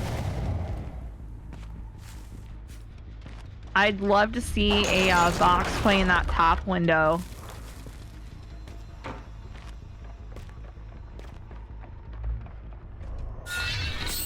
Ooh, beautiful grab there by the chain. Unfortunately, it's not going to get a ton of distance. However, it was able to stall a little bit on Ryobi. We do know they were our balanced player last game, so we could expect them to kind of drop and disappear over here. There we go. Now, this is kind of a difficult situation because we know, one, Ryobi's a juicer, but two, he has our box. So our box can be something that's super crucial to get done, because if we are able to get Ryobi down, we are going to basically enable our chain hunt, which is going to cause all of the survivors to be, in essence, you know, at the mercy. Wait a minute, wait a minute, wait a minute. Wait. Is he a nowhere?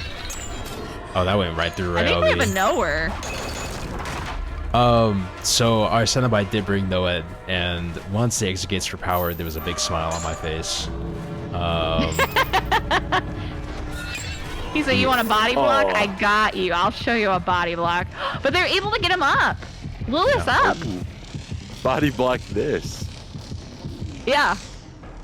Oh, no. They're gonna be going to that door. You saw scratch marks over here towards 2. Oh, disgusting. Was it worth cleansing Noed instead of just escaping? Not I don't really. know. I don't think so. I don't think it was worth doing that. There's somebody still over there, though. All 3 survivors are down here. There's only 2 down here. So there's still someone topside with her. Mm-hmm. So I think they're going to cleanse Noed while Lilith is on the ground recovering right now. While she's recovering. Yeah, they have to, right? Yeah, I would use Chain right now just to check. Oh, no, okay, so they just go for the pickup. Lilith Oh, and is... she goes right back onto it. Darn it. Lilith, what? Oh no, don't do that. I feel you. Oh, son. no! Oh, no! Oh, no, what? Oh, no. This isn't good. No, they could have gone that time. They could have gone that time. Wait. This is not good. Guys, this is the classic case of just to leave. Oh, God. This is the original case of Just Leave. Nice. Oh my gosh. At least it was the 2 people that have already been hooked. I don't know what the play was to keep doing that Noed to them. Yeah, especially like your death hook, like I mean, out of all the people to cleanse it, yeah, Lilith was probably the best person to do it, but like right in his face. Yeah. You know, like what did you it's like unhooking in front of the killer and like did you expect me not to kill you? Like what do you huh? Right. What were we thinking here? That took a lot of courage wanting to hop on that Noed right in his face. Yeah, like you could have gave it a second, like Yeah, or we talked about it before, how someone could have been cleansing it that entire time. Yeah, I think that would have been a better move because it would have prevented this from kind of snowballing at that moment. But another thing to think about too with the Noed is knowing that she was injured and doing it right in front of his face could have also, so let's look at it from the other side of things here. Knowing that I'm injured, knowing that I'm cleansing Noed, it forces you to have to down that survivor instead of being like, oh, okay, well, they're injured anyways. I'm going to go ahead and chase the person who just picked her up because that would have been an instant down. So in a sense, like it's like, okay, it's kind of crazy. You sat here and cleansed right in front of his face. But also on the flip side of it, like I probably would have rather been that person being downed instead of my fresh no-hook survivor friend who just got me.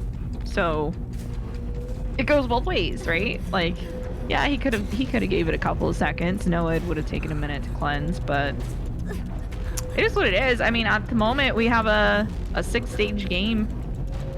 Oh man, Lilith is like so close to the gate. Can they make it out in time? I don't think they have it. Oh no, Oh, Lilith. The last second Mori. But like I said earlier, Cenobite, you typically get a 2 out, at least. I have such Did I caster's curse JR on that one? Just maybe. Well played, well played.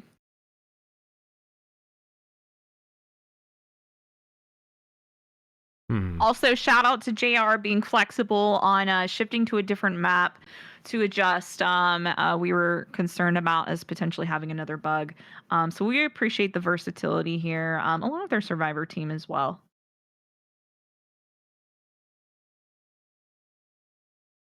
Milfy, thank you for the hydrate for all of us, by the way, gamer. Yeah, I'm gonna take another drink of my tea. So we still have 2 more teams after Team Pandemonium as well. So stay tuned, chat. Stay tuned. It's gonna be a lot of matches today. Mm-hmm.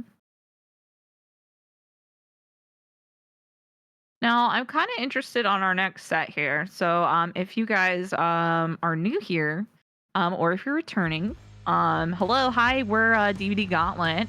We are home of the 5v5.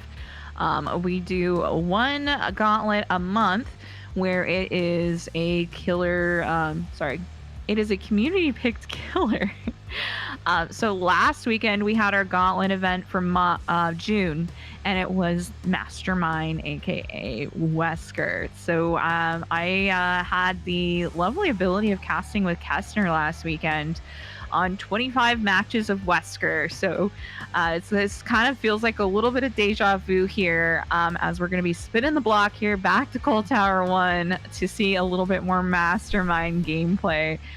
So really excited for that. But if you, again, are new here, we're home of the 5v5. So what is that exactly? We have 5 survivor teams going up against 5 separate killers, in basically duking it out to try and figure out who's going to be on the top. So as of right now, if you guys see on our killer standing, we currently have JR in first place, followed by Aria in second place, and Gudalz in third place. However, Vlad and Kakshie over here have not put in their points yet for Team Pandemonium, so it's anyone's game at this point on the killer side. Moving on over to our survivor side, Team Scylla in at first place with the iridescent 57 points on the board.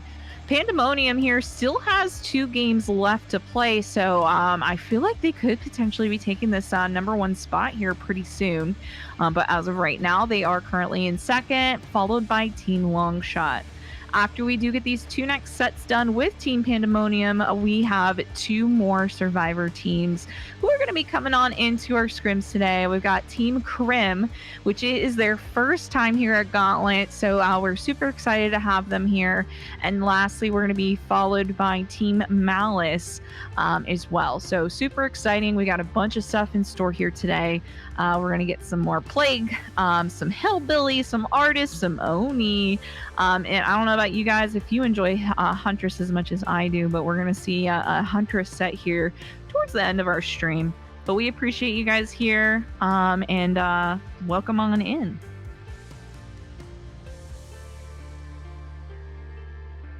Thank you, Angie. Glad to have everyone in chat here today watching us cast these scrim matches, getting to learn a lot about not only the killers, but the survivor teams as well. Looks like lobby is finally getting finished with setup right now.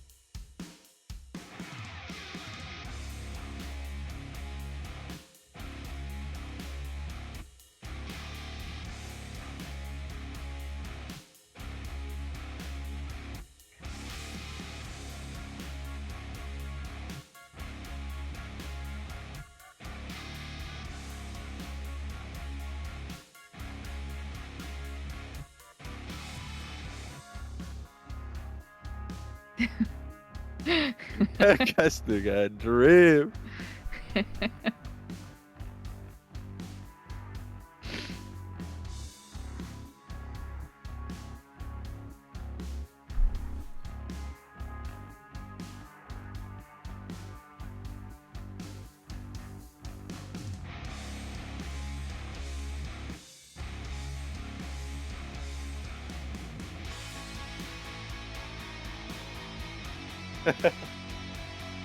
We did see some good hug techs earlier, some good Earl bending, so hopefully we'll see some of that come back again.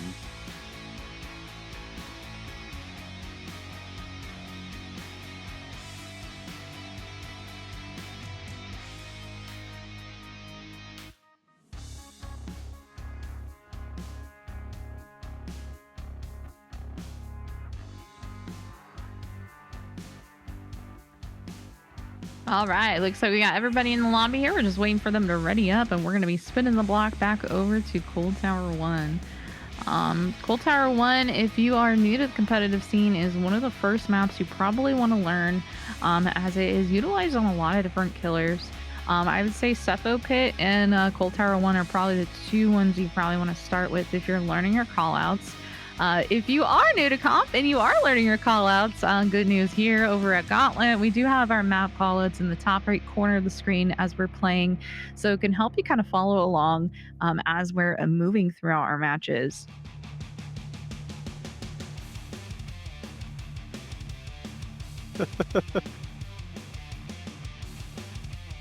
Yeah, 100% agreed. And I'm laughing at Vlad's comment. He said he's 2 tapped. I can confirm. I played a couple. No, I'm kidding. I'm kidding, Vlad. Vlad has such a great sense of humor. But, I could 100% agree with you. Suffo and CT are some of the best ways to get your foot into the door with comp. Whether you're just playing against some friends and you're all just taking it at your own pace, you're joining a team, you're coming to play for us over here on Gauntlet, whether you're killer or serve side, it's just such a great way to get your foot in the door coming to play with us. Yeah, and speaking of getting your foot in the door, if you're interested in joining into the competitive scene, Gauntlet is definitely one of those places to be. We are open to all skill levels in all regions. So we're a pretty inclusive community. If you're interested in being in any of our Scrim nights in the future, any of our gauntlets in the future, or if you might be interested in killing some of our staff next month, go ahead and join our Discord so you can get some information on how to join in on that. However, though, looks like we are in chase with our resident juicer here, Ryobi.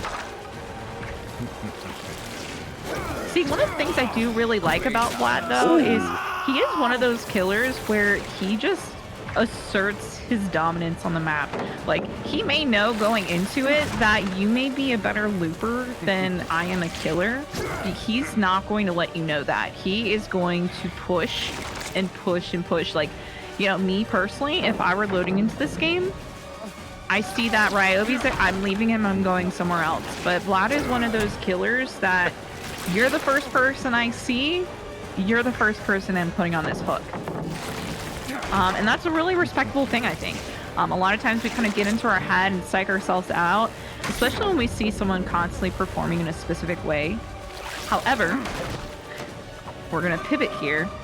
Spending too much time on that first chase also is one of those things we have to be mindful of as a killer as well. So Vlad tends to also be able to know when he needs to drop chase.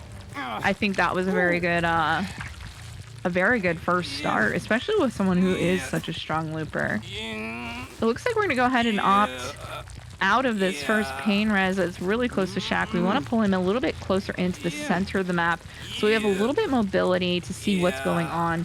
Having Ryobi right here in the middle, right here front and center, allows us to see a little bit more about what's going on. I can keep an eye on my hook, I can keep an eye on these generators, and I can kind of see any attack point these survivors are trying to come in from. Ooh, that gen's cranking. Oh, it's gone. Yeah. Now, Cheery, if you were playing this here, do you play Wesker? I do, actually. Okay. So as a Wesker main here, what would you kind of be doing at this moment? Because we already have 2 gens done top side. Talk us through like where you're at in your mind as far as what's going on. So right off the rip, what's going through my mind with this is seeing 2 gens topside go. Definitely want to be. This is aside from Wesker, thinking of killer as a whole before I get into the Wesker stuff. Is seeing that we have a really nice 3-gen bottom side. I would definitely be trying to make sure not to go too far out of my gens. Like as we see here, we drop chase with Lilith. Because she's going towards the side where there's nothing for us over there, basically, other than pallets to get rid of. So, right off rip, coming at it with a killer mindset, you want to keep your 3-gen. Like, if you know where a really strong one is, you want to be able to keep your eyes on that. And then, as a Wesker, just being able to get those grabs off is really nice, because the more people that are, as you may know, infected with Ouroboros, the tentacle, whatever you want to call it, the thing of many names, the more people infected, it's not crazy faster, but you do get a faster recovery on your bound. So that's one of the things in my mind is, okay, I want to be able to get all the grabs that I can. Yeah. You know, I completely agree with that. Getting as many people infected as possible, and this 4-gen here on the bottom side, like you mentioned, is pretty significant. I personally would probably let that top 12 gen go myself. and try and focus on this kind of bottom quadrant. However, one of the things that does make this 4-gen split a little bit difficult to manage is the fact that we have this large area here on the bottom side of the map that gives us a visual blind spot to see onto like the bottom the 7 side of the map where the water tower actually is. Unfortunately, getting stuck on that pallet. Good drop there.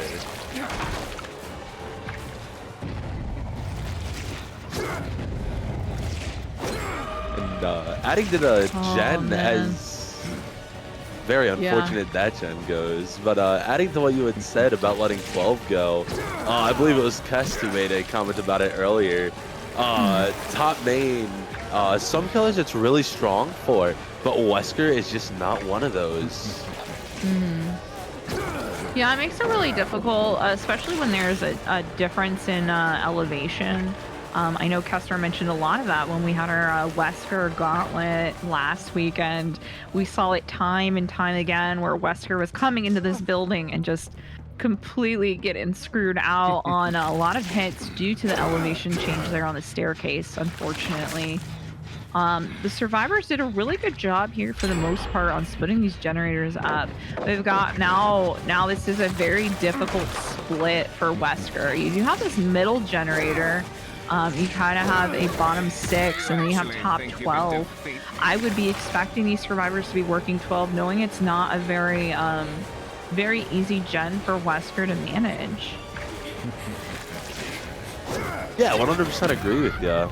And hopefully we do see Ryob up there, just because at least with past matches they have been the BL player. Yeah. It's a bold assumption to think that they are the BL again, but if they are, that is safest for them to hop on. And as you had mentioned, with slight elevation changes, hills are a bit different, but stairs for Wesker is just so rough.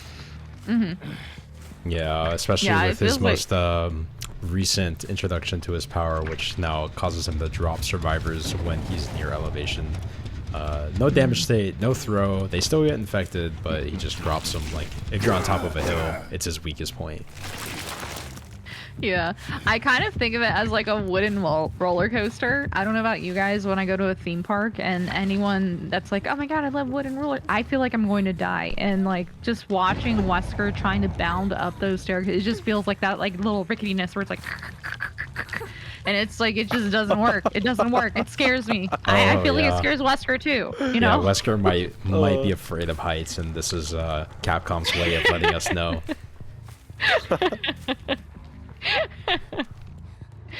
We've got no progress here on this middle generator. I don't think there's any progress here on this side 3-gen.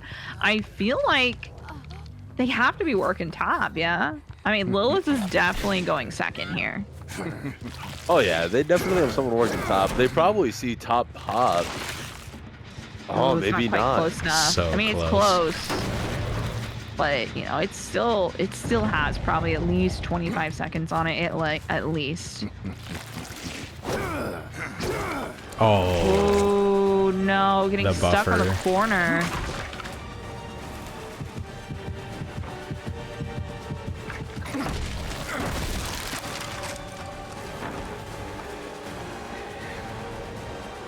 Now, interesting play here for us to commit to Voss. Granted, yes, this would be a first hook for him, but we do know Lilith was able to get healed. More than likely they healed under hook. We have 2 generators that are kind of not being proxied at the moment, so we don't know what's really going on over there. So more than likely they're probably cranking on that center gen or potentially cranking on 3. No, Vlad just got robbed. Vlad just got robbed. That was robbed. He should have got that. That was robbed. Daylight robbery. Daylight robbery. Robbed by daylight? That's crazy. Genuinely. Robbed by daylight.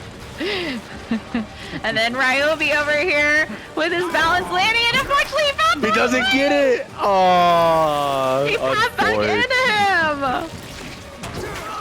Nice hit on the window. Good hit. Beautiful hit here. Now, I think that's a really good decision on Vlad to leave that chase, knowing that there was progress here on this main gen. I don't think he wanted to ego that too much, knowing that that gen could potentially go, but unfortunately, as we expected, that gen right next to Lilith, where she got unhooked, healed under hook, and then worked on a generator? All by the same spot? Yeah, Me personally, yeah. I wouldn't take that level of disrespect. Well, what are you gonna do at this point? I mean, it's already done. We're in the end game chase now. Oh my gosh. I'm telling you, Team Pandemonium, their communication skills are just top notch. Just the synchronization between them as well is just so juicy. See, and now Lilith wants to be bait because Lilith is worth the least amount of points. This is one of those things where you have to think about, is the trade-off worth it? And 100%, Lilith getting downed instead of Yados is 100% worth it. However, Lilith going down along with Yados is a different thing. No, you need to get Yados first. Oh my god, is somebody picking him up? I'm scared. I'm scared this isn't even my team. Come on, get the pick on him. Oh my gosh. Okay, I honestly truly expected someone to have already picked him up, but Ryobi was sitting there with a flashlight. Smart gamer. You need to pick him. You can't leave him any longer. He's already recovered too much. They're gonna take 2 outs here. There's no way they can risk going for this. I don't think they have a med spray either. Well, if they do, even if they do spray on Voss, you know, it's gonna give away Killer Instinct. Well, yeah. Now the problem with hooking here though is the fact that there's a potential for an unhook. It's a lot easier to go in for a double save unhook than it would be for us to just monitor a slug. Oh no! He does it. No. Oh my god, are we gonna get body blocks? He should have just waited for that hook to come back. Vlad got a little impatient there. Oh gosh, we see coming in for some body blocks here. Oh no, this is not good. We need to He's got this. Oh my god, I'm so nervous. That's a good throw right there. I mean, honestly, Yados would have been preferred. Shoot. Oh no, the M1 was free. Oh no. Yeah, I think we should have just left him on the ground. Oh, dang. Man. We should have left him on the ground until that hook came back. Yeah, just there not being a hook in a good spot. That was such a far hook to go for. Yeah. Yeah, I feel like as we got a little bit closer to that hook, we probably should have just dropped because we knew it wasn't going to happen.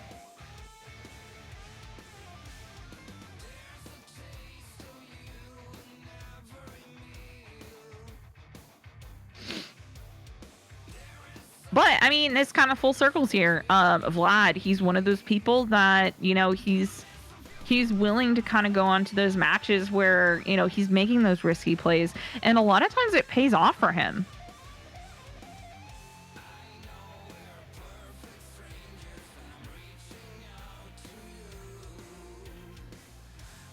Amazing gameplay on both sides.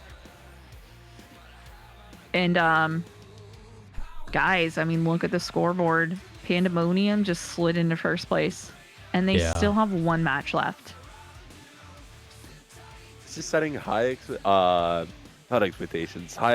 goals for Krym and for Malice. Yeah, the performance has been phenomenal across all these matches so far.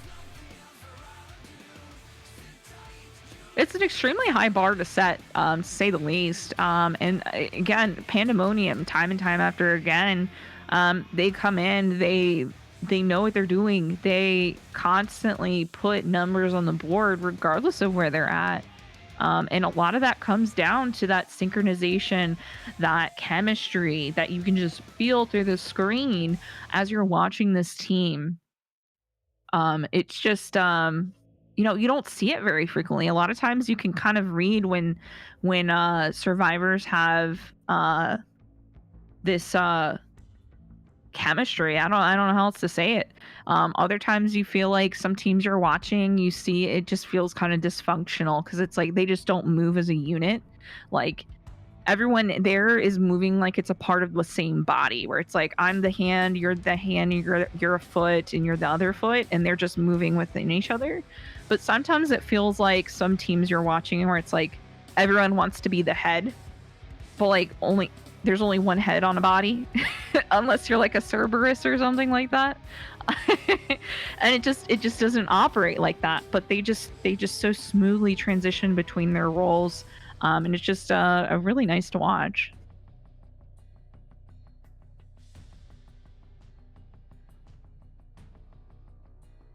Okay, so for our next match that we're setting up, it's Team Pandemonium versus Kakshie on the Dredge. We're going to see Dredge be played potentially on Midwich here. I don't think there's another Dredge map that is as good as Midwich.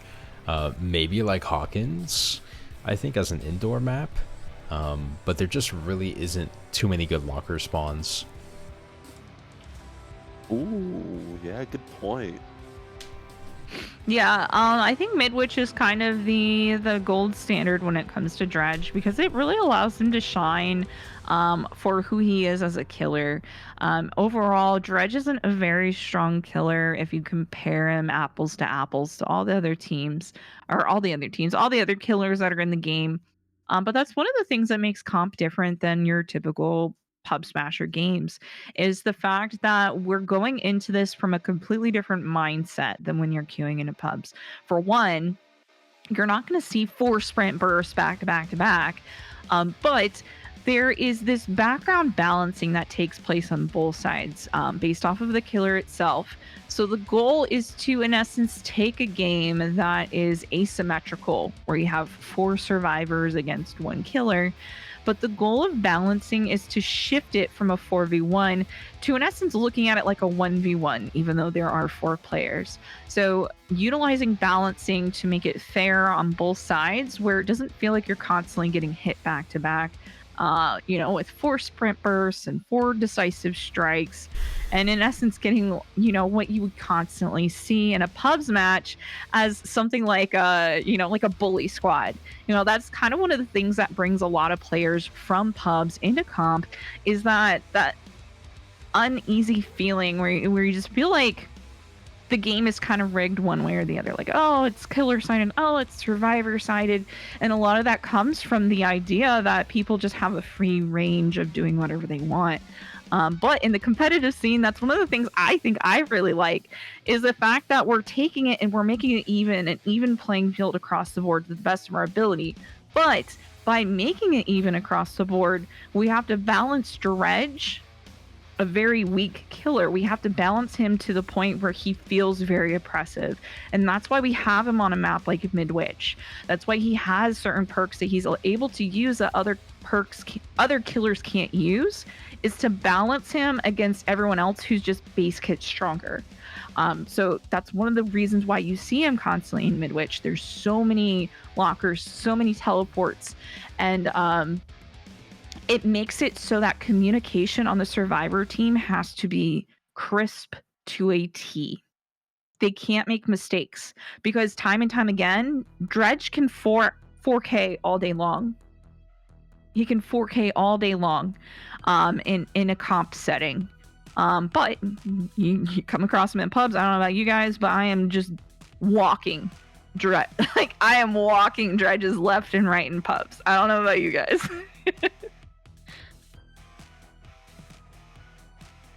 No, yeah, I definitely agree with you. And that's like, what is it? For me, when I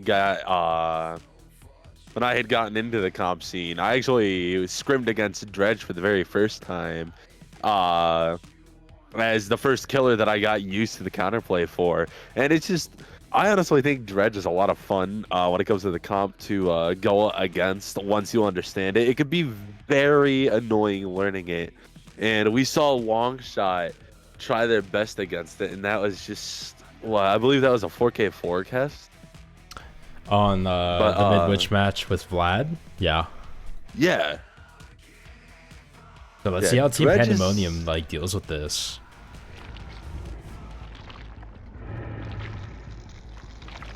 What were you saying? Dredges what? Cheery? Oh, thank you. Dredge is one of those killers that just has so much snowball potential if everyone just ends up getting injured. Oh yeah. I mean, I have to disagree on that. His snowball really isn't as strong as some other killers. But you know, once everyone is injured, it does get kind of scary because Nightfall does charge a bit faster, and he can start running around the map and just catching people off guard.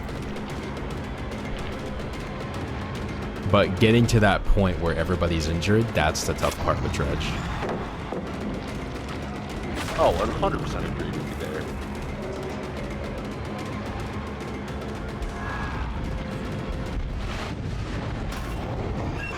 Oh, good locker teleport. Ooh.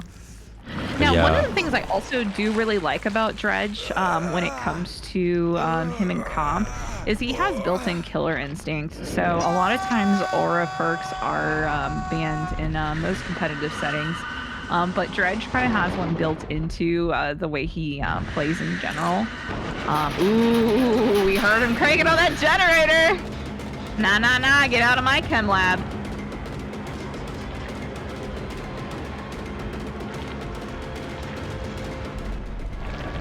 What, you don't want people in your chem lab?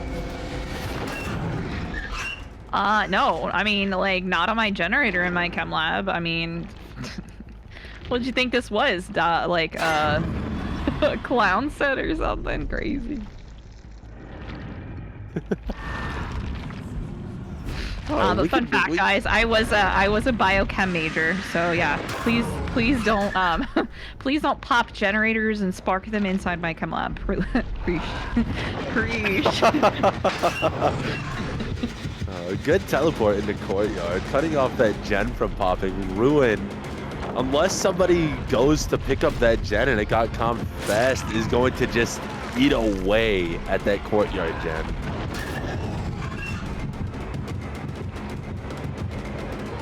Oh no. God, this room here is kind of like an infinite loop if you know how to loop it correctly. The problem here is going against a Dredge is the fact that he can teleport back into those lockers and they haven't been locked yet. No, Yato's doubling back directly into Dredge. I think he was expecting him to have a Revenant in there, but he didn't. Oh my gosh, that gen is cranking right here in the middle. Did he not hear it? There we go. Huh? What? There's no way he's letting that gen, right? He does still have Ruin up. Yeah, so someone's sitting on that gen still. That gen's gonna pop. Was that mid-gen? God, I wish I could see. That was Turn around. not. No, that wasn't. That was Chem Lab. Oh, you told him not to pop your chem lab and they did it anyway. You know what? It's fine. It's not gonna spark anymore. It's okay. You know. As long as you put the chemicals away. Crazy. Oh, see, how do I tell you this? Done too. Man. It frustrates me when I see stuff like that because I'm like, no, just do it. Just do it. Just look. And they're like, I'm not looking. And I'm like, just look. You're like shaking the monitor. You're like, come on, look. One hand on both sides and you're like very aggressively shaking it. Shaking monitor syndrome. Alright, we've got Ryobi over here. He is in chase bottom side here. We're gonna opt to break the lock here. One of the things about Dredge is you don't want to double lock lockers. Ooh, Yatos, I think your time is about to be up. You're gonna be going back on a hook. Wait, why didn't his 15-second timer was up? Were we expecting a dead hard? Huh? But I just thought he still had the BT, maybe. He had plenty of time there. Oh my, that was so close. Holy. Unfortunate for boss.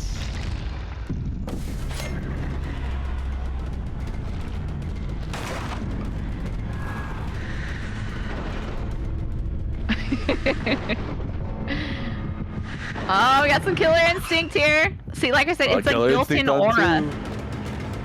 Dredge is just aura, you know? You were talking, Kessner, you were talking about my Cenobite having aura, and you're over here like, Dredge just has aura. He doesn't even have to try. Oh. Aura, I meant like he walks with swagger, you know? I knew what you, I knew what you meant. Oh, so you're saying I have swagger? Shoo!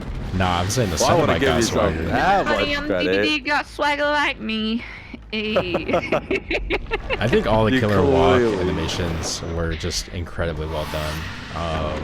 Sometimes I get those shorts on YouTube where you see like all the animations of every killer. I like going through it and just seeing it. It's pretty cool. Yeah. Oh. The survivors are doing a very good job unlocking crucial lockers that can help them here. That locker that we just broke, the lock. Ooh, wait. How did we know he was there? I didn't even hear him. Was I just yapping too loud? No, I saw him and I was like, there's no way he doesn't see him. I didn't see him. That would have been Am I crazy. blind? Ooh, he doubled back in. He walks into the hallway of 12 side bottom. He walks past and he's standing there right out of the corner of his screen. Yeah, I did not see that. I'm not gonna lie. Good prediction on the return to Remnant. Yanos is friggin' juicing over here. Wait, hold on a second. Is this the first? This is the first out before all the gens are done, right? That Pandemonium's had? I feel like they've made it to like basically all gens completed before they've had outs in all their prior matches. Oh, maybe I haven't thought about that. That So could be. Kakshie's he's been cooking over here. He cooking some. No, this is not cooking. This is grilling. This is premium. You got that He's air playing fryer. he's got the air fry.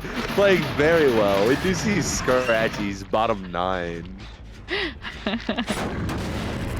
It's like that meme where it's like, hey microwave, how long would it take if I put this in here? And then the oven's like, do you want to know how long it'll take me?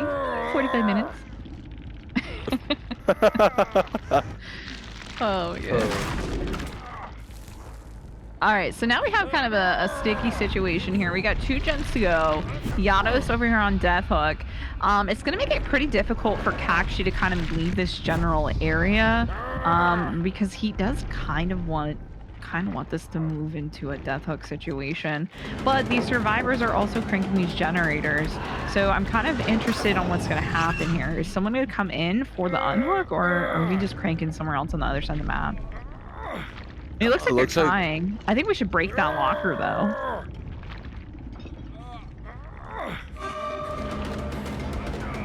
Oh, nice body block there.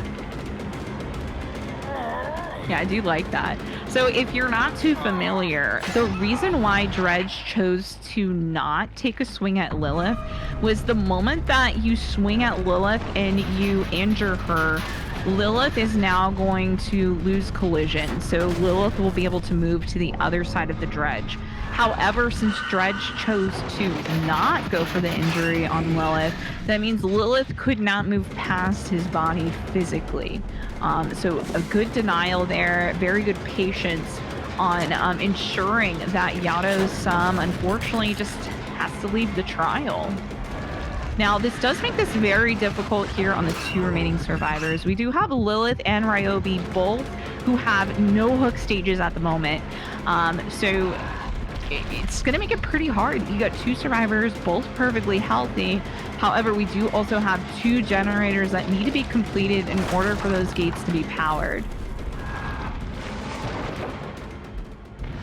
This puts Kakshie kind of in this weird predicament here. We either have to fully commit to a chase, or we need to commit enough to a chase, but then also go back and monitor our generators.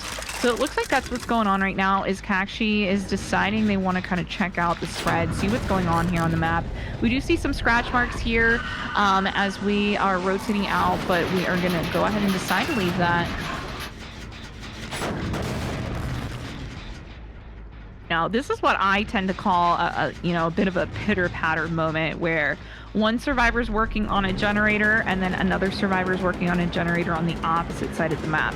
So one thing you have to be mindful of is these survivors are on comms. They are all talking on mic. As you can see, the gameplay so far, you can tell their communication skills are on 10. But they're telling each other what's going on. Hey, I'm in chase. I'm up here in 5.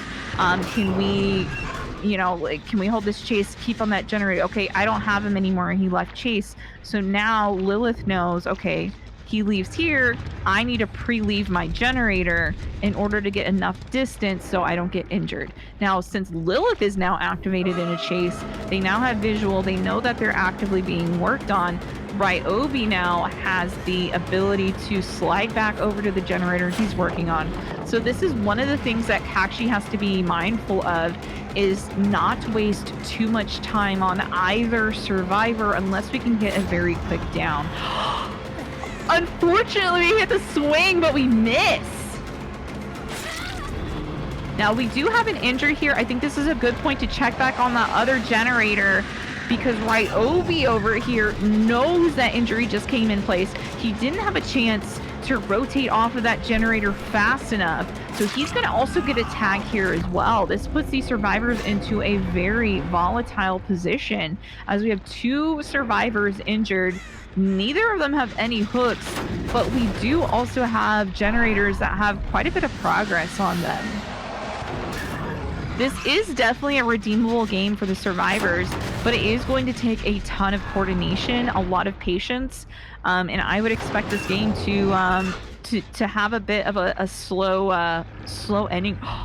We see the back of them. Are they resetting in there? Oh no, he was going back to the gen. I think Ryobi's gonna go down. Oh no, our balance landing player!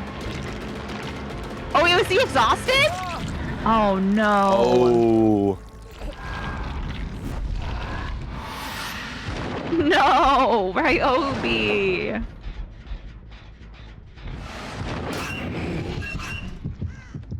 No, we do have killer instinct on Ryobi. Ryobi's still on the ground there.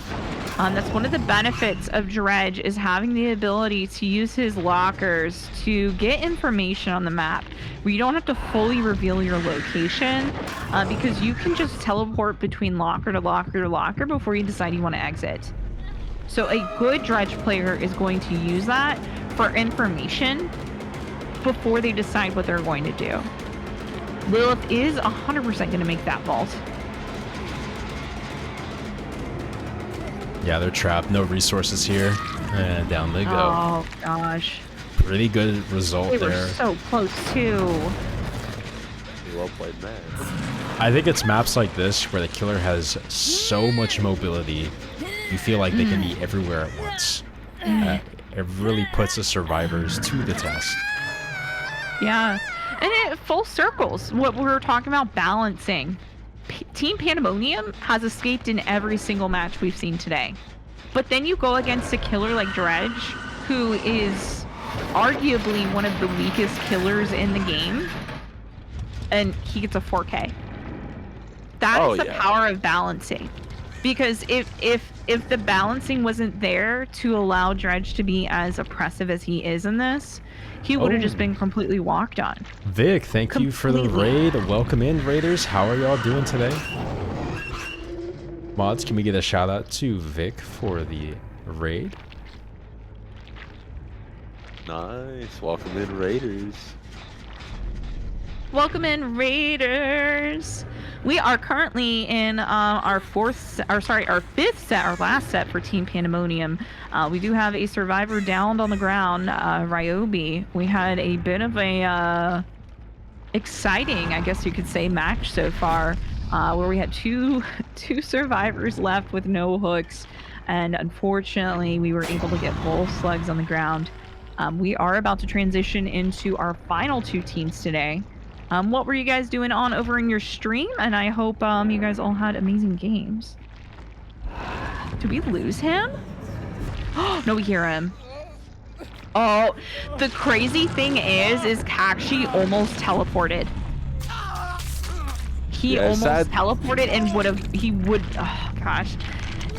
I don't know how long it would have been before he made it back over there. Yeah. Sadly though, since with Ryo not being hooked, that negates the freshes, but that does give the rest of the scoring. Yeah, so it looks like our final standing is going to be 72 points for Team Pandemonium. Dang, that bar is set high. I mean, can we see our other teams try to beat that? They're at 72? 72 points they have accumulated over their 5 matches. Oh. Yeah. Now, survivors, the maximum amount of points you can get is 110. Pandemonium is cooking. Or air frying, I think is what you said, right? No, they're grilling. They're grilling. They were grilling. You got cooking, and then underneath cooking, you got microwaving, and then above cooking, you got air frying, and then above air frying, you got grilling. It's a cooking tree. Oh my gosh. No, I think Team Krym has a very good shot. I know the roster for Krym personally because I've scrimmed with these gamers. I've met all of them through Shooter. It's an amazing team. I have some high expectations for this team, if I'm being honest. I think they're going to do really well. Oh, is this Shooter's new team?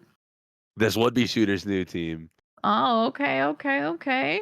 Yeah, so newly formed team from its Shooter. It's going to be their first time as a team here over in Gauntlet. So big welcome on in to Team Krym. We're super excited to have you here.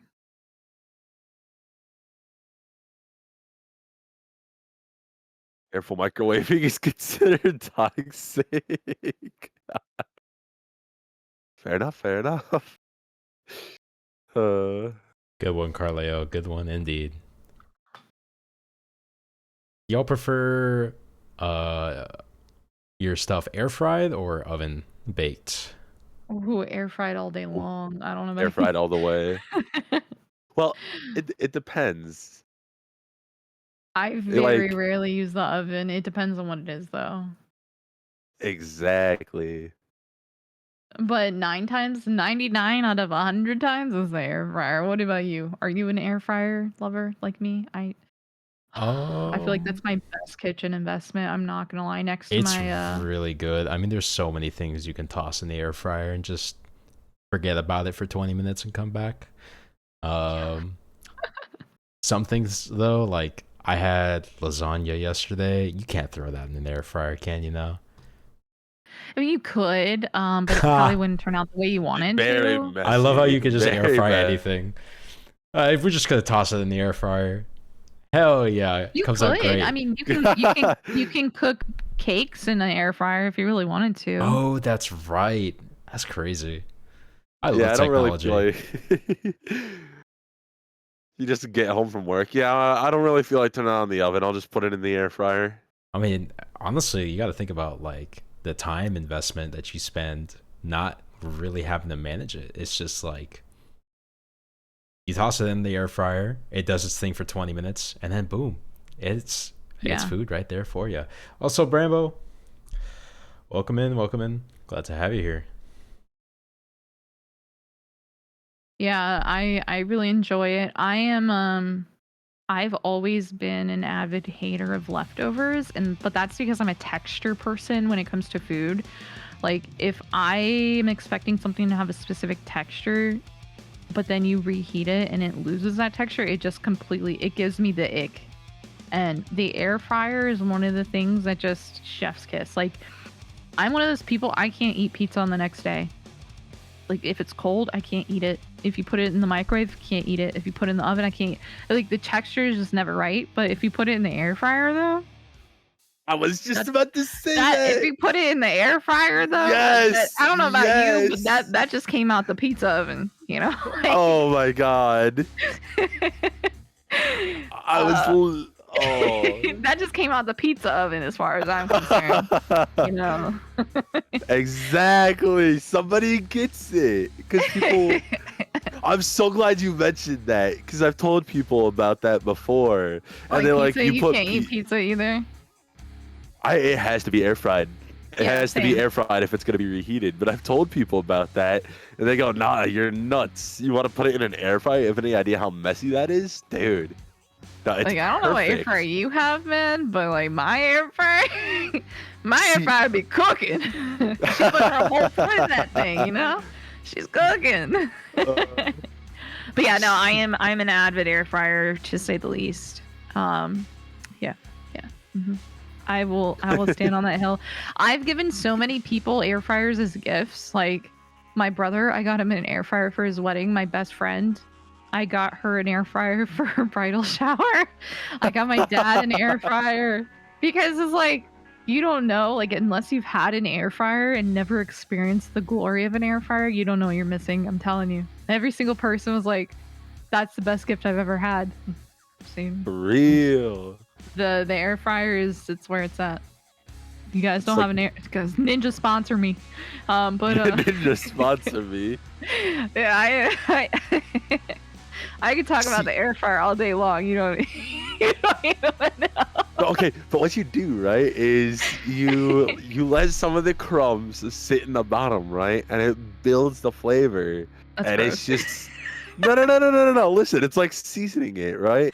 Because have you ever cooked? No, hold on. Listen, I use before liners you in judge. my air fryer. Hold on. Have you ever cooked chicken in an air fryer before?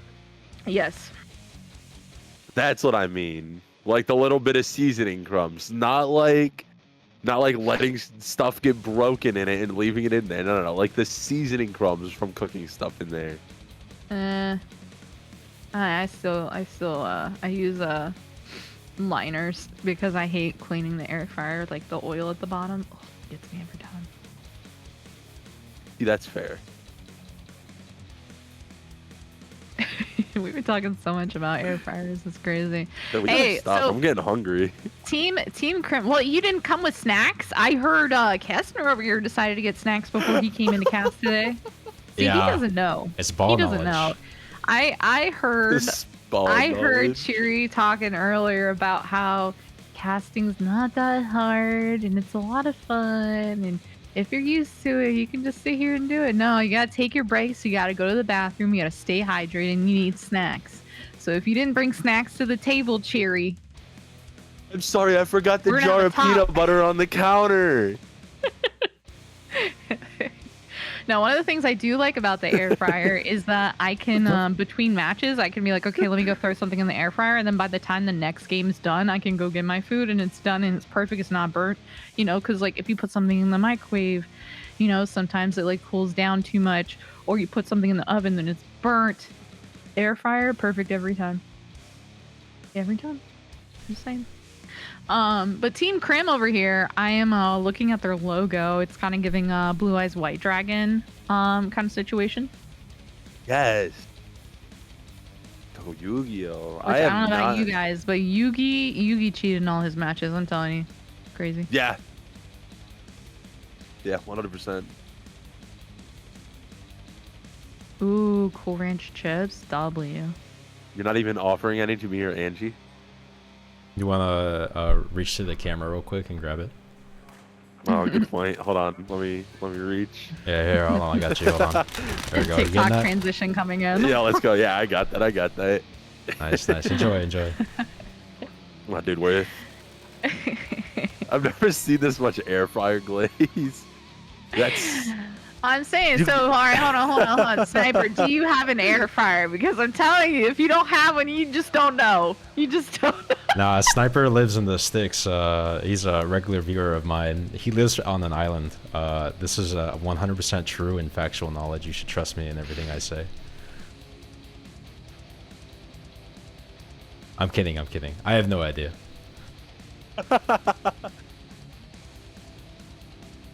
No, but I think it was Vic that had said it. Making cookies in the air fryer, already a good start. But hear me out. Brownies in an air fryer. Oh man, I haven't had sweet treats like that in so long. The most I've had was been like an ice cream every now and then, but I forgot what a brownie tasted like for a second until you reminded me. Oh my god, Yeah, it's been a brownies while. are amazing.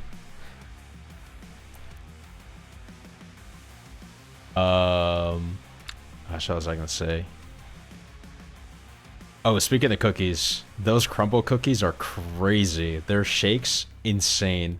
They put like 180 grams of sugar in one shake. I mean, that's insane. How do you squeeze that much? I feel like at one point it just stops being sweet. You know, you reach a point where the sweetness level is at its maximum, and anything else after that is just excess.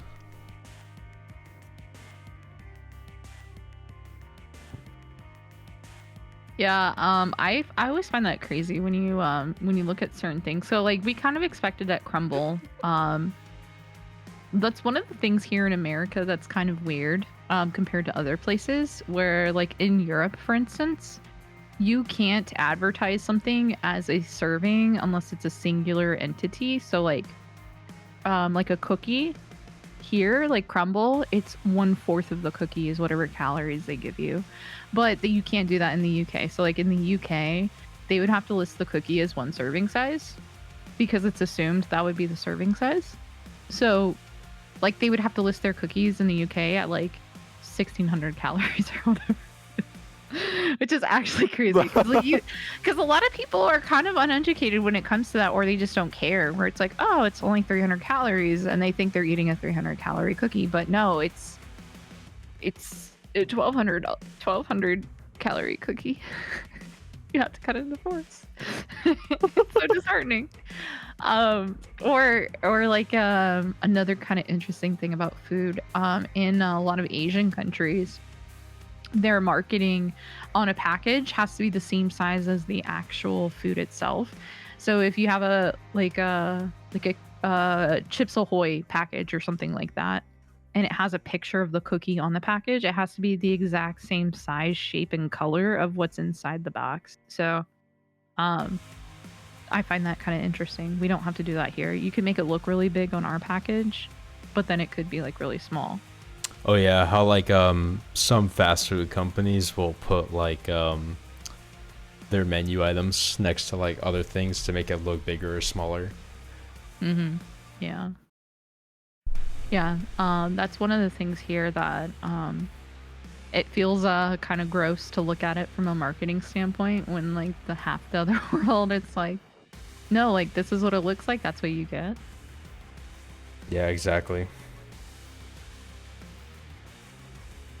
All right. Well, we appreciate you guys being patient with us here. Hopefully, if you guys are hungry, you guys get the chance to take a break, get some snacks, get some food, get some water, get you a shake if you want a shake, I suppose. But we are loading in on Team Krym. Again, this is their first time here in Gauntlet. This is a brand new established team. So we're really excited to have them. They're going to be going up against Aria first. They're going to be playing the Nightmare, aka Freddy, over on Cold Tower 1.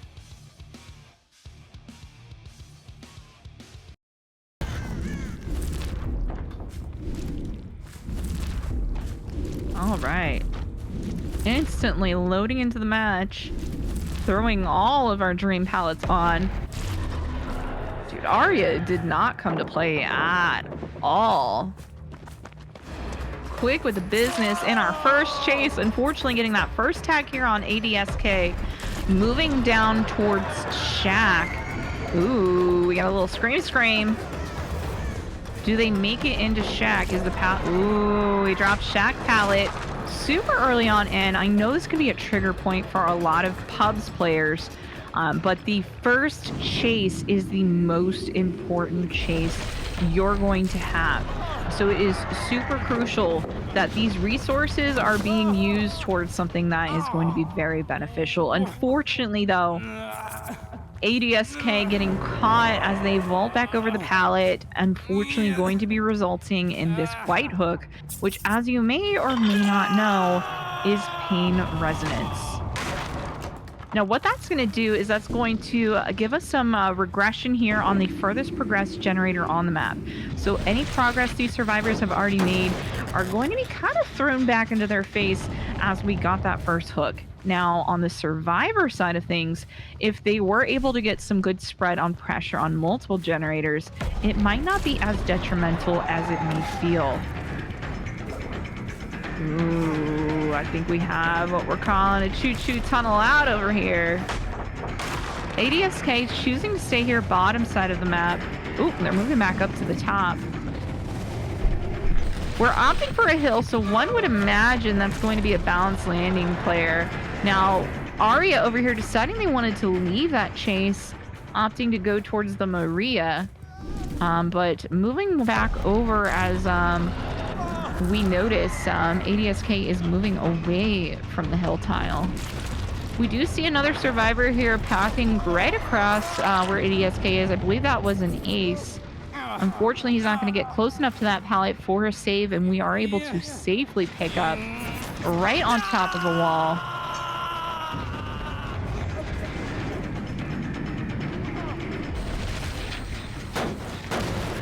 Aria using the power in order to transform across the map here. We do pretty much have visual on all of our survivors. We got Ace coming back over here towards the unhook. We had Pablo also kind of in the general area waiting to see if they can get an unhook. ADSK kind of hanging out. I would expect to see Pablo rotating back up in for that unhook save. I believe Aria was expecting that as we saw them turn back around here, going back to this survivor here, throwing another dream pallet. For the people. Ooh, beautiful usage of for the people here. Pablo is now injured and broken. However, that's going to hopefully give us a little bit of time before we're able to get this tunnel out of the match. Well, that's good for our Freddy player here, getting that pallet out of the way, allowing them to put a dream pallet there later. Maybe catch someone off guard. As it looks like... He was our balance. I knew it. Yeah, definitely. Knew it. No one makes a play like that without having balance in their back pocket. But this is a pretty good area for our Freddy. Look how many pallets they have set up here right now. Yeah, Aria's been doing a very good job about every time they're utilizing a pallet, they're putting a pallet back up.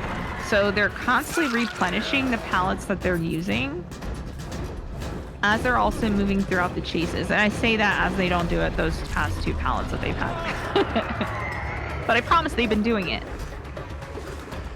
Ooh, Aria did a good job at avoiding the head-on! Now, if I recall correctly, Aria got caught on a head-on earlier today, and I think they might have had a little bit of PTSD from that happening. Oh, man. Now, we did get 2 generators done on the survivor side. However, we do only have 3 survivors remaining. 2 of those are injured, with Spider, our ace player, and Pablo. Ooh, unfortunately didn't hit it quite quick enough. We're gonna PR. Beautiful, beautiful, beautiful.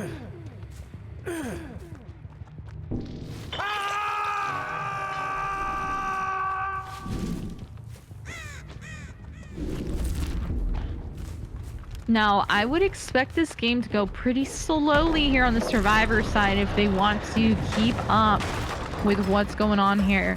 Now, knowing that these survivors are on comms, Spider over here is in chase. That gave Maria Fancy the ability to go in for the unhook, knowing that it was safe.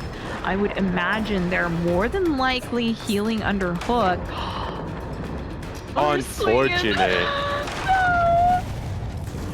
Now, what's kind of interesting is I assumed they would have been healing under hook.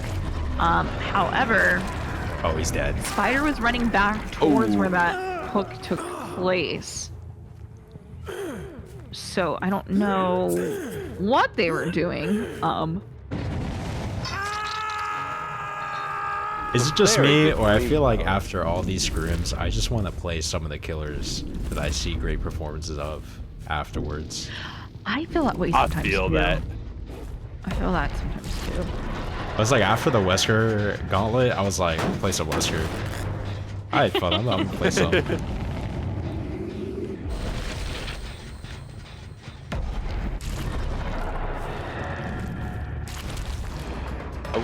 Nice, good avoidance on that one. And he's currently awake, so no dream powers will affect him until he has fallen asleep again. And unfortunately, since he is injured, Freddy cannot force him into the night state either, since his next hit will cause a down.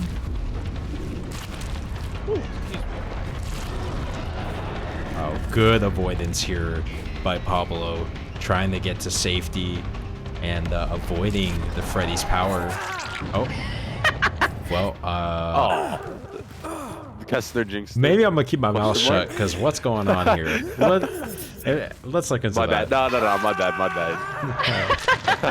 That was obviously my bad. You had nothing to do there, Kess. I was yapping at the same time, man. I don't know. Maria, I was really Maria. hyped for him. Yeah, it's okay. I mean, Oh, flashbanger. oh, good. Ooh. That was a good snare. I don't think she has anywhere to run. She's so slow right now. Yeah, and they're all fake pallets. So in order to utilize these fake pallets, you have to it's kind of a delicate situation because you can use them to stun the killer. However, the killer would rather use their power to explode the pallet before you have the ability to do that. So it does make it extremely unsafe. She got the clock off. But can she make it to... No, there's no safety here. She's dead. Yeah, forcing locker. I don't know about you or if it was just a spectator bug, but it sounded like potentially a quick and quiet on Fancy. I think so. I mean, I can take a peeps right now. Yeah, definitely that was the play. If she managed to get into that locker a bit quicker, we could have seen a nice head-on from Fancy. Yeah, so sometimes what happens, just so that anybody who's in chat is familiar with the questioning here, sometimes what happens when we're watching in spectate mode, there are audio glitches. So sometimes sounds come through that the killer can't hear, but also sometimes we don't get sounds that the killer can hear. So that was kind of why that was a question mark, was the fact that I didn't, sometimes you can't tell if it's the game or if it was a perk. As far as what the killer's seeing, they're going to be getting the correct visuals and audios based off of the actual perks that are brought. Unfortunately, though, with the spectator, there's still a little bit of work that behavior needs to do in order to get that correct. A lot of times we will get a nurse set, and you have nothing but nurse breathing all game long. Which we all know and we're very familiar with. I hear it in my dreams, and not in a good way. It's just so awkward. Like, you don't even get chase music with a nurse. You just hear her breathing.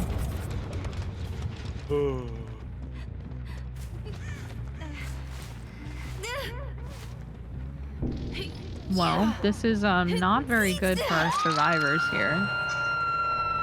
We have 2 gens to go. Spider, who has no hooks. However, they are sleeping and they're injured. Very not good. What do they have in their hands?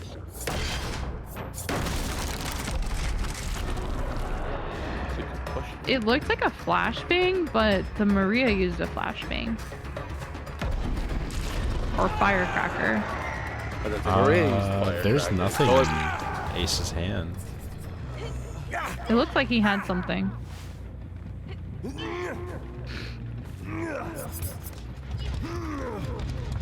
Nice little 4K2 on the Fred ward, though. I think earlier's Freddy match was also a 4K2, was it not, Kess? I'm trying to remember. I think it might have been 4K2 or 4K3.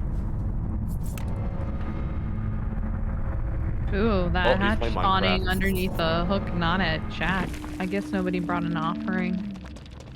Yeah, looks like the wrong offering was brought by accident. It's okay though. It's Scrims, you know. Things happen like that.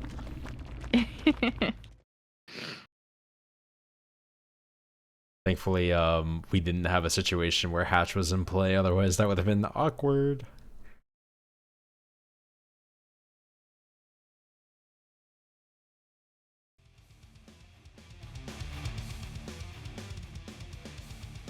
What are your guys' thoughts on graham crackers? Ooh, I love graham. When I'm sick, they're pretty good. I respect it. But I think they go pretty well with just a nice glass of milk. So one of the things when I was younger that maybe it's like a poor man dessert, but I still kind of enjoy it sometimes is graham crackers with icing on it. If you've never had okay. it, it's 10 out of 10. So like think about back in the day, God, what was it called? Dunkaroos. Think of it like that, but instead of it being like the shortbread cookie on the Dunkaroo, it's graham crackers.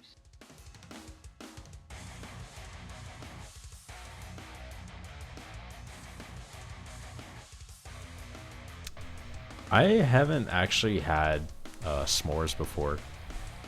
What? What? Yeah, I've never tried it. I know it's good. That's I've tried the different ingredients before. I'm almost positive they're great together. Okay.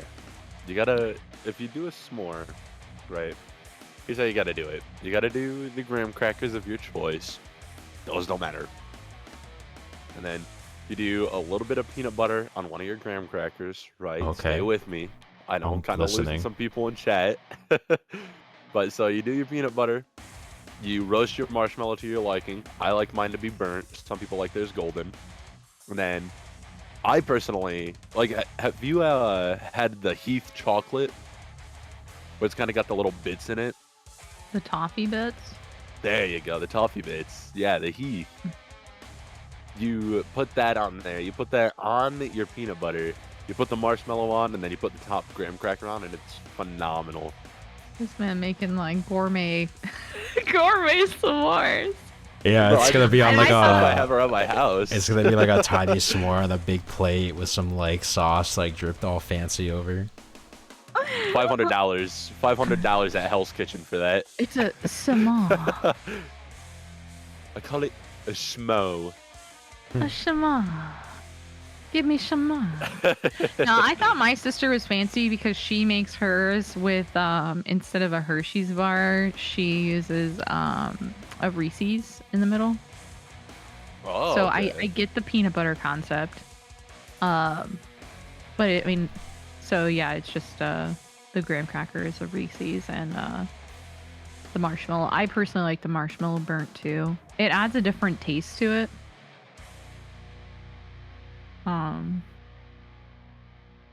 But yeah, I don't know. Me personally, I'm a keep it classic. You know, you gotta use the Hershey's milk chocolate. As much as I love dark chocolate, it just doesn't work in a s'mores. What about cookies and cream? Try that. I've never Ooh, tried that could because be good. you have to think the marshmallow itself kind of gives that balance, if that makes sense, because it's already not chocolate. Because like if you think of white chocolate in essence is just like sweetened condensed milk, and marshmallows is basically just sugar, so it's like they're kind of the same flavor profile. I mean, I could imagine it would taste good, but I think what really gets it is just that all three tastes are completely different.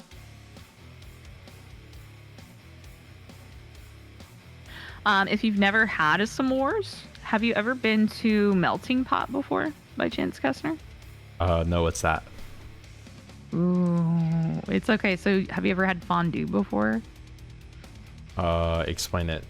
What is fondue? Okay, so fondue, you could technically do it at home, but fondue is like you kind of like cook it yourself in a pot. So, traditionally, like Melting Pot is one of the, I guess, bigger companies or restaurants you'd see in the States, where like you go in and you get like a 5-course meal, and so like your first meal will be like your salad, then your second like meal, like because you have different courses, I guess is probably the better word, course, will be like your cheese course.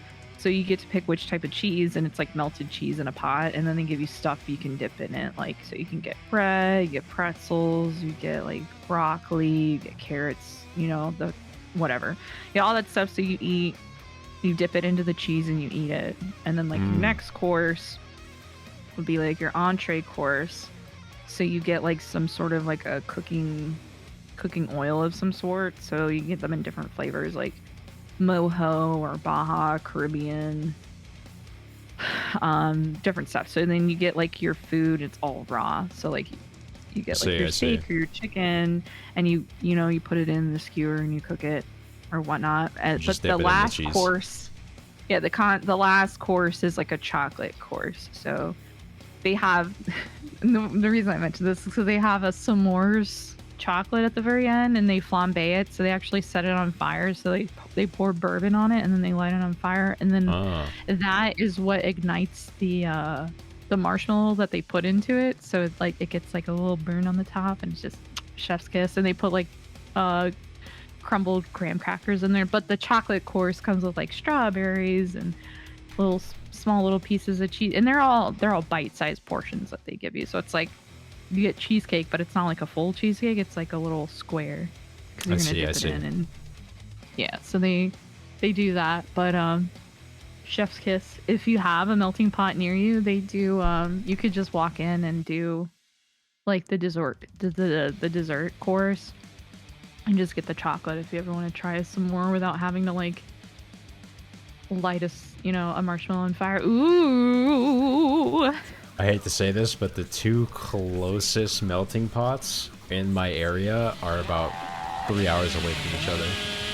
Oh, that's wild. Yeah. That is wild.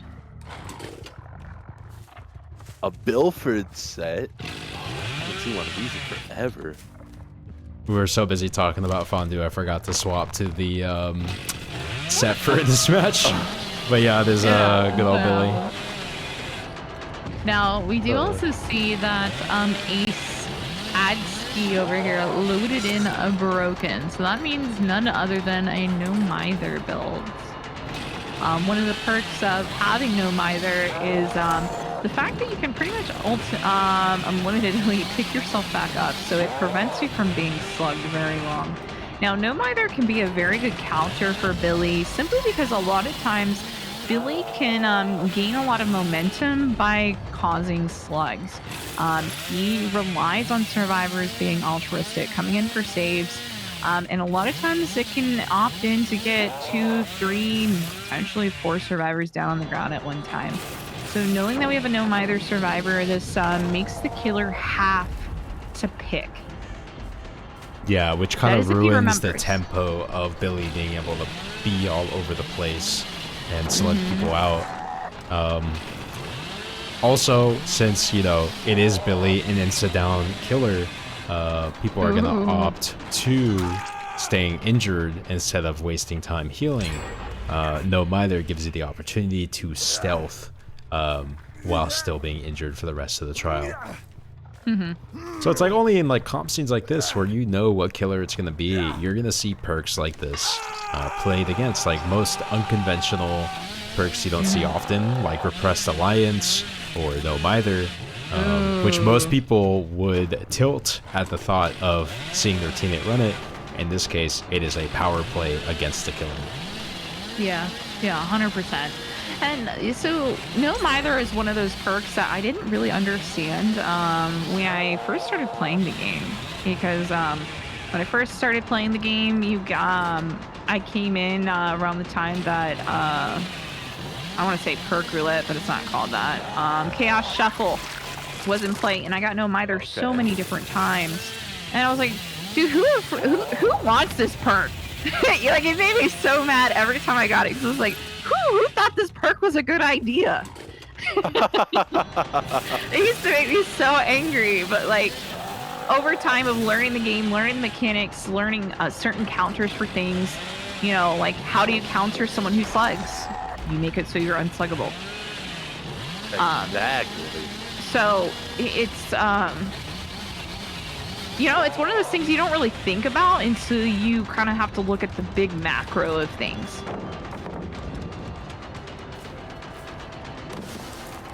These survivors are cranking gens. We need to get it down here in the next probably 15 seconds. Otherwise, we need to just leave. I think we get it. We bloodlusted? Yeah. Bloodlust 1 came in clutch. And yeah, Ace over here just not afraid to take aggro from our Billy. And sometimes that can be a good thing. So knowing that you're the no-mither person, you can't be slugged. Knowing that you've already gotten a hook, you're the only person that's been hooked so far. You're the best person, the best candidate to be hooked. You're gonna give the least amount of points to the killer team as possible. And you're in essence just kind of sitting there wasting time. In the meantime, while we're sitting here wasting time on a survivor that's injured, when you're playing a one-hit killer in essence, the rest of the team can just sit here and work these gens. I mean, they've already gotten 3 gens done. Oh no, he's gonna immediately get into another chase here.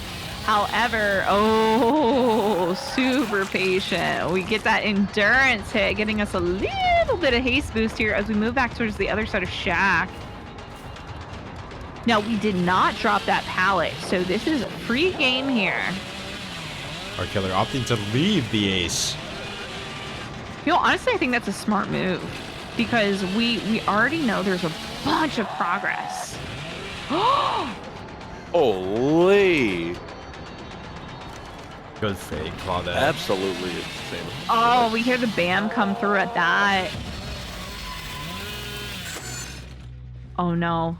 I think that this was our Cenobite player. They had to swap off of Cenobite because of the bug. This is Gudalz. Was it? I guess I'm mistaken. No, it's okay. Cenobite was JR. Gudalz was the person we saw earlier. They were playing Trickster, they did Spirit, and they were the second Lich.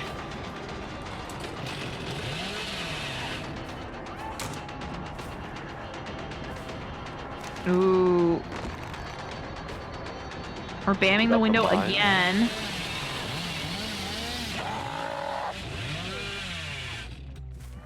Now, one of the things I am noticing about this killer is they are not centering their crosshairs.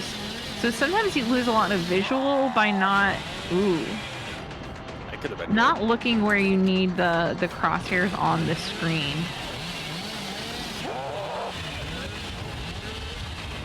Oh no. Spider hitting that balance landing. However, balance landing cannot outrun a Billy. But utilizing specific... What? Was that crouch tech? Whoa. Was that crouch tech?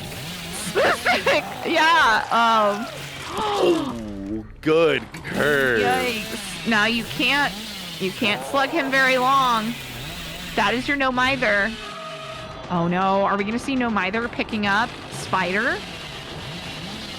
Oh, I would have waited there a little bit longer. I would have waited until you actually hit me. No, I mean, Adski's definitely up. They're definitely getting up.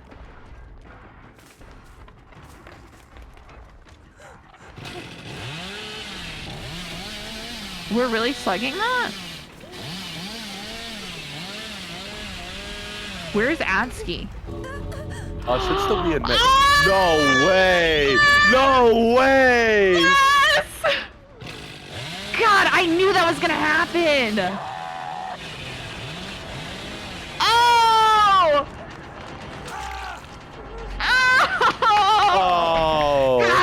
was crazy. I told you could not slug him. Oh my god. No way. I feel like in a situation like that, your best bet would be, if you can manage to make it happen, to tunnel out the no mither, because that's just making it so much easier for you to slug there and slug all the remaining serves.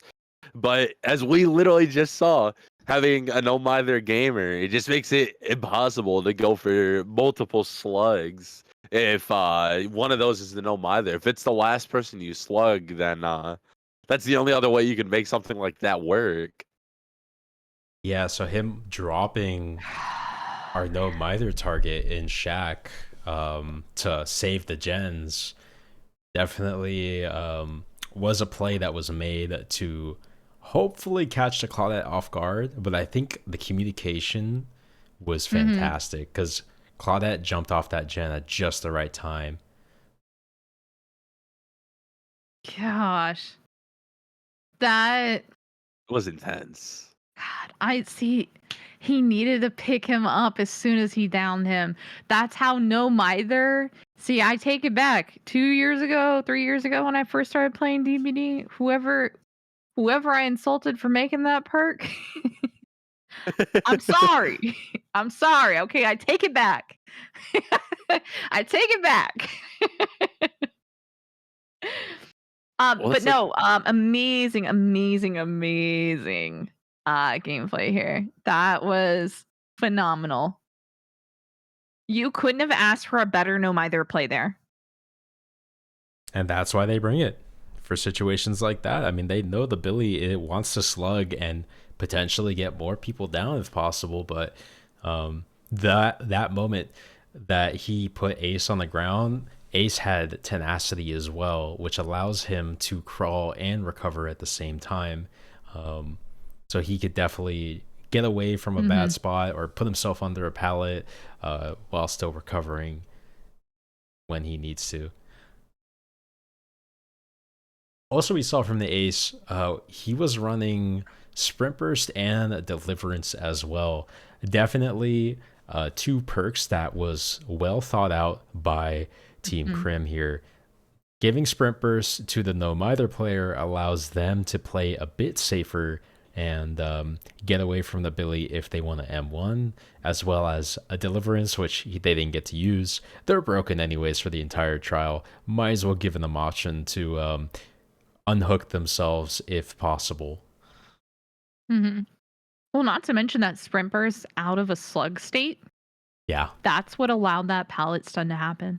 Exactly. Yeah, that was phenomenal. Yeah, so it was a really good decision to give Ace those perks there in the case that he would ever need them. Just honestly well thought out. The rest of the team, they had other perks that were more focused on gens or saving each other. And the Ace did a phenomenal job just taking chases and being kind of this like blister on the Hillbilly's arm the entire match.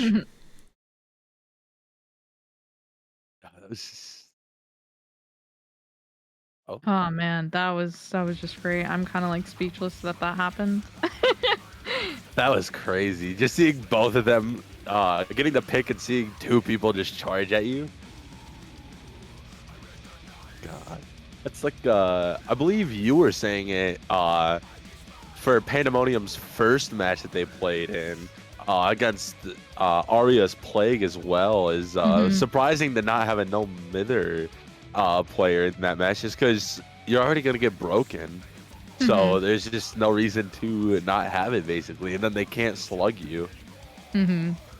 Yeah, and especially against somebody like Plague, for instance. Plague causes the broken status, so it relies on the Plague having to remember exactly who the no mither player is, because they're so used to playing against survivors that are broken. So it's something they mentally have to track, and a lot of times they do end up losing track of it. So sometimes what happens with killers when they're playing is they have IGLs or in-game leads, that are providing comms throughout the match.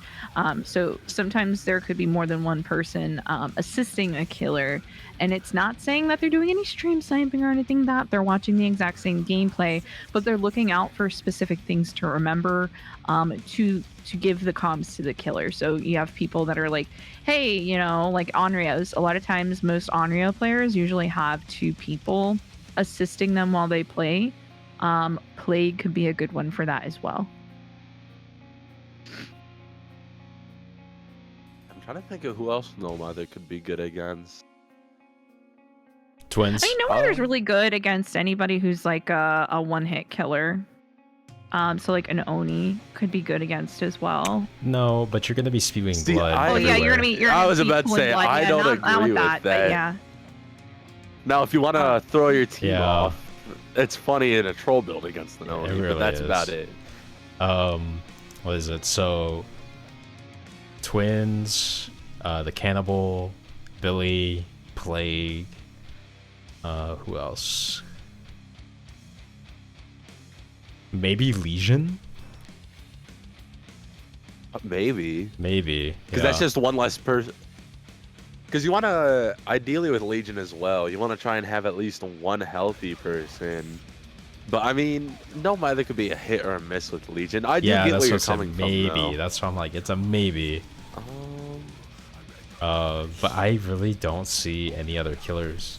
Like I said, Twins is really good with No Mother because Twins, yeah, because they're slug killer. Yeah, exactly. And you want to get value out of Victor, but I remember we did a community night here at Gauntlet for affiliate, and it was me, Carleo, Nofi, and one other person I can't remember off the top of my head. Maybe we asked the viewer to join us. We ran all No Mither and we went against the Twins on Fazbear. It was a great time. The Twins had difficulty slugging because we just kept picking ourselves up over and over again.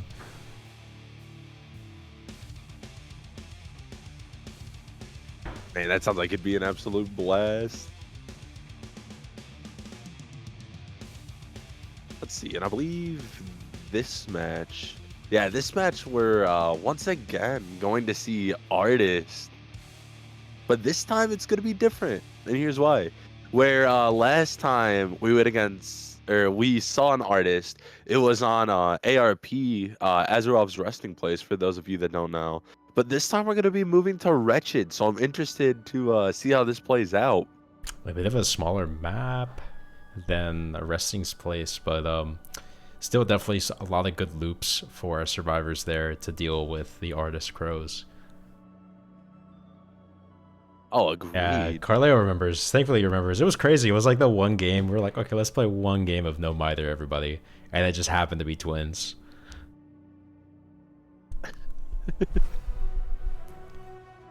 All right.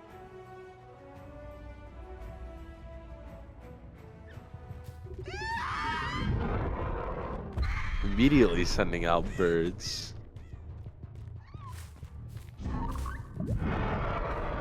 If we look at Artist's hand that comes up when she's getting ready to send crows, we can once again see that she is running Ink Egg for those... yeah, for more pressure. Extra. Yeah, having one for extra the crow extra can crow. like zone off a survivor from a loop or from a corner tile. So yeah, I mean, very useful for the Artist. But you know, like as Angie mentioned earlier, it is a trade-off. Sure, you get more birds, but if you use more, the cooldown is longer. Agreed. Wow, great zoning there. I feel that's something that a lot of people overlook with Artists, unless they're in the comp scene, is just the potential for zoning with Artists is absolutely insane. Oh, like we yeah. see here once again. I think she has stronger zoning potential than Deathslinger does, just because nobody wants to get hit by the crows, and you can essentially start cutting off sections of the map with every crow you put down. Oh, 100% agreed. But I'm trying to think. of what our other add-on could be. I mean, we haven't seen anything yet, but I mean, I think the other add-on some artists like to run is Severed Hands, just because getting that crow infection to spread to other survivors, you can go for some nasty 2-taps. true. Especially when you see slingshots. It's just, there's so much you can do with Artist.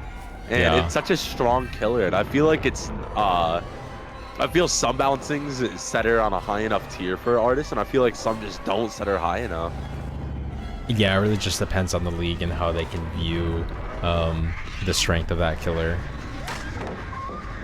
Ooh, good pallet stun. Yeah, just like that, placing 2 crows just forces Ace into an unfavorable spot. So it's, you know, it's either you get 2-tapped or you get hit once. How about you? Getting hit once sounds a lot more livable. Exactly, right? Oh, wow. Just narrowly dodging. Good dodge.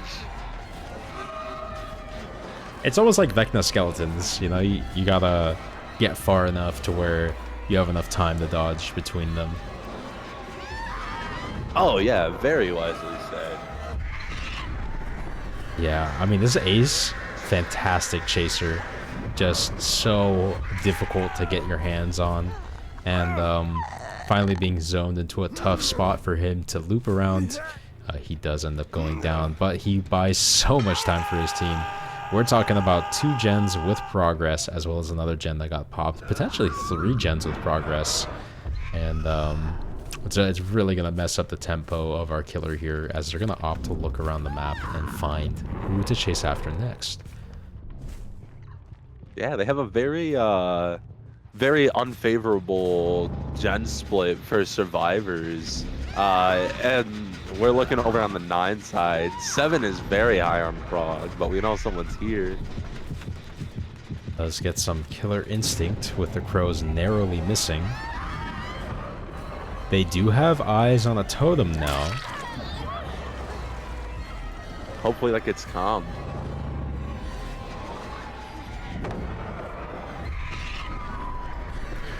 Nice, so she needs to repel these birds and does end up going down. So yeah, not being able to repel those birds, I mean, that's a tough spot to be in. Good placement of our artist here with the crows, putting them right on the locker spawn, making it hard for a survivor to run into the to the locker.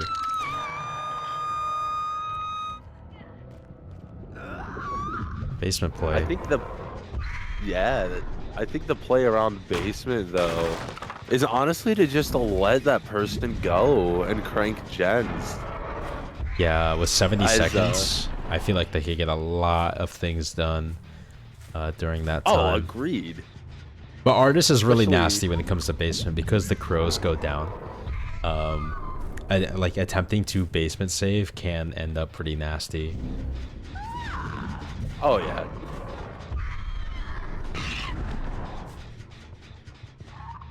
Yeah, so our Artist is just gonna keep harassing these gens, forcing the survivors off, having Ruin proc on the gen to make them fall back a little bit, then they have to spend more time repairing them. And yeah, she's setting up right now crows to prepare for that save, but I don't think it's gonna happen. I think the only person that would go for it right now is the Ace. I wouldn't speak too soon. No, And you're not gonna believe why. way. You're not gonna believe why. 100% prediction. They were waiting. Oh wow. They were. I switched POVs and sure enough. He was sitting in the locker the entire time. That's crazy. Very smart. That's crazy to set that up ahead of time. That is good communication.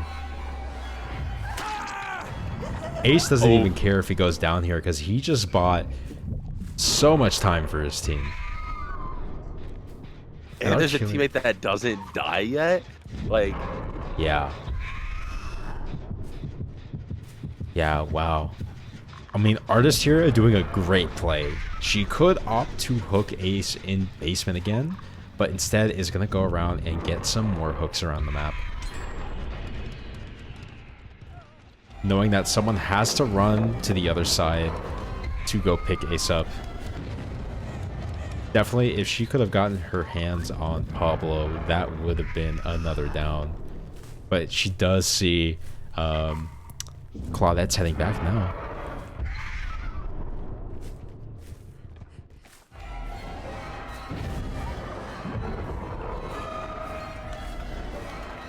I gotta say, the team coordination for Krym is very good.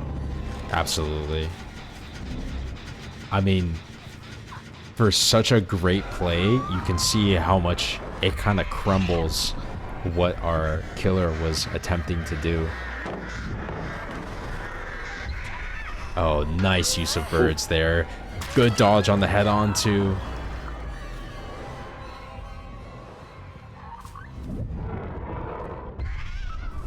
Yeah, I mean, this is the play Sadly, here. no snipe. Yeah. Oh, Ace was spotted. I don't think he can get this flashlight save. Well, I mean, they're down a player, but they're not out. Right? What do you think, Sherry? Do you think this is still savable? I don't know. I mean, it's pretty rough. All survivors are injured. Ideally, what happens here is, oh, actually, I don't even know if that'd be ideal.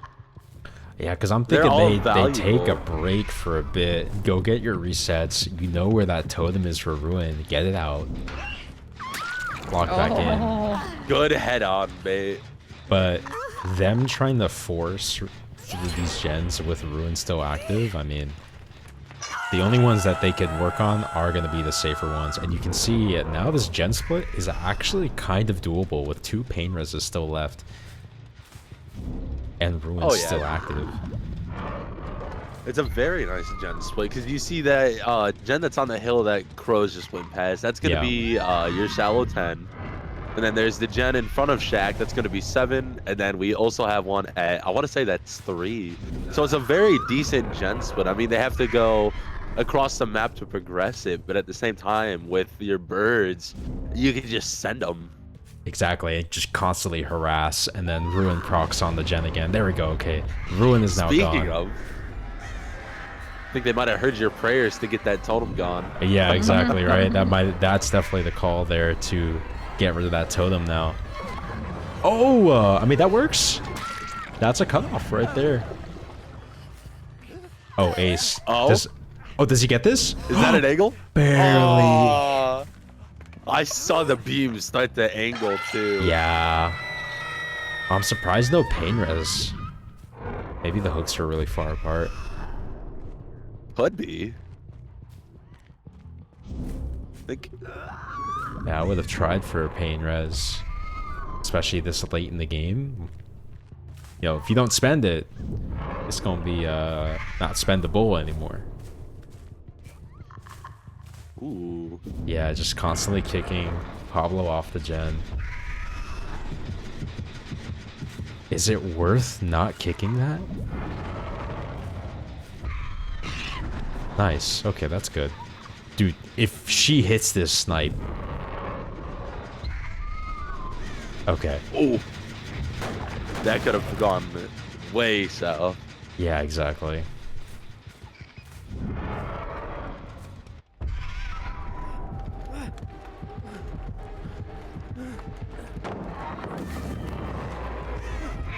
Nice life value.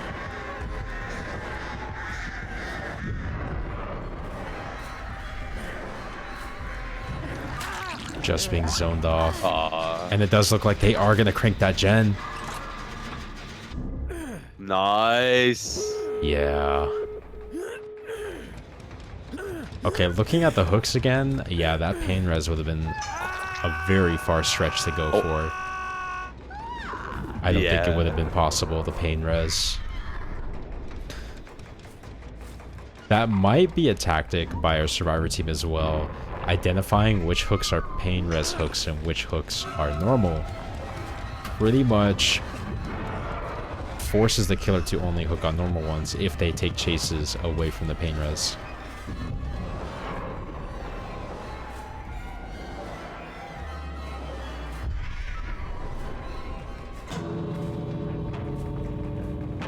I think with Pablo still being in chase here, we could see early outs with a Shack play in mind. He's able to repel these. Oh. Yeah. Spider Okay. coming in to take the hit. Oh, okay, nice. Oh, wow. Our Claudette still has a firecracker. Can she get the firecracker off? Oh, just barely. Wow. Good. Yeah, Good yeah. attempt. It was a good attempt. Good try with the blind. She is going to go after Ace now. Yeah, Ace is just going to have to take this. And that's unfortunate. I mean, good for our killer here, getting many stages across the board. As well as now Ace being dead as well. Personally going to basement. Yeah. No Mori, but that's okay.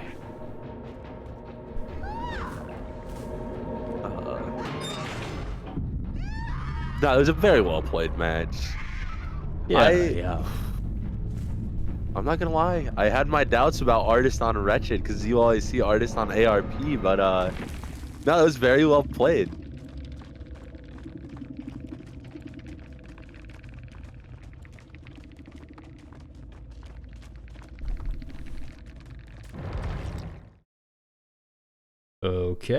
Okay. Okay. I mean, so far, JR leading in the points at 82 with the killer standings. So it's Pandemonium still at 72.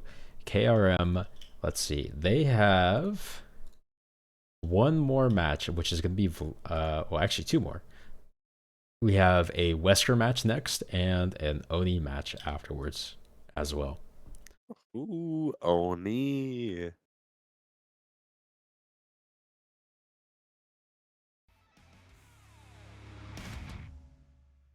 Ooh, immediate invite into the lobby. This is what I like to hear. Those Preparation are truly is the best. key. Yeah. Hearing that Steam notification go off is just like candy to my mouth, ringers to my ears, and money in my pocket. You love to see it, you love to hear it, and you love to feel it.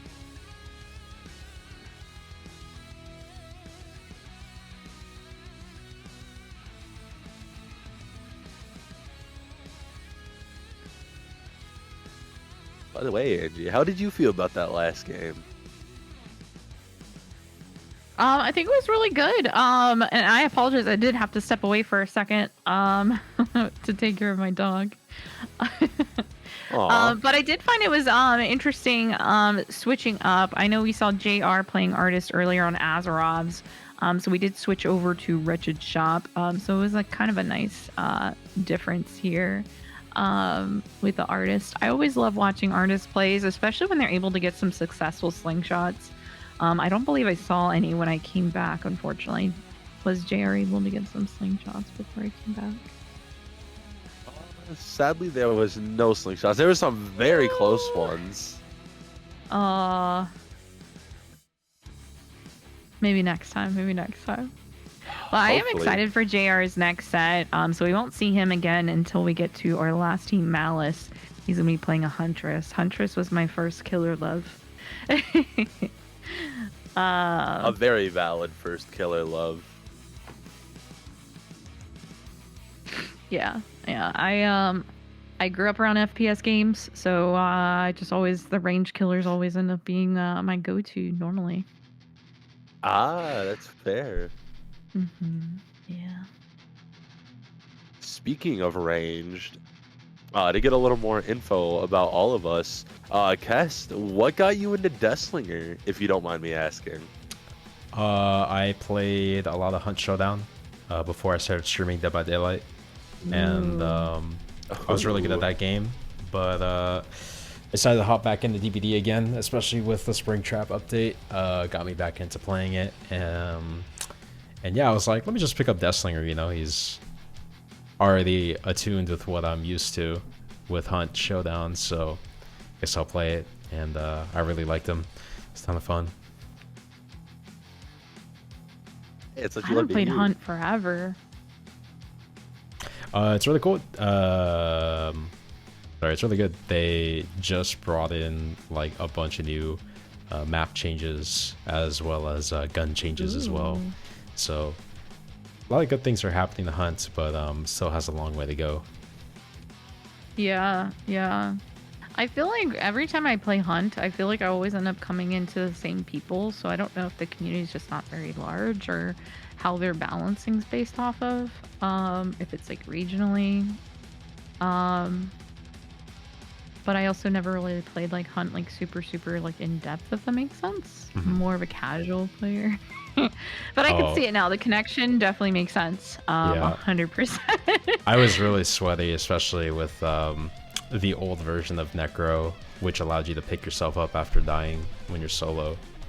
That has been nerfed, so you can only do it once now. But before, it was like, as long as you still had health, you could pick yourself up over and over and over again.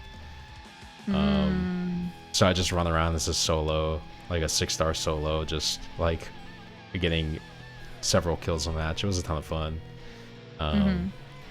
But yeah, I haven't played it in a while. I do want to get back into it though. It's been great. Oh, interesting.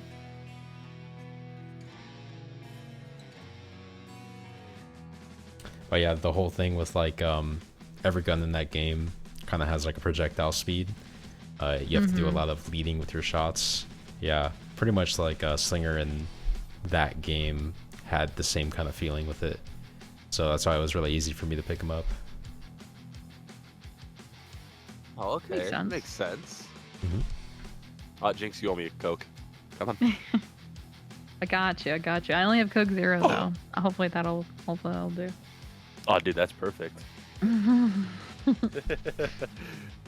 Looks like we are getting set for the next match, by the way. We see Vlad coming back once again for Killer. Back on the Wesker. The big Ouroboros man. The man of many names. His fits are always so tough. I'm so excited. I got a pair of shoes coming in too. Oh, you got the whole thing. Yeah, I'm doing the new Dawn, doing the new Dawn outfit, and I tried it on. Oh, it looked really good on me. So I'm glad that I'm able to do that as well as have like a nice outfit I could wear out. I thought about doing like the trench coat fit, but I was just like, where can I wear this that isn't like New York? Yeah, I could see that. Looks like Aries has asked, "What, Angie? What got you into playing Nemesis?" Oh, that evil laugh. I blame Vlad and Aries. Okay. Oh yeah, you leave Vlad out of this. You can blame Aries all you want. You leave Vlad alone. You leave that man alone. Okay. So I guess we'll story time with Angie Turtle for a couple minutes before this loads in all the way. No, so we were running a bunch of streaks. Vlad, Aries, me, and someone else who is not a part of the Gauntlet community. Their name is Bloodbird. But we were running a bunch of streaks where you would load in as a survivor with no perks, and you go against a killer, and if you 3 out on the killer, you then take the killer, their build, and then one of the players has to play the killer. But if you lose, then you start your streak over and you have to go back in as naked survivors. But anyways, for whatever reason, nobody else played Nemesis. I'm not a Nemesis main by any means, but nobody wanted to play him, so we ended up getting back-to-back Nemesis every time that our streak restarted. And so yeah, that resulted me in getting quite a few 4Ks on Nemesis.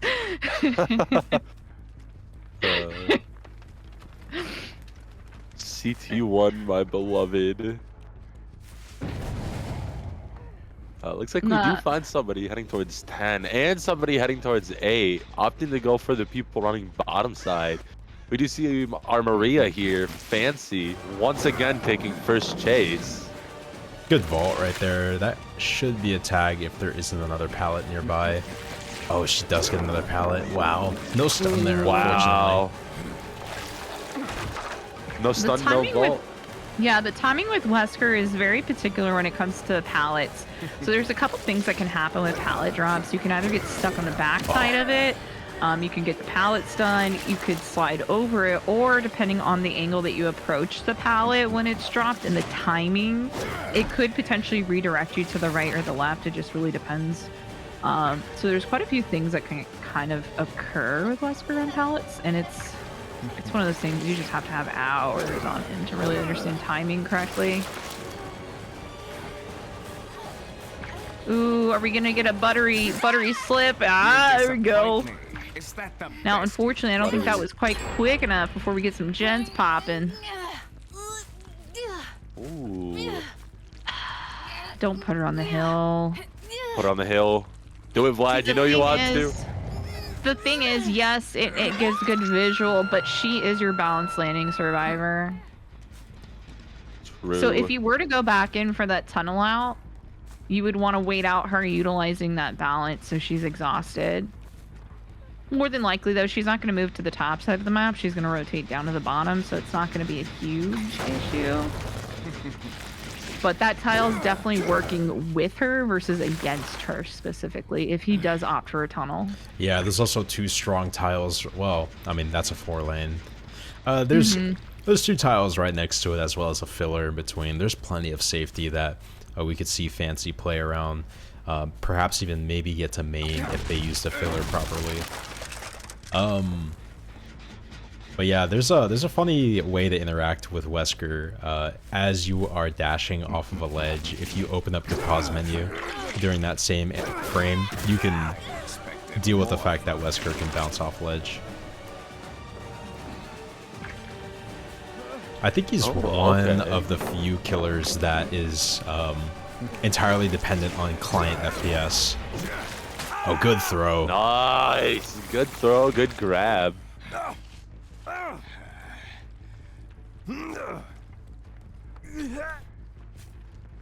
Also, I kind of wonder if Adski is our balanced player, because I don't feel like they would have gotten to unhook before possibly getting a tag because they dropped on a main.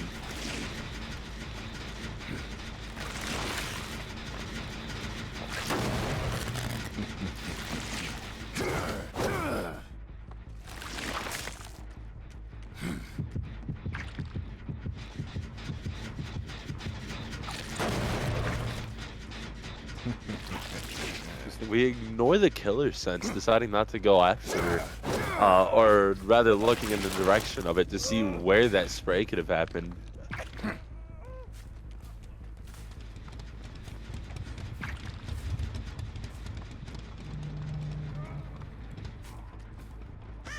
think nobody on gens. I think, I don't know. I guess the goal here is just to play how they have been on Surf's side. We do cut off 2 before it pops, though.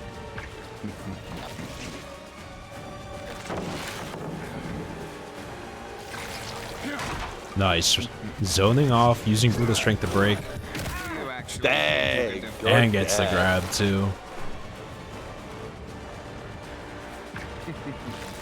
Once again, we do see Eruption with that highlighted generator. Oh, nice throw.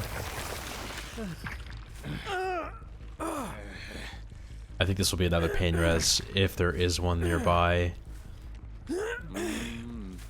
Might just have to settle. Oh, Yeah, maybe. Water Tower.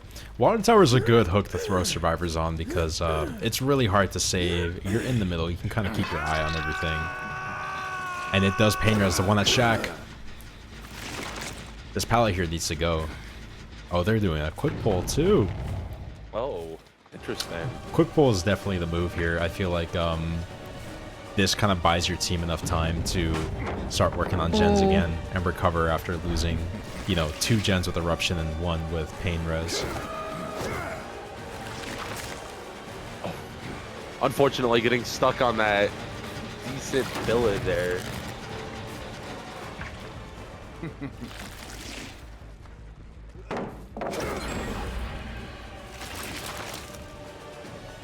Oh, this code working Vlad's favor there.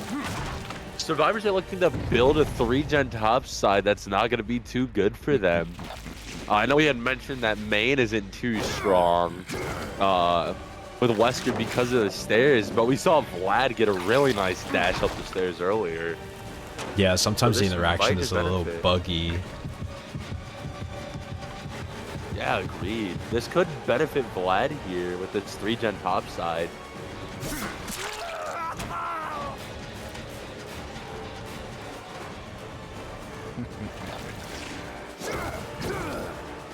I think Ace is being zoned off here. Does he make it to that window? I think he does. Oh, unfortunate. Aww. Further. I think Getting a with the little bit of 10% eruption regression aura. on that, yeah, they're just not going to be able to finish it in time. They just need the pressure in another gen because he's just going back and forth between slugging and that gen. I mean, it's a good play to slug because right now the Atom is running over to rescue the Ace while our Wesker here is putting pressure on other gens that he can better protect. Oh yeah. I'm glad to see the serves are putting pressure on another gen top side rather than just deciding that, hey, we're just all going to try to push for 2 to pop. That's what I was hoping to see because it's going to get to a point where it's just not worth trying to crank out that gen. Yeah, I mean, if this was a good chase for Vlad here, that would have been such a great play to make, but 2 failed dashes ended up costing him a... You'll pay for that.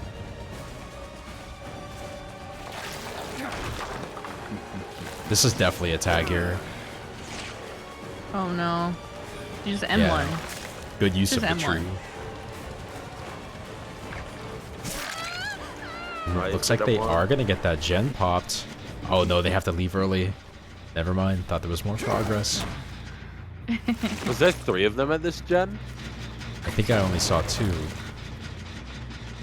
We saw Ace run around Adam when he was working on that gen. Yeah, I mean, our Wesker's trying to hold on to this 3-gen as best as he can.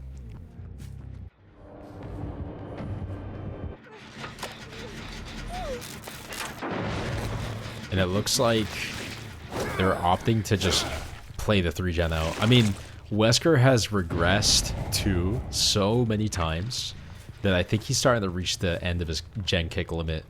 Yeah. And that is not a place we want to be. Exactly. Oh, this 3-gen, tile is good, so yes. difficult. Not being able to keep it regressed, that's the tough part. Yeah. I think the only real solution that we have is getting that last stack of pain res. We need to find that Claudette. Nice, good patience. The problem is these gens are just so far along as is. Like, by the time we find Claudette and get her down, that gen's gonna be gone anyways. Now, on a good note, Vlad has a pretty tight-knit 3-gen up top side. However, we are opting to continue to chase away from our gen spread, especially after knowing that we already have a very significant amount of progress on that generator. Oh my God. Man. Well, we found the Claudette. That was a really good head-on Just play. not how you wanted. Yeah. I didn't find the Claudette. The Claudette found me. I think with no other option, he's just gonna have to commit to Ace here. Yeah, we've already spent so much time on it. Might as well finish it out. I would, yeah, perfect. So many pallets to chain in between. Ace now fully infected by Ouroboros. Question is, can he make it to hatch in time?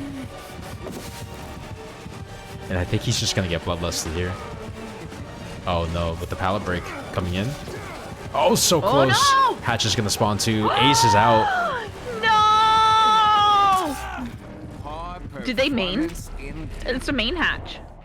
Oh, there's Huh? no Or did wait. nobody bring it? No, nobody brought the offering.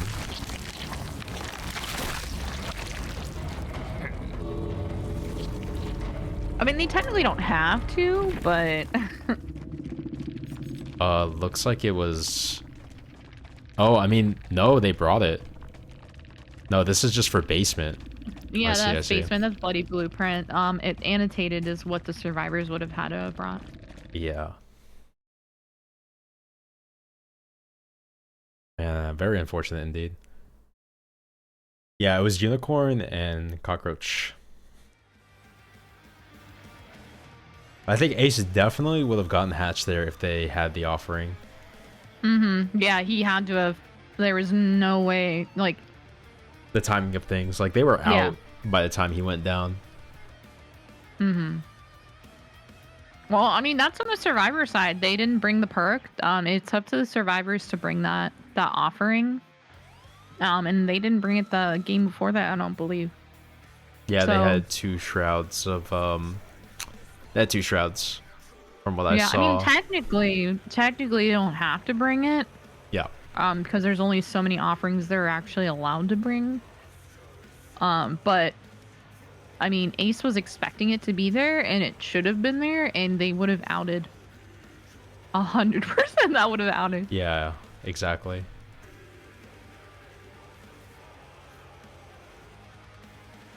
Well, guys, it's been super exciting having Krym here. Again, this is their first time here in Gauntlet as a team, newly founded team, and it's about to come to a close for Krym today. They have one more set to go, which is going to be their Oni set against Kakshie, back on Cold Tower 1. So we're gonna spin the block and head back over to the Cold Tower. But there's still more games after that. We have one last Survivor team to play today, Team Malice, and we'll be wrapping up tonight's scrims. We appreciate you guys being here. Welcome on in. This is DBD Gauntlet. We're home of the 5v5. We are open to all skill levels, so if you are new into the comp scene, want to dip your toes in a little bit, go ahead and join us over on in the Discord so that you can get on any of our future events. Also, we are working on a I guess kind of a partnership in a sense. So if you guys are not familiar with Team Mirage decided they wanted to build out their own tournament system. So we are gladly promoting them over here, as they have just been amazing to work with. So they are holding a a league called Mirage Madness, and they're going to be kicking things off in style by hosting their league's very first tournament on July 18th. They do have a $650 cash prize that's going to be up for grabs, and they will have a pool of 29 killers that you're able to select. And also, side note, Jason is one of those killers. So if you want to get in on the action, any player is allowed to join. So any regions or any skill levels are welcome to sign up. Their signups are closing on the 30th of June. So that's going to be this upcoming Tuesday. So go ahead and make sure you guys jump into their server. I dropped the link over in chat. If you also join a little bit later on, it's !MM in order to get their Discord link. Make sure to join over there so you can get those signups in so you can get a part of that $650 pot. Thank you, Angie, for bringing our partnership to light for chat. I hope y'all enjoy that tournament. It sounds like a ton of fun to participate in. Anyways, we're going to be moving on to our last match for Team Krym, which is going to be Oni. Ooh, Oni, Oni, Oni, Oni, Oni.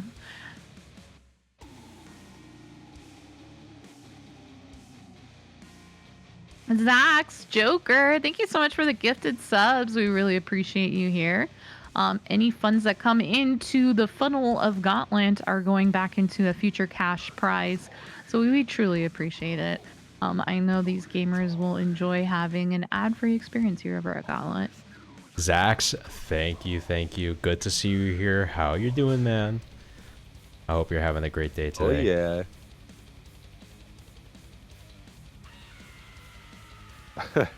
Thank you think, for supporting DBD Gauntlet, Zax. We much appreciate it here.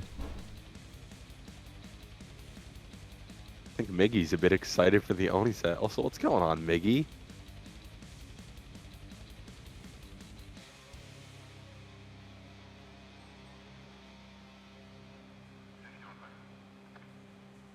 Unfortunately, Zach, Pandemonium, you may have slightly missed them.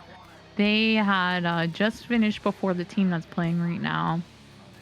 Team Krym is who we're currently seeing. It's Shooters, new competitive team. Pandemonium cooked quite a bit though. Once we get back out of this match, you'll be able to get into scoreboard, so you'll be able to see. But also, all of our videos do get uploaded over on YouTube, and we'll have the live video on our channel here on Twitch. You also, since we do save our VODs, you technically can scroll back on the live view if you really want to watch Pandemonium while we're going over our new games. But I recommend you kind of hanging out, staying, and watching Krym because they've been cooking something up too.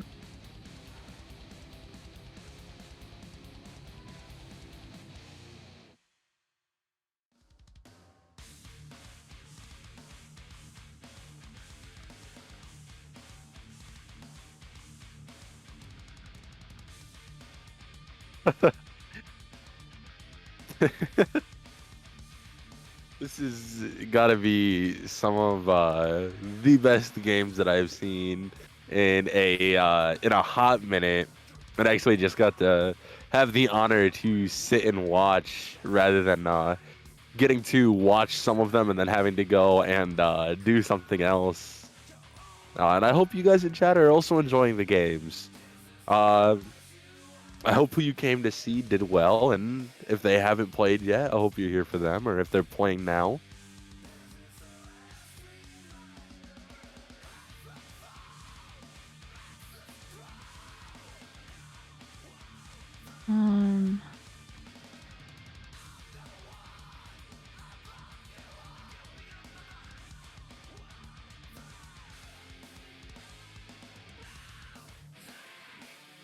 Keston and Angie, how are you guys feeling going into this match? Are you thinking this is going to be a win for Oni, our boy Kak, or is this going to be a win for Krym? Thoughts? I mean, the Krym has been showing fantastic plays throughout their matches here. I am going to be kind of on both sides. Kakshie has shown phenomenal playmaking with their Oni, so I don't know. This is going to be a tough game. We'll have to see how they perform.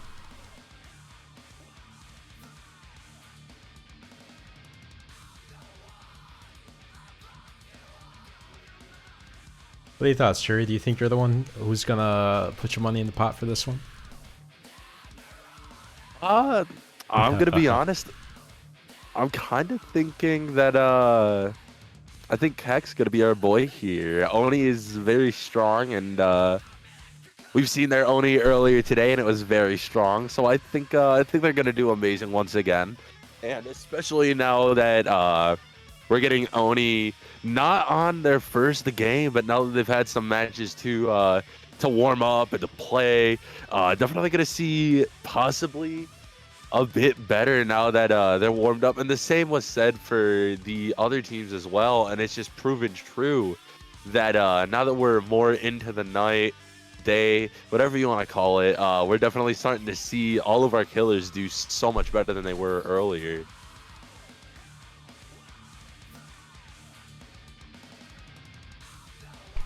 What you, Angie? How are you feeling with this Oni set?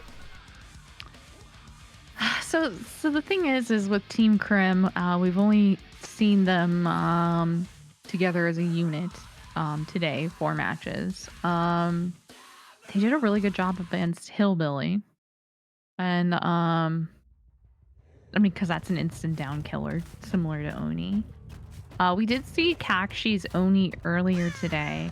And they did pretty good. They had some opportunities. So I think it could be kind of anyone's game. I don't feel like I have a ton of information to really know how this is going to fall out. I mean, I always enjoy seeing an Oni set, especially an Oni that's very, very aware of their surroundings. Because he is one of those killers. I believe Kestner was the one who mentioned it earlier. Like, the snowball potential on him is astronomical. Yeah, 100% agreed. And that first hit is just so unfortunate, especially because, as I have said, as Miggy has said, as many of us have said, you need to delay that first hit as long as possible. The more progress you can get on gens, the more you can get done as a whole is just going to benefit you so much on serve side.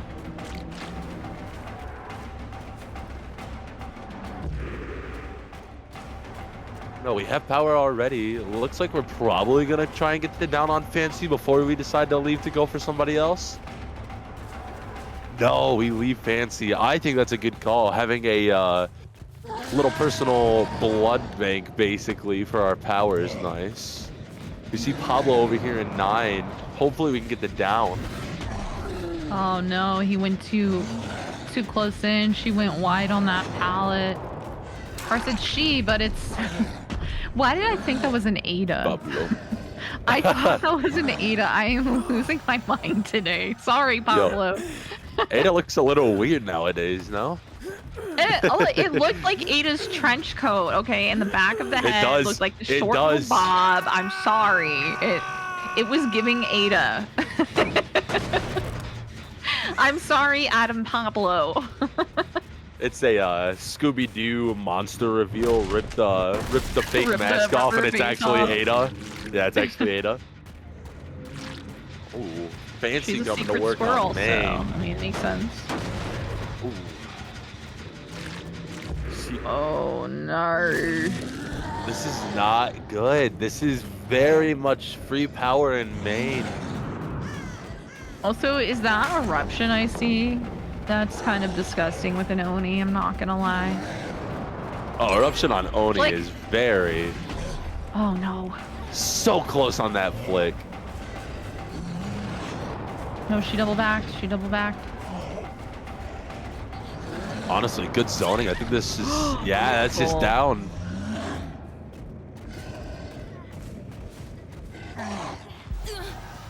Fast crawler. Why does this give me tenacity vibes? I don't know. It might be. This is a really good hook. Maybe. Behind main.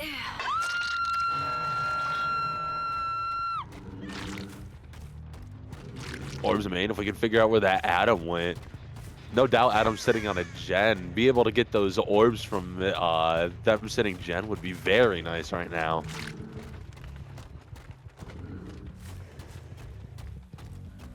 Honestly, this gen split isn't too bad either. It's a pretty decent top-bottom split. I feel like I would opt to go to the top of the hill here. Yeah, there we go. Get a little bit more visual, get a lay of the land. We got a bunch of blood orbs kind of going up the right side of the map here. Yeah. As we see Pablo, our Adam player, just freaking hemorrhaging over here. Look at that. Oni found the blood Frickin' bank. blood bank. Yeah.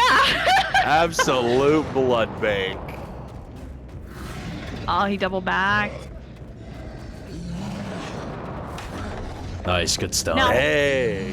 One of the things that, while yes, it's cool Pablo's injured and all, one thing to be mindful of is when Oni is in power, he is not getting rid of any blood orbs. So him doing all of these fast actions, throwing pallets, fast vaults, entering lockers, whatever it may be, he's not hemorrhaging blood while Oni's in his power. So something to be mindful of, it might not always be the best chase to grab the injured survivor while you're in power. Sometimes it's just, you know, the opportunity arises, but it's something you want to be mindful of because a normal healthy survivor in a normal chase is going to typically drop 2 to 3 blood drops when they're doing those fast interactions. So you're going to get your power a lot faster.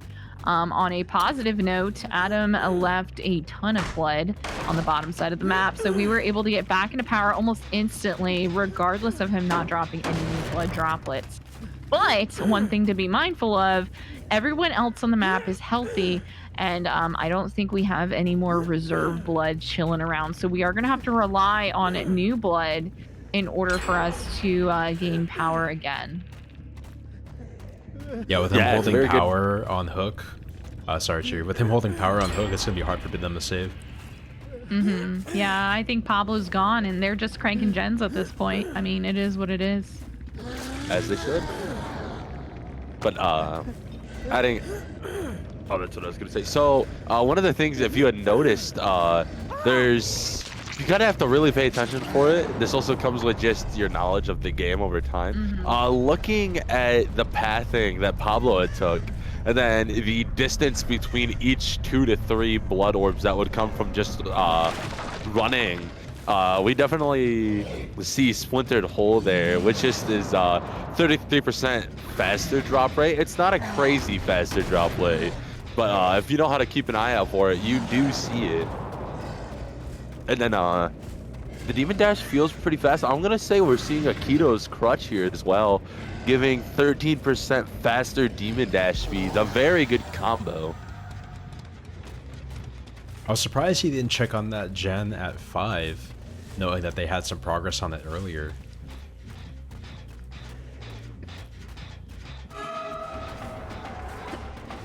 This might be a bad chase to take, especially with Shaq Pallet still being up. But with no other options, with who else he can find, he's just going to have to force this chase. True. Oh.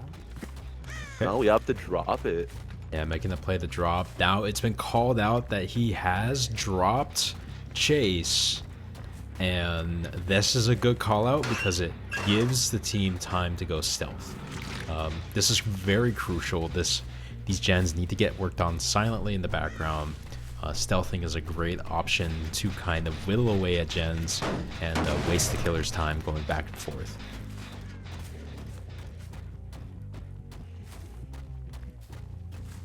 We do find Fancy once again.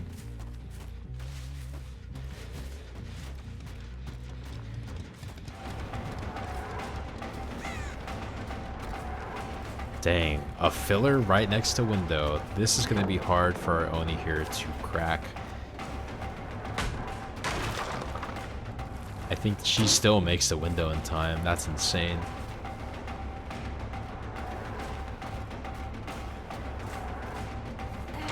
Meanwhile, Ace is just working away on that gen right next to Shaq. Watching most of this unfold in the background, as well as Claudette is working on another gen all the way on 11. So this is a really good chase, and Shaq Pallet's going to go down now.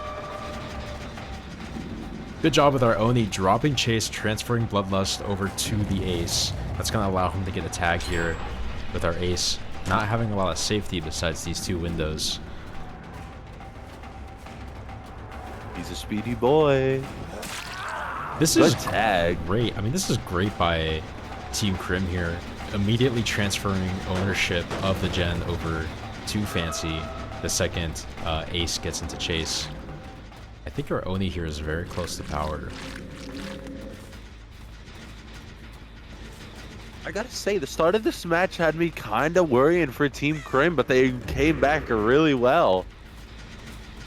I think Fancy's gonna die here. There's nothing else besides the windows and Shaq that she has.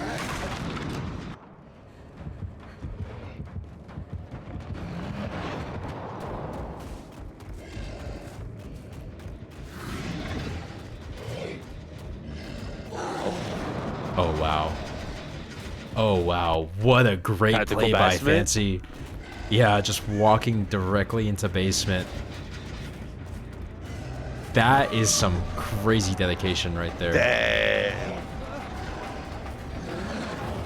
And the head-on play. Yo, this team is locked in. The head-ons today are going crazy.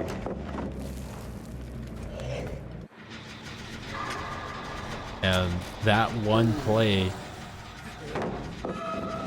is gonna give them the opportunity to get the gates powered.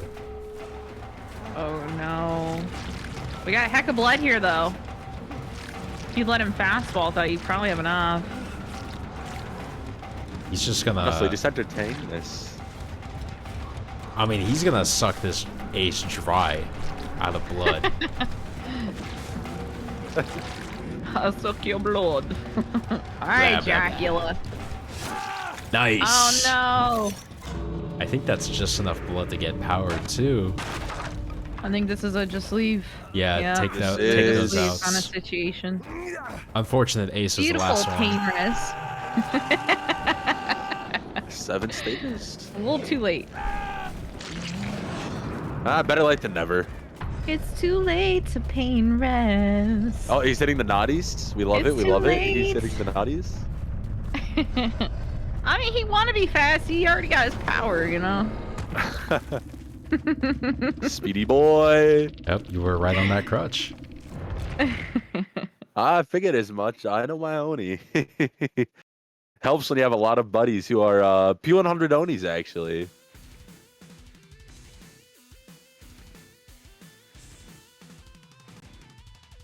Ooh. Looks like we're finally moving on to the last killer or survivor team.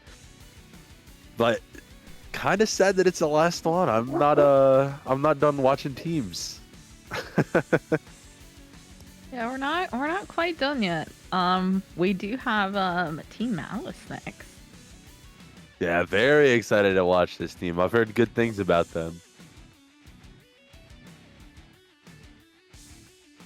Are they a brand new team here at Gauntlet? I feel like I don't recognize their logo. I'm not sure about the team itself. I know Karami's been around. Let me double check. Also, know Levi's been around a good chunk.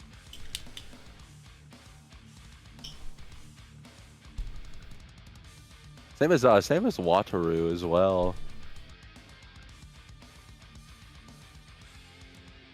Oh no, wait! I think I might have had a chance at going against Malice for Altruism League if they're playing for the Play for Pride that's going on. I wonder.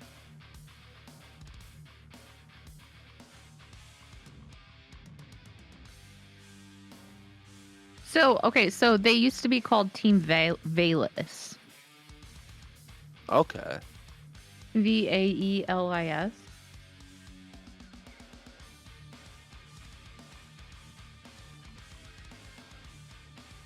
Oh.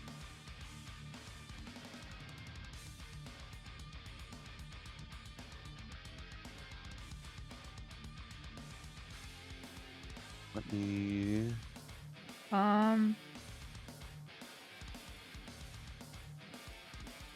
Win.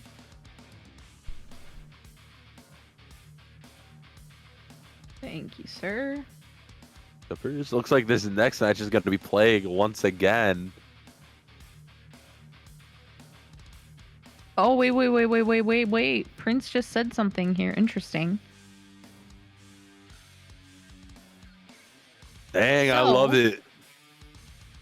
So that's a good catch. So technically, Pandemonium and Krym are both tied. So what that means is on the background. So just FYI, so that you guys know, and thank you for mentioning that, Prince, so that we can talk about it here. So what happens is when there's a tie, our staff in the background re-review each specific match to see stages and generators. We'll have to wait for a result as to who's going to be in first place between the two. But we do have scorekeepers on the background. As far as casters, we don't have that information right in front of us. So we'll have to wait for them to get all that information to us so we can update you guys as far as standing. But to also confirm here, so Team Malice has been in Gauntlet since May 1st.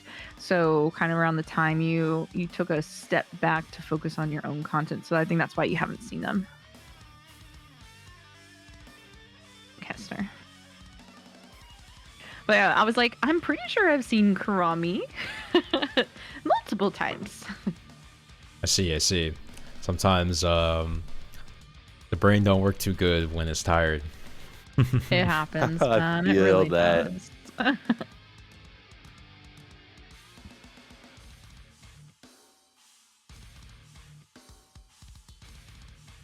Ooh.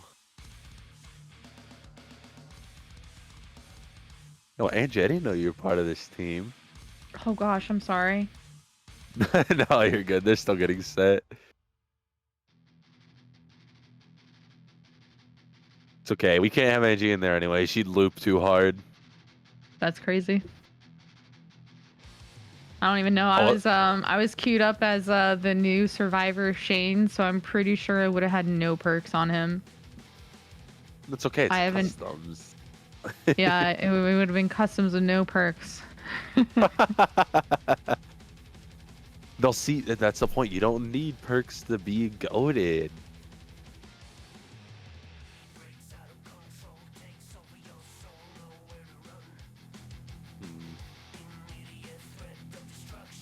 I'm very So- excited to see how this goes.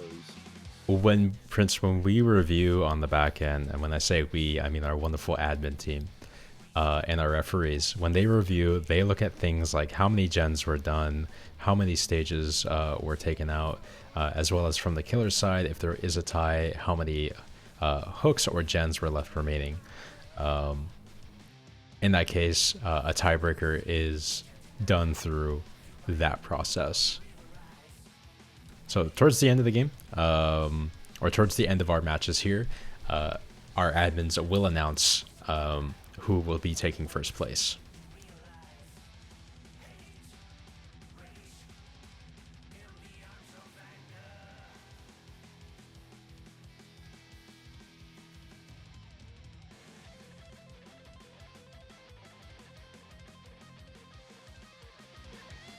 Another plague set, another Suffa 1.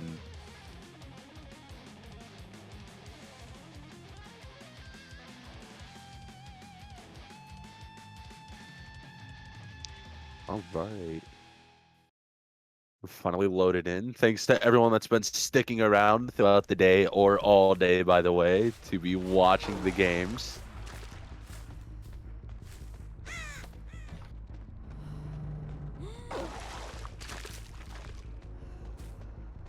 Looks like we do see a bit of corrupt intervention going up on the top side, blocking the 3 gens up there.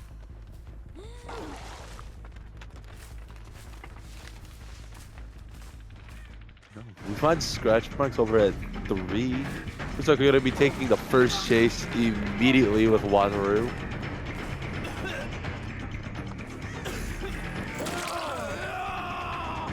Angie, how are you feeling about this set? I always enjoy watching plague sets. One of the things though, as far as a viewer perception, a lot of times plague sets can be kind of long and drawn out because a lot of times that 360 was crazy. A lot of Good times, tag. good survivor teams are gonna play it low and slow. They don't want to infect if they don't have to. So a lot of times these sets seem to drag on very, very long. So it can be visually kind of a boring in that sense. However, looking at it from a competitive side of things, it is a very good tactic in order to move the game along. Now we did notice earlier that there was the plague set that we had with who was it?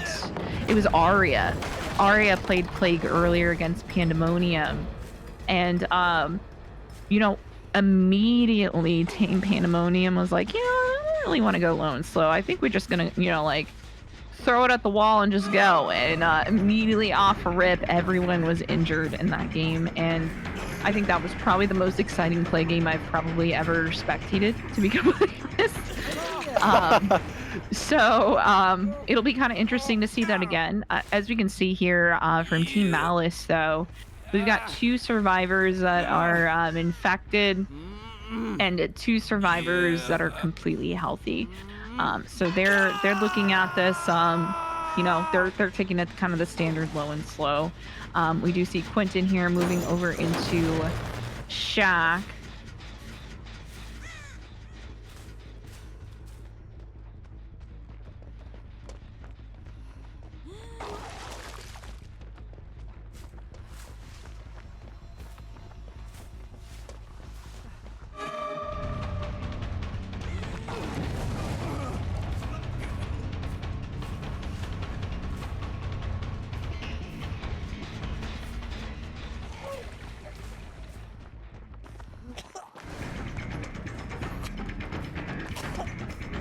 Yeah, this is the right play here, going after the ace.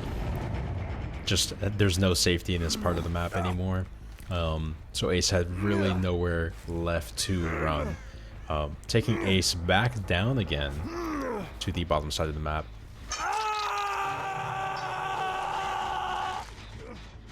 And as we can see, Karami is the only healthy survivor that's left, and they're silently cranking away in the background.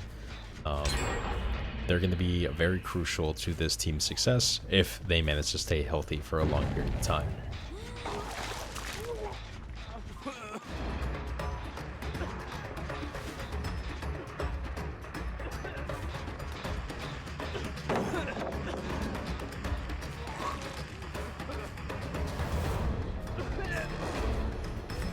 Jake faking the window last second.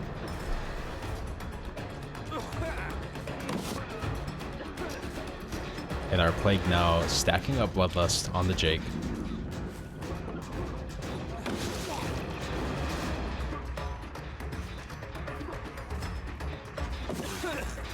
Jake's been playing this last pallet here very well.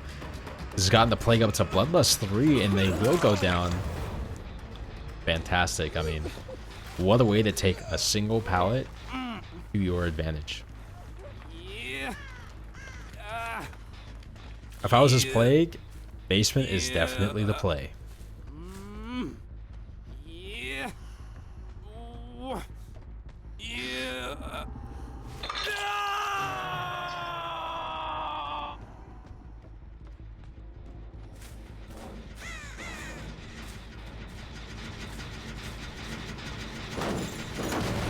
No, as I expected, we were talking about it earlier when we were specifically talking about Aria, was a lot of times what survivors will do is they'll have one person that's fully healthy, and then they'll allow the remaining, I say that and then I just casters curse us. Everybody else usually ends up being infected. In this case, unfortunately, Kuromi did also get infected again. So we do have a full stack of infected survivors. 2 of them fully infected, which means that they're insta-downed and broken. Kurami, they are just now hitting our broken status, so that means they're doing something that is allowing their infection to grow. So more than likely they're working on a generator.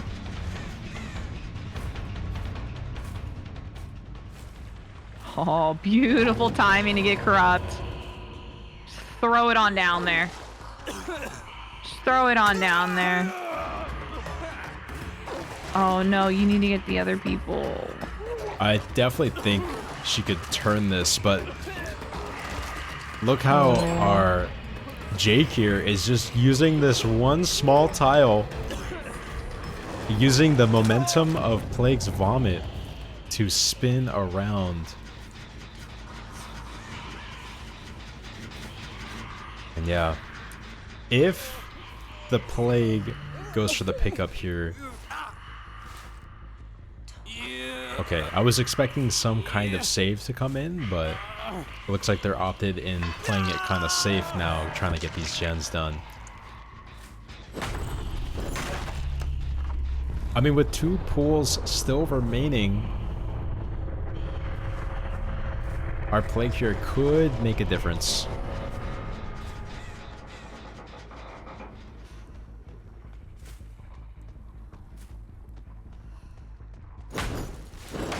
Yeah, this is definitely the play here. Clean up those resources, secure your 3 gen, play for that late game snowball. Our survivors now opting to start cleansing. Yes, now is the perfect time to start contaging these gens again.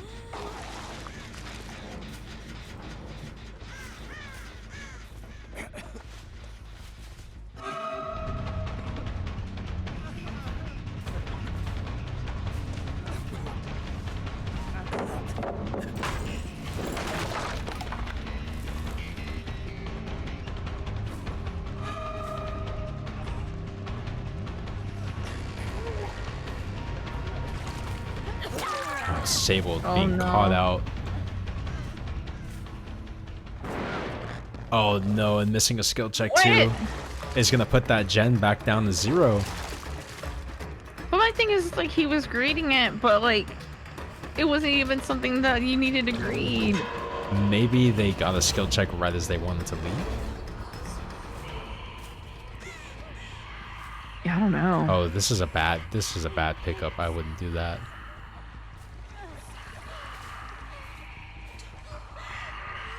I don't know. Behind. Oh no! But with agitation, they might be able to get. Oh, I guess they're not going for it. That was scary because that would have been a loss of power as well as Sable being back on her feet.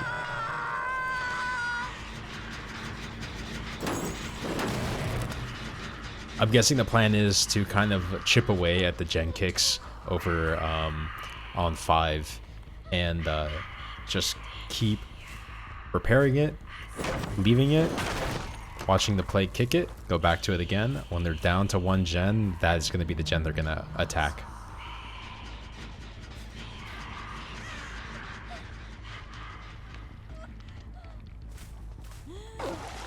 Now, I will say, as far as this this matchup, as of right now, so we did see Aria playing the Plague 2 sets ago, and already against Team Malice, Aria has been doing a lot better job as far as tracking the generators, keeping an eye on them. I think what kind of got a little bit out of hand when they went against Team Pandemonium, oh no, Sable! Yeah. Was the fact that they were overcommitting too much on some of the chases, and it just allowed the gens to just keep going one after another after another. We do see some aura here on the bottom side as we're hooking our Sable. Sorry. My throat got a little dry. I need some water here. Plague might have infected you. Yeah, I might have.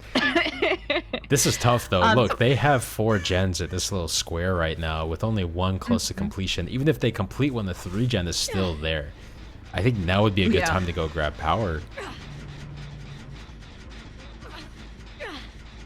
Yeah, I mean, I would say it's definitely safe to leave the general area.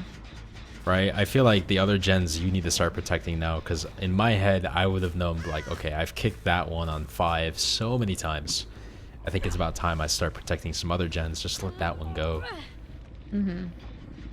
But our Plague here, having Call of Brine to their advantage, allowing them to regress that gen at 150% speed.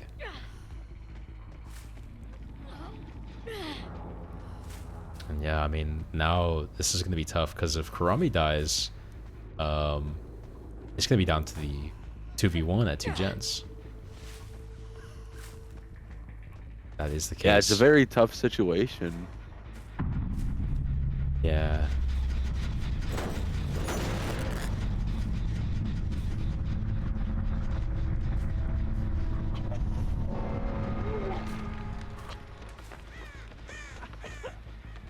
Oh no, that's the ace, right? Yeah, that's the ace. Like, that sounds like ace choking over there. Ooh, they got a gen done though. Oh. Okay, so I mean, at this point, we've got 2 dead. We've got 2 very broken survivors, who unfortunately have a bit of a stomach bug going on. So it's going to make it a little bit easier for us to locate both of these survivors. But we also have to think about this. With this being such a close-knit 3 gen, the probability of them getting all of these gens done is pretty low. So at the moment, we're kind of we're kind of looking at the uphill battle of a 4K.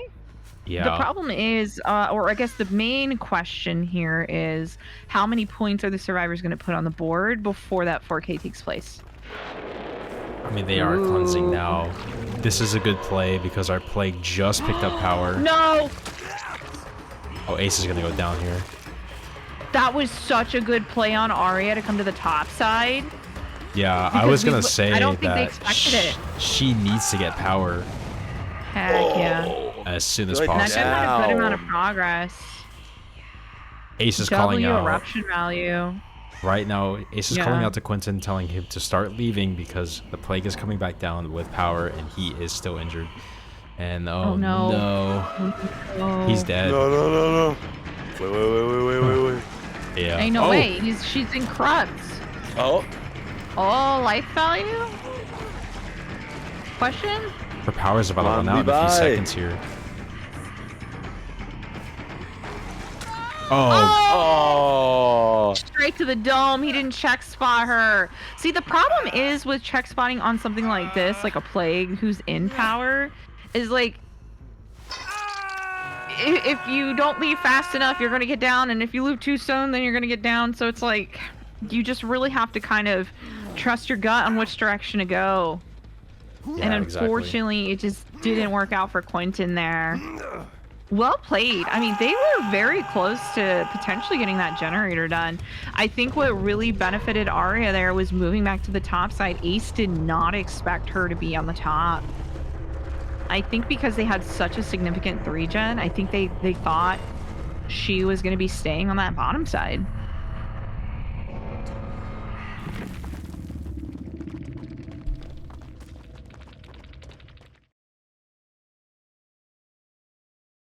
It's a very good match, though. We definitely a redeemer match after earlier. Very well played on Aria's side. See, that's like I've been saying. All it takes, even if it's their last set of the night, all it takes is just a couple matches of warming up, and then you just get there. You just got to be patient. You got to trust the process, and just let whatever happens happen.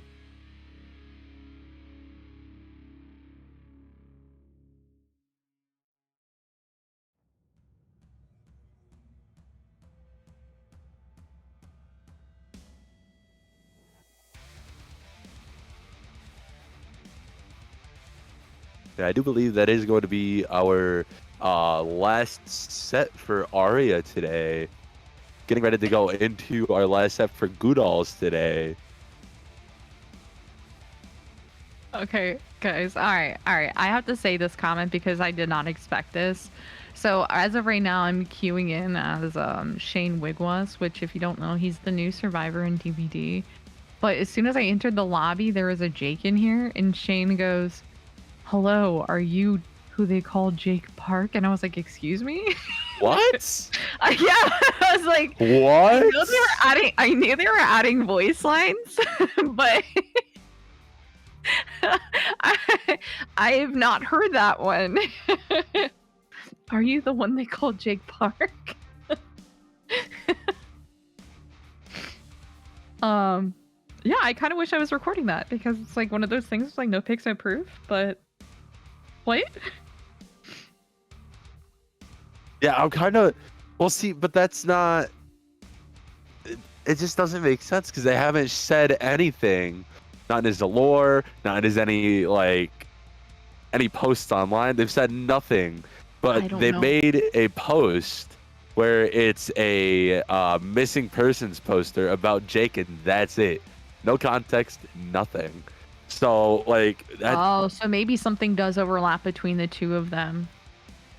that's what I'm wondering, because it's just like it doesn't make sense. Like they have a connection, but we don't know what the connection is, and they haven't told us. Behavior, why do you bully us? Isn't Shane? Am I saying Wigwas? Is that his name? Wigwas, yeah, Yes. Wigwas. Isn't he like a lawyer? Yes. Oh, Jake probably just owes him money. That's probably what it is. Hold on. So let me. That's crazy. See, now we're getting into the lore. Yeah, can you change to Shane Wigwas, Cheery? Because you're in the survivor spot. Does it do it for you? Nah, well, I mean, but that's just because I don't have him. But I can read his lore real quick if that's what we want to fill this time while. Yeah.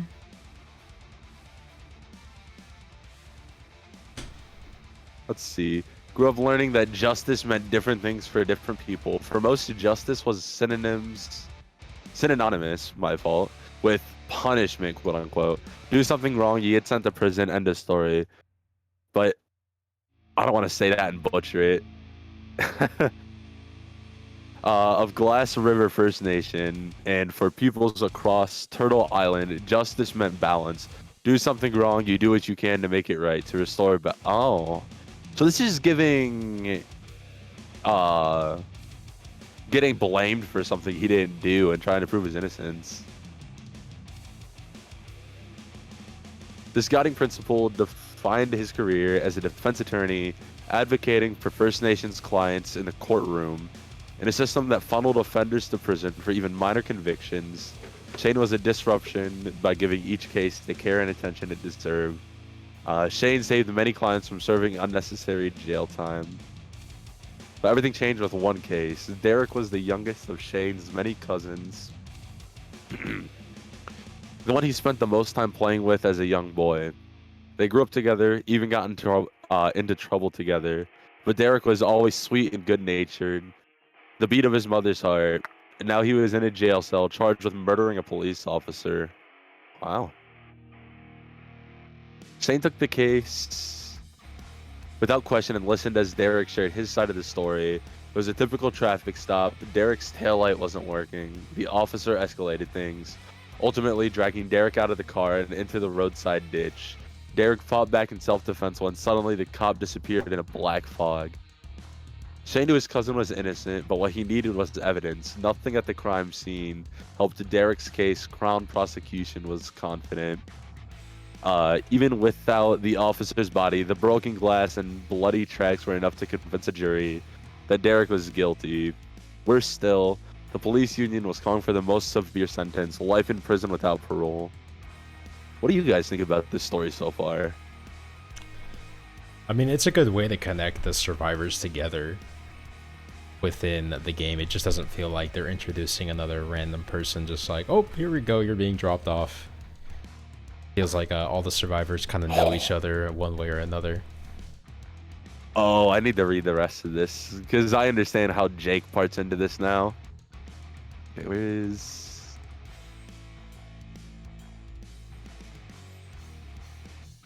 are we at? Okay. Shane couldn't let that happen. He also knew he couldn't stand before a jury telling stories of a strange black fog. Prosecution was open to a plea deal. A lesser felony would still mean a prison sentence, but only a few years instead of life. Derek refused. A plea deal meant admitting to a crime that he didn't commit. Shane tried to reason with him, but the damage was done. Convinced that Shane didn't believe his story, Derek dismissed him as his attorney. He would represent himself in court if he had to. Sure enough, Derek was convicted of murder and sentenced to life without parole. His family and the people of Glass River were devastated, and Shane stopped visiting home. His aunt, Derek's mom, stopped talking to him, and friends and neighbors looked at Shane like an outsider. The nightmares were relentless, visions of Derek suffering behind bars, and Shane knew why. Ooh, excuse me.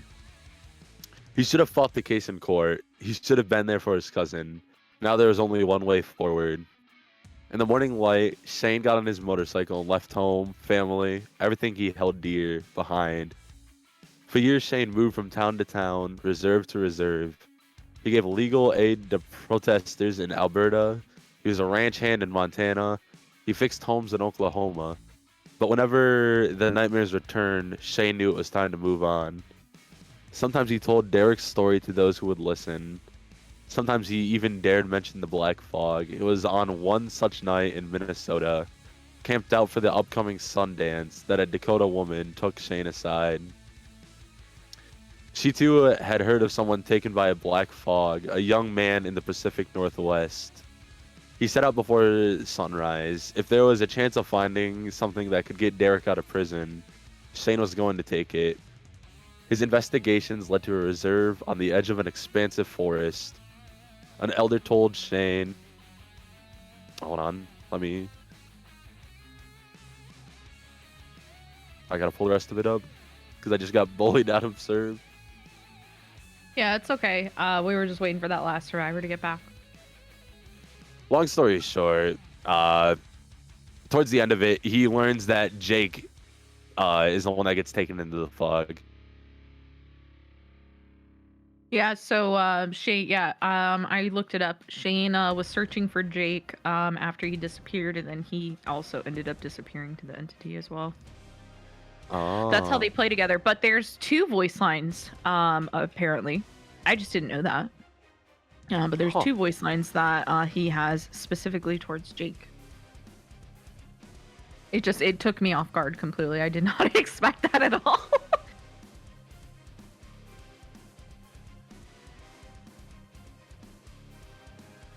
Well, I hope that did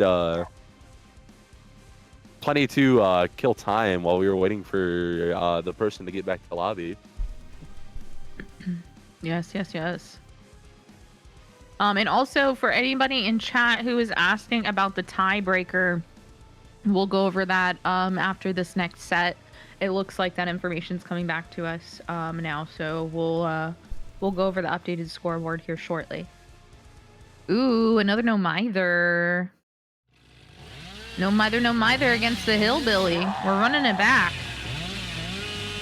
Now the question is Gudalz going to fall for the same play again? This is a different team, though.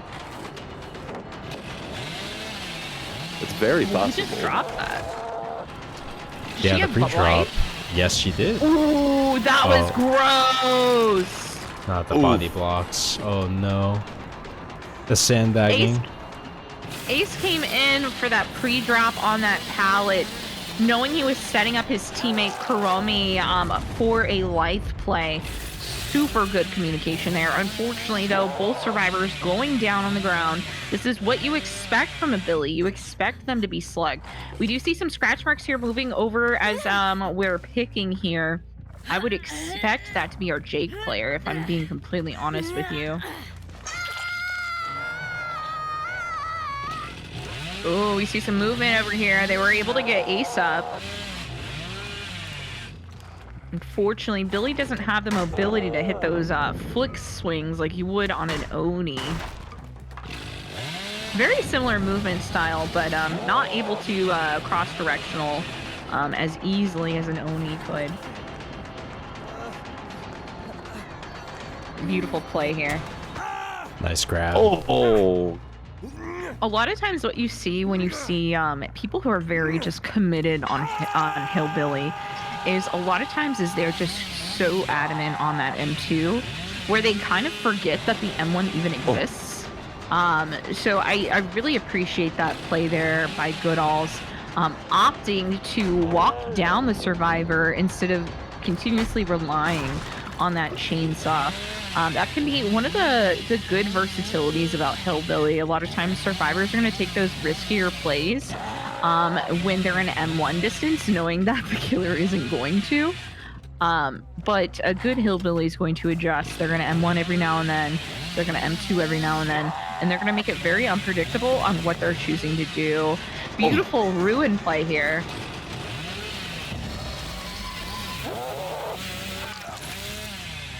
Oh no, that would have been disgusting. Oh, we could have gotten another grab there. It's only during the medium vaults that you could grab someone. Balance. No. BL. Yeah. I'm gonna drop it. And with our Billy here now using Bloodlust is just gonna go for a swing Bloodlust when he gets the 2. opportunity. And we're about to hit 3 here in a second, but we're gonna get it first. Beautiful. Nice. Beautiful. I would have down liked to see a CT. swing there, like a 360. Maybe a closer fake to that vault.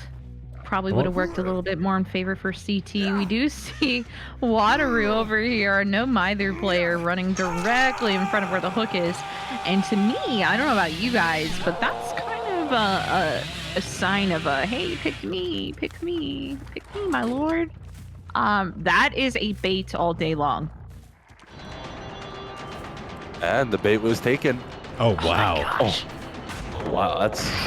Oh. No. See? Yeah, I'm not gonna waste my time with you, bro. No, sometimes we do fall for those bait items. It happens. I mean, it has to work so many times for people to consistently play like that.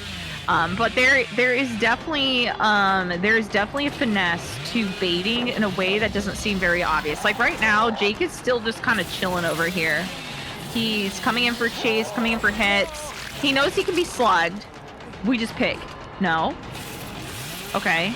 Okay, interesting. See, this is what they want. They're playing no mither. He wants his tunnel out. He wants his tunnel out bad. I think he can make it over to Jake in time. No, okay. He's not going to. Jake's up. He's going to be up. 100%. I mean, he's still there. He hasn't moved yet. He's right behind you. Oh, wow. Yeah, I don't know. He just left the Jake.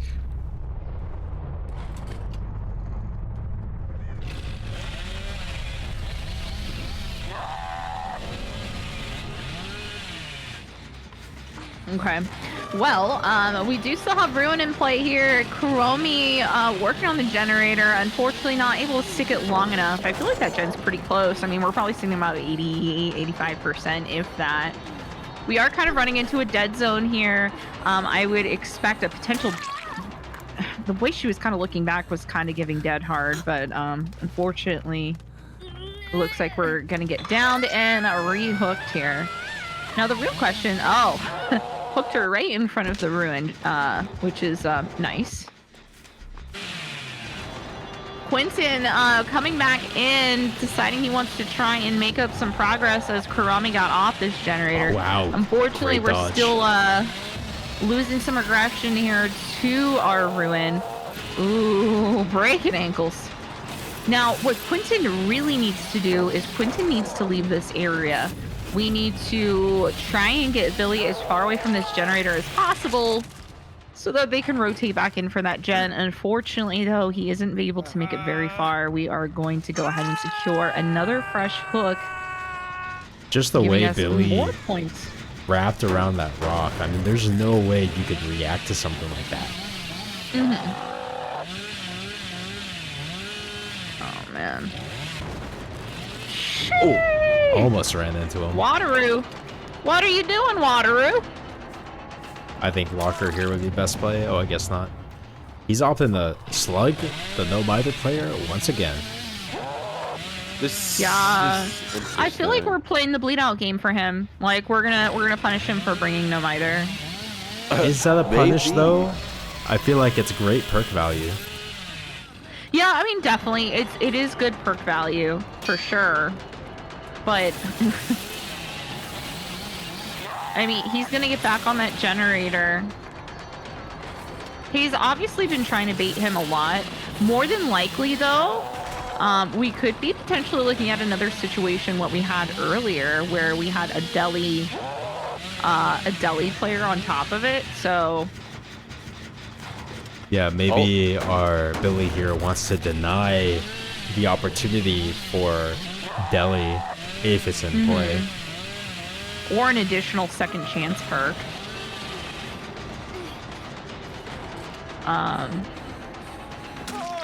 Yeah. Jake just knowing that Billy's gonna slug him. He's not afraid to take a hit for his team. Yeah. Which, I mean, is a very good way to be a team player, especially in these situations where you have an insta-down killer. It will take a very long time. Like, he'll have to be down multiple times in order for him to bleed out, though. I think I like the play here of the Billy just leaving the no mither player on the ground. He knows that, yes, this is a problem that he can't really fight around other than hooking him. But he knows if he plays into the idea of putting him on hook, right, he's gonna bite into that time sink of hooking him.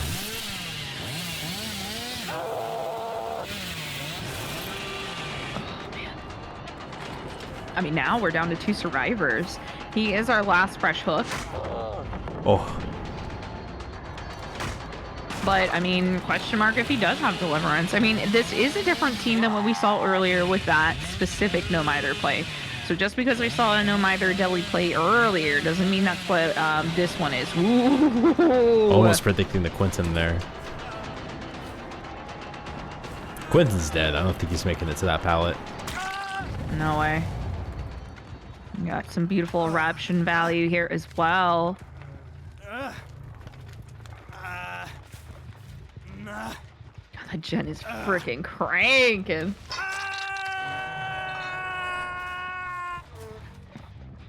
Honestly, having looked at our balancing beforehand, before tonight, knowing that no Mither is allowed at all, I'd be kind of surprised if there wasn't potentially dead hard with the no Mither player, maybe. Yeah, that's what I was saying. Like, so if they were running something like a second chance perk, such as, you know, Dead Hard as well, by preventing the hook, you're denying that second chance perk.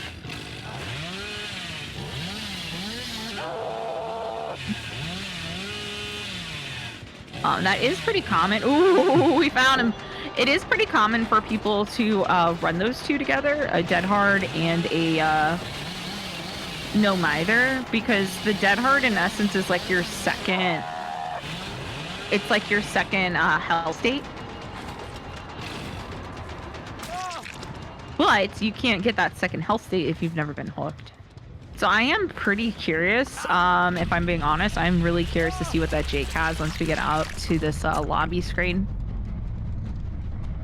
Yeah, I know we also allow MFT made for this, so I wonder if that would be with them. Yeah. So we see Oh, that man. It would be. Oh, that's right. So Dead Hard playing resilience into that, made for this. playing into No hooking deli. that no Mither player would have gone against the Billy severely. Definitely would have used Dead Hard aggressively against the Billy to take some protection hits for his team. Yeah, Dead Hard against a one-hit killer is pretty disgusting. You can get out of a lot of plays using Dead Hard. I used to be an avid Dead Hard user up until Ghoul's release. It was my exhaustion perk of choice. Now I find myself more so reaching for Sprint Burst. Personally, I am an avid solo Q warrior. oof. Pray for me, guys. But no, Dead Hard is definitely versatile in that where, you know, you get a one hit killer, you can deny that. If you end up being exposed, you can technically deny that too.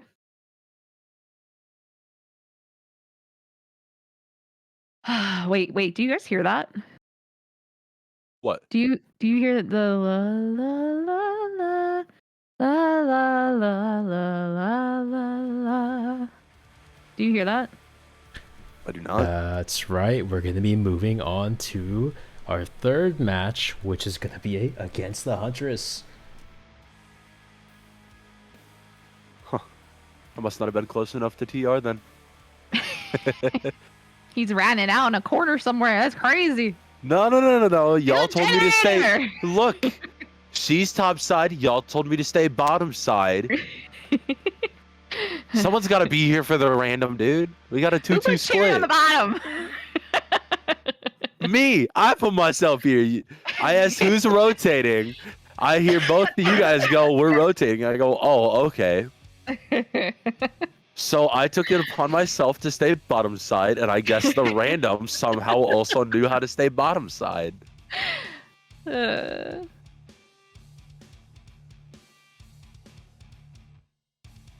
Oh. Rip. I wanted to D9. wait to see if you tried to That do was- that just to That was leave. D9. Oh man, that's crazy. So I guess we can talk about the current state of the tiebreaker between our teams. We've been informed that Team Pandemonium has 7 fresh escapes, while Team Krym has only 5. So our admins use fresh escapes as a way to determine the tiebreaker, and Team Pandemonium is going to be taking first place in our scoreboard lead.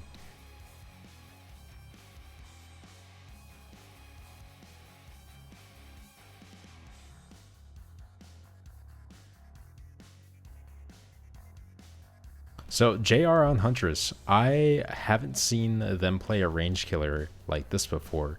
I'm excited to see how they can perform. The one main issue with anyone with a projectile in this game is there's no hit validation across the servers. So sometimes you might see a lot of hits just go right through a survivor or be denied. So hopefully we don't see anything like that this game. I know it can be really frustrating to lose out on a potential down because your axe goes right through a survivor. Speaking of range killers, I definitely feel like out of all the range killers in the roster, how do y'all feel about the current beef between Huntress and Jason? There's been a lot of players talking online about how Jason has just completely power crept over other range killers like Huntress. What? No way. I don't believe it. Okay, so okay. Let's take a step back here. So if you're looking at this, it like they're both fruit, right? Like one's an apple, one's a pear. They both are fruit, right? They have similar mechanics, but they're also very, very different. So Huntress, for instance, you can get like severely crazy orbitals. You can hit super far across the map over objects.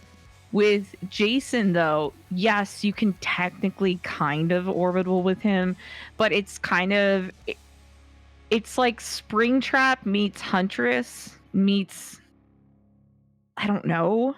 Like his orbital potential isn't as great as Huntress because he has to fully charge his spears. But in terms of his spear hitbox, it's a lot smaller than Huntress's is. So it allows him to sneak that spear through small gaps just like Dessinger can. Yeah, but see, the thing is though, okay, so it's heavy like Springtrap. So it has like the way it falls is completely different. So it can't go as far, it can't go as high, or if you do throw it directly up, it comes almost immediately down. So it has a completely different, as you said, hitbox for one. So like the Huntress hitbox is more of an orbital shape. But when Jason throws his, it's you either hit it or you don't hit it. There's no forgiveness when it comes to utilizing his spear. I do really like, though, that if you are playing as Jason, you can use the spear as a reticle. So if you're using the spear, so when you pull it up towards you, it actually, you can use it like a crosshair and it goes where you want it to go. Unless you're making those further shoots and you're trying to make a quote unquote trick shot out of it. But it's definitely going to take more finesse. Now, as far as his hitbox and getting through smaller areas, I think part of that though is also that because his hitbox is so small, I think that's what broke the map in a lot of places, is because of the fact that it's meant to interact with the environment different than everything else that's currently in the map. So I think that's why everything's kind of broken. Spaghetti code. But I mean, he's similar, but like it's the same thing when freaking Springtrap came out and everyone was like, Springtrap's so much better than Huntress, but Springtrap can only do but so much with his hatchet and he only has one. Yeah, he can recall it, but you know, it's like a completely different mechanic. It's like an upgrade. I would say he's more comparative to Springtrap than he is to Huntress. You know, like they're closer related because he can Springtrap can go through doors and he can show up in different places. Like, yeah, it's a little bit slightly different of a mechanic for him to move around, but it's similar-ish to Jason. Like if I were to sit here and argue it, I would say, you know, if anything, Jason kind of kind of became the better spring trap. But that's just me. Sadly, as sad as it is to say, I am primarily a Springtrap main. That's what I play the most of. I 100% agree with you there. Honestly, Jason is what I wish Springtrap would have been. So I 100% agree with you there. But looks like we do find first chase nice and early with Wataru. Yeah, like on top of it, Huntress over here holding her hatchet, waiting to throw it, is still faster than Jason holding his spear. Yep. Plus, Huntress... Oh, go on. She's just like tried and true. She's, you know, like not a whole lot going on with her, but she gets the job done. Exactly. Like you don't have to be all these 10,000 things in order to be good at something. Like if you could do something really good, why not? It's like Blight players. Like if you're really good at playing Blight, you're probably not going to be really good at playing all other killers, you know, because it's a completely different mechanic. Oh yeah. And yeah, like, oh sure, he can just run around and bounce off things really fast. Oh wow. Oh wow, he can just bounce off things. You know, but it's like same concept. Yeah, she's got a hatchet. She's an M1 killer. Like, but she doesn't need all these fancy things. Well, that's just like, people are making the argument that Jason is better than Huntress. But Huntress also has more freedom. Because all of the add-ons for Jason almost regard to either grabbing a spear, using Omnipresent Evil, or somewhere in between, right? Huntress's directly affects her hatchets. You got Eerie Head, you know, one shot down, but you only get one. Oak Half for faster windups. There's so much more you can do with Huntress. And RJ is just showing that off with the add-ons as well. Yeah, and I think another thing as well when it comes to Huntress, or DBD in general, is I think a lot of times people think of it from this kind of all-knowing side of things, where it's like, well, if I'm going to compare this is an S-tier killer versus an A-tier killer, but it's like, you have to also keep killers in the game that are very easy to pick up for new players. Like, for someone who's just getting into DBD and trying to play Jason, is going to be a lot harder than someone coming into DBD and picking up Huntress. Oh, agreed. And that's just like, one of my friends have recently gotten the DVD as well, and they bought Jason immediately, and they go, man, Jason is extremely hard to pick up, and Wraith is easier to pick up, Huntress is, and that's just like, they're not easy killers, right? But they're not extremely hard. Like, you can pick them up and play Huntress and Wraith, but you have to spend a lot of time to get really good at them. And that's just how it is with every killer. You can't just expect it to be a cakewalk. You need to be willing to put in that grind, that effort. Yeah. Yeah, I just, I think it's kind of lost on a lot of people that we do still have a bunch of new players. And not every killer needs to have all these things going on with them in order for someone to understand how to play the basic game. Huntress will always have a spot in my mind, in my heart. Wataru over here. This was our no mither player as we were in our last match with Hillbilly. But he ain't broken right now.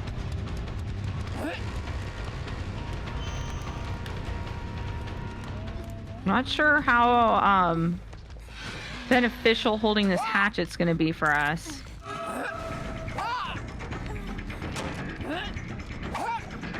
What I do really like about JR though, when he's playing, is he does consistently keep his crosshairs centered. A lot of times what I see with Huntress players, especially if they're not super fluid or confident in the Huntress, is a lot of times they end up actually looking down.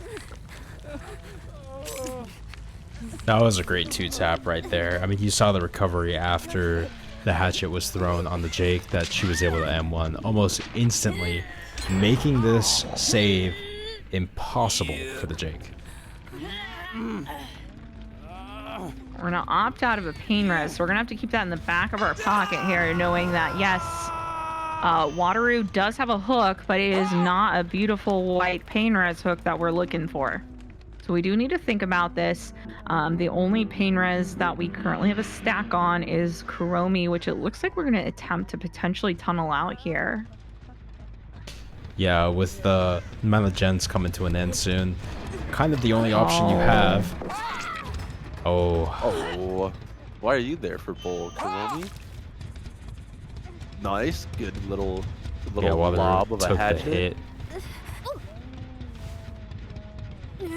Yeah, I'm not sure. That was kind of interesting. I'm not sure I would have opted to utilize this hook specifically, mainly because we're gonna have to wait for that hook to come back if we want to utilize it again. I probably would have opted for that hook that Wateroo was on.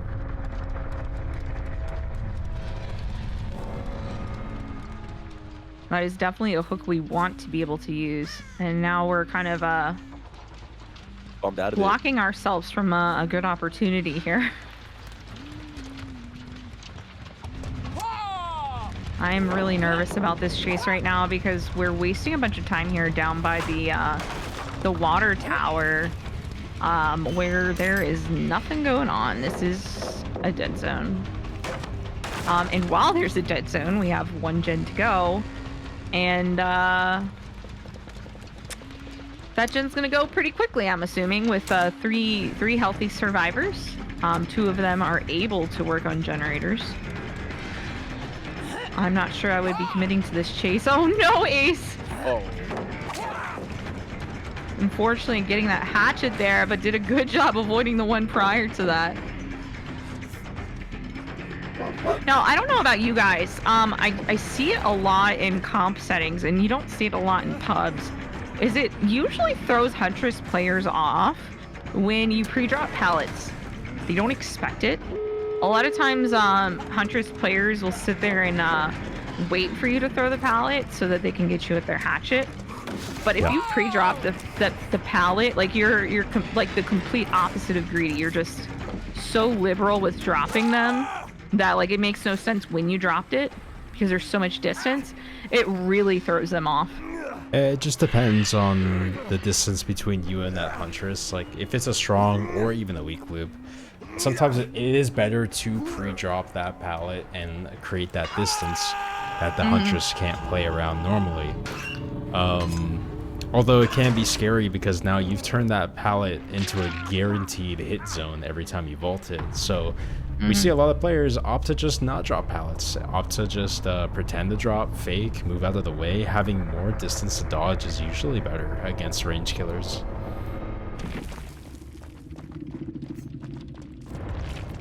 Yeah, well 100% played. agreed.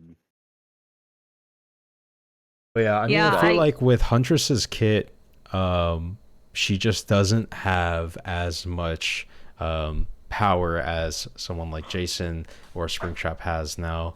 Springtrap with his ability to pretty much 2-tap a survivor with the grab, as well as gaining extra movement speed when his hatchet is off cooldown. And Jason just having pretty much maximum throw speed with his spear and that map mobility he has, and essentially what is stealth for the survivors.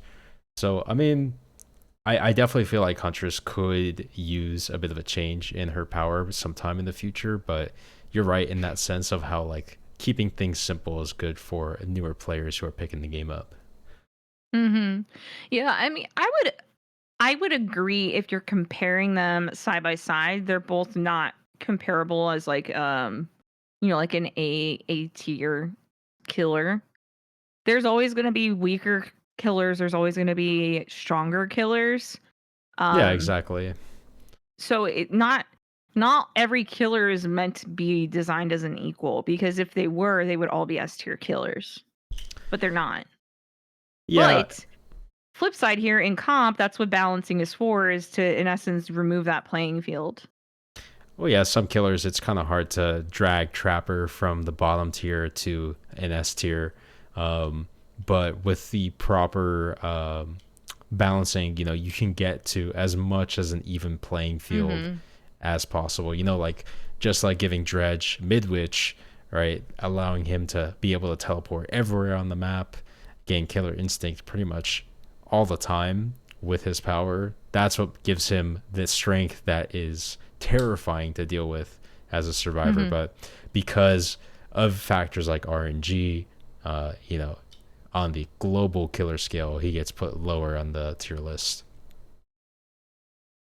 Yeah, I mean, it's just how it is. It's just how this kind of game is, like with the release of every killer having their own unique power and the unique way that they function. There's going to be difference in power scaling between all of them. When Blight was first released, I think people were saying that he was going to be C tier. And boy, were they wrong about that one.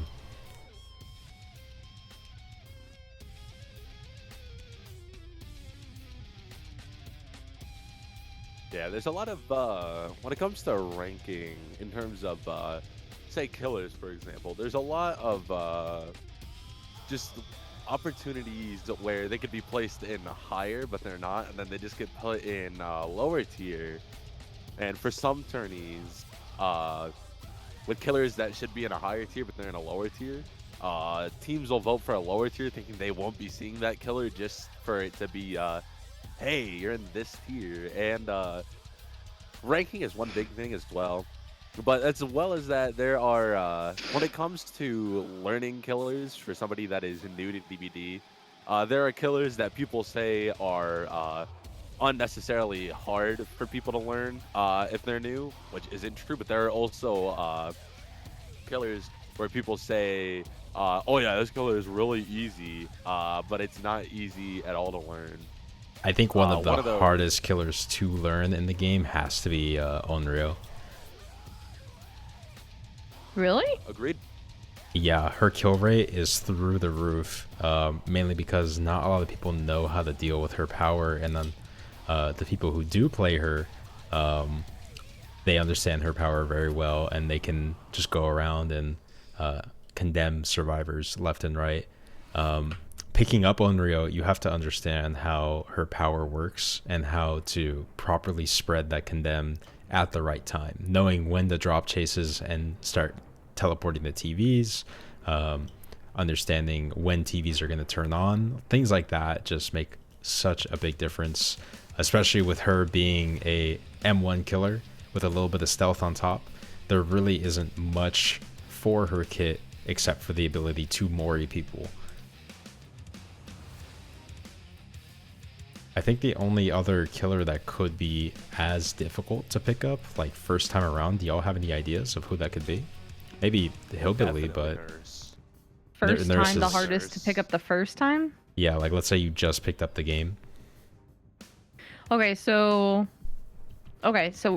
me going back to when I first started playing DBD, because I haven't been playing DBD too long.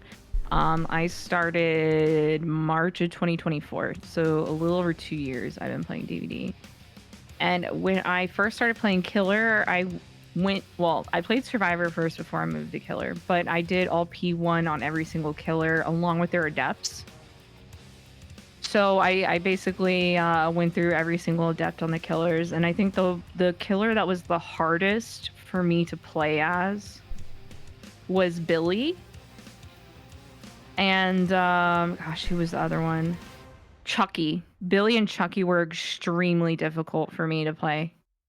I think Billy took me like 12 matches to get my Adept.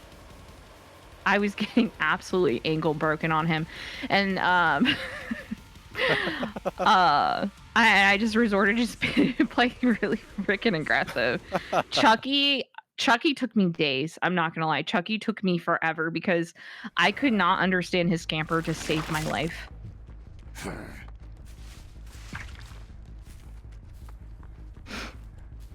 I don't know what your guys' thoughts are, or if you had a similar experience, but I pretty much ran through all the killers. Ooh.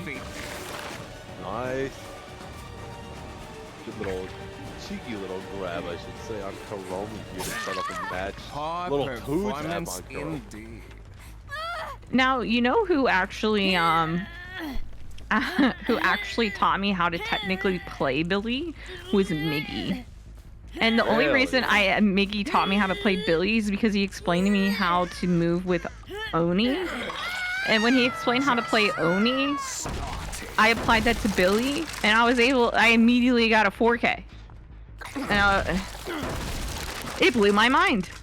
Oh yeah. Because you don't use like forward backwards. You only use side to side on them. And once I realized that you only use A and D, game changer. Game changer. Exactly. There used to be an old bug with Billy. I'd say the early stages of Dead by Daylight, but you used to be able to stack input commands on Billy. So if you use like mouse and then your arrow keys, it would increase your turn rate. I remember watching a streamer hook up like controllers, his mouse and keyboard, and he was doing donuts inside a shack without hitting any of the walls. Yeah, that's gross. I remember seeing a lot of old clips of Billy as I was trying to learn DBD. They were very outdated clips though of him doing a bunch of like crazy trick shots. Yeah. But by the time I picked up the game, all that stuff had been patched out like a while ago. I was on the latter end of DBD. I'm a new gen DBD player. I think the goofiness of DBD is what got a lot of people to play it. Like for those who remember, like Space Billy was a perfect example. If you chainsawed into a window vault, the game would just bounce you into the air. Yeah. And it would catch people off guard. Or being able to flick on Billy was also a big thing. Like at the end of your chainsaw sprint, if you flicked your mouse, it would turn the hurt box into like this humongous circle that would just hit anything around you. So like the little jankiness of things like that just kind of made it enjoyable to some players, but obviously in terms of balance, like no one wants to play against someone who could down you no matter what. Yeah. It's like Billy meets Bubba. Billy Bubba. Oh yeah. What I do miss though, and not to be the nostalgia guy here, but I guess I don't have a choice. I miss the old lighting of Dead by Daylight as well. A lot of the maps, like Coldwind, for example, I really do miss the lighting. And yeah, we see our Wesker here is running Pentimento. Chat is pointing that out.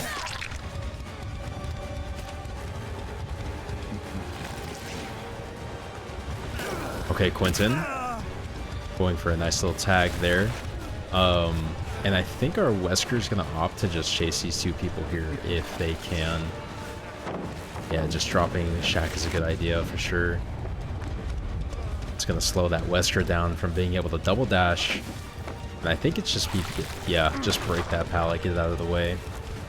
Waste no time there. Ruin is still up, but I think our survivors are just cranking away at gens. He took off Unicorn. I think that might have been the play. He's noticing Unicorn wasn't giving him as much of value as he would like.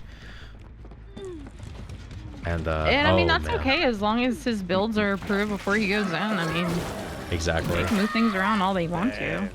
I think if he had Unicorn Beetle there, there wouldn't be a world where she gets downed like that. So, I mean, she's dead. And that's going to leave it down to a 3v1 at 3 gens. I think it's still savable, though. This is definitely something we've seen our Survivor teams recover from. Front row. Put the Penty just right back up light again. it in his face. Yeah. It's like, you love doing that. Here, do it again. Here, I'll give you another 60 seconds. But I'm telling you, I only have 7 minutes. 7 minutes indeed. 7 burgers. 7 burgers is all I'm prepared to give you for the rest of mine. What add-ons is our killer running? Chat is That's a good curious. question, chat. That is a good question. And we'll have to wait and see until the match is over, unless something visibly gives it away for us.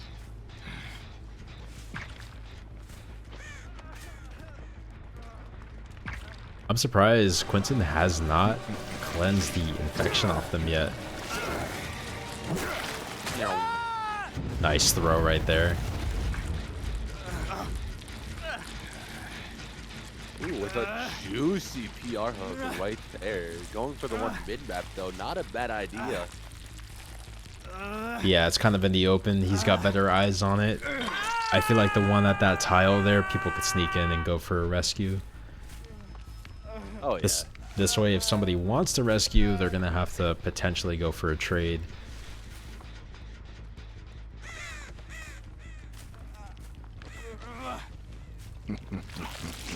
It's a really good hook placement. Fine. That gen is so close. We're not going to kick it? Oh. No, I mean, he wants to, but... Oh, hold on. He might have just caught Jake here in a bad spot. Yeah, nicely done. He was slipping. I think he's using it to bait Jake to come back to it, to be honest. Because if he doesn't kick it, it's like that forbidden fruit. Exactly. He knows he's gonna keep coming back even though he's injured. So if he doesn't kick it, it's that like I want to, but I know I shouldn't, but I'm going to, but I want to. I know I really shouldn't do it though. Does he do it? I mean, he's gonna have to force that gen. There's no way around it. Levi is gonna hit second stage. That gen is very close to being popped. I would at least walk up and go kick it right now since Levi just hit second stage. At least, you know, buy yourself a bit of extra time before the gen pops. Gosh, now we have 2 gens that are so close. Yeah, one of these need to get kicked. One of these has to be kicked. You're giving away two frees. Yeah, 2 free gens are gonna fly by the time Levi's dead. It's not worth the trade-off.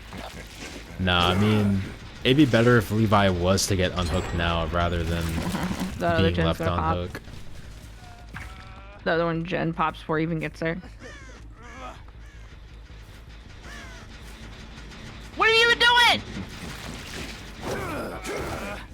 Jake, what are you doing? They might be trying to save it. As crazy as that sounds, it's probably not the best play to do a gen that close to Wesker while injured. And Levi Yeah, but the is thing gonna die. is like, that other gen got done while Wesker was sitting ring next to it. He had plenty of time to go in and finish that gen. Now this gen is like, bro, ain't no way. Yeah, I think if the Wesker did kick it a bit earlier, it could have forced them out to come and try to get, you know, A little stop it from progress regressing. off of it, yeah. Yeah, but I think the Jake tried doing something else during that time. That I'm not heavy sure. sigh that just came out of my breath. It was a really big throw not to get that gen done. Because like he was there. Wesker left, he was on the other side of the map. Like, yeah, it doesn't take him very long to cross over, but you probably had to sit on that gen for maybe 4 seconds. Maybe 6. Maybe Perhaps 7. 6. Yeah. Or 7. I mean, it might be a stretch to do 7, but it's plausible. It's plausible, guys. Oh, wait. Oh, Balance, on W, into basement. Yeah, he's just gonna top force locker corner, here. and gen pop. So this is good here. Going down in the basement, going down here is gonna prevent the opportunity for a pain res. If a pain res was to go off, that would have stopped Ace from being able to complete that last gen. And I think Ace has just enough time to open a gate before our Wesker actually shows up. Oh, never mind. No. Wesker does spot him walking over. He got caught in the middle of the map. That's pretty Brother. sketchy, Yo, is he in a locker? potentially. You can't hide. No way! no way. Hey, yo, what is he looking? What is he looking at? That's his version of an eye roll. He's wearing Vlad hit him Stars with a uniform. really, but really, there's only one locker here, brother. It ain't no scratch marks. You could have hid behind the rock. Could have hit in the locker in tile. I mean, it's one of those situations like it sucks either way, you know, but like going into a locker basically denies you the option of potentially escaping. Yeah. Like at least if you're chasing and running, you at least have the potential of getting away. But like going in the locker, you're putting yourself in a situation, if you're grabbed, you're grabbed. Yeah, exactly. And I mean, if our Wesker there didn't check that locker, that would have been a fantastic play. Mm-hmm. So it looks like our Wesker that match was running leather gloves and unicorn medallion. Decided to switch out the beetle for that faster recharge on the bound. I was about to say, I didn't want to say anything, but I could tell that there was still unicorn in play because the second bound he had less time to use it still. Okay, I mean, hey, match. it will be our last match for today. It's gonna be the Oni once again, back at it. Love to see the Oni plays from Kakshie. I can tell they're a fantastic Oni player.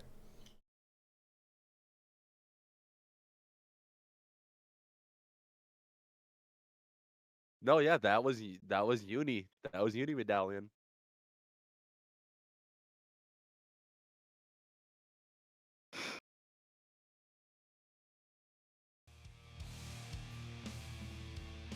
All right, last game. What are we thinking, guys? How do we think it's gonna go? Any hopes? I mean, I think our Survivor team is definitely going to try to get those gens done. That's going to be a priority. But we've seen from how Kakshie plays Oni, they're a terrifying Oni player, for sure. A true force to be reckoned with. I think it'll be a very good match. I'm very excited to be ending on an Oni match involved thing. Because, it's very high stakes, it's high intensity. It's quite literally a match where anything could happen. If Oni, for example, misses one slam in Demon Dash, that could be the difference between a no-K and a 4K, just like serves.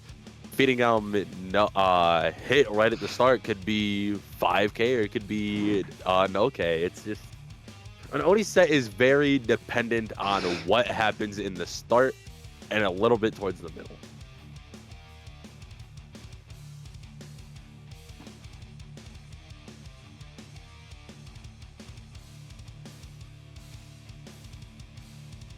What are you thinking for this last set, Angie? Thoughts?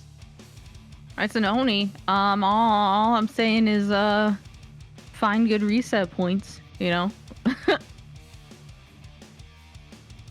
What a good way to end the games off is with an Oni set. Yeah, exactly. I mean, that's what's really crucial, is just being able to hide those orbs of blood from the Oni.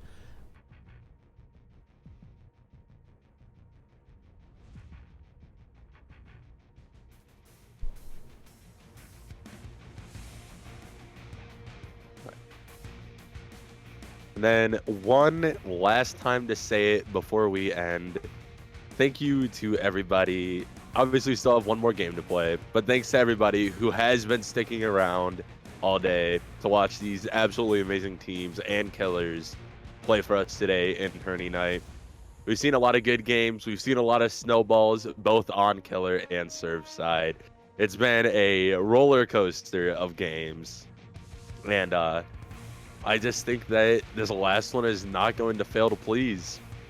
If you're rooting for survivors, it's not going to fail to please you, and killers, same thing. It's going to be a good one.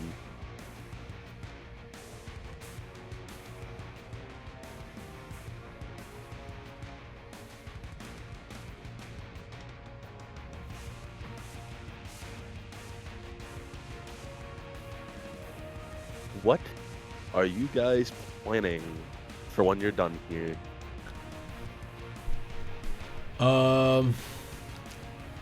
Man, I'm pretty hungry. I do want to get some good protein, something to eat, or maybe just take a nap. One of those two.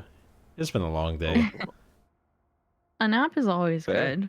I love naps. I've got a few matches I need to do some studying on, and I have got a bunch of content I'm working on behind the scenes, which I'm super excited for. Oh.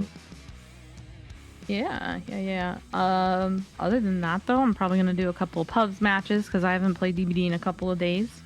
Ironically, with the new event that just came out, I literally yesterday was the first time I played since the event came out on Thursday. So I haven't played a ton. I'm fiending a little bit. I don't know about you guys. How do you guys feel about the new event?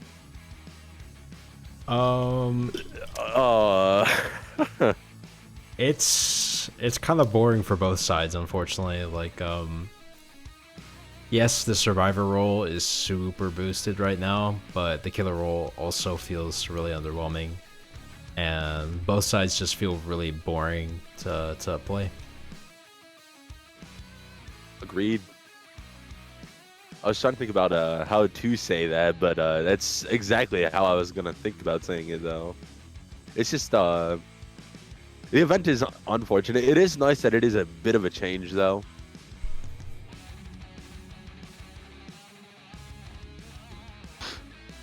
Yeah, I mean, I feel like the event was kind of a slap in the face to killer players, and that's coming from someone who's a killer, not a killer main. I'm a survivor main through and through.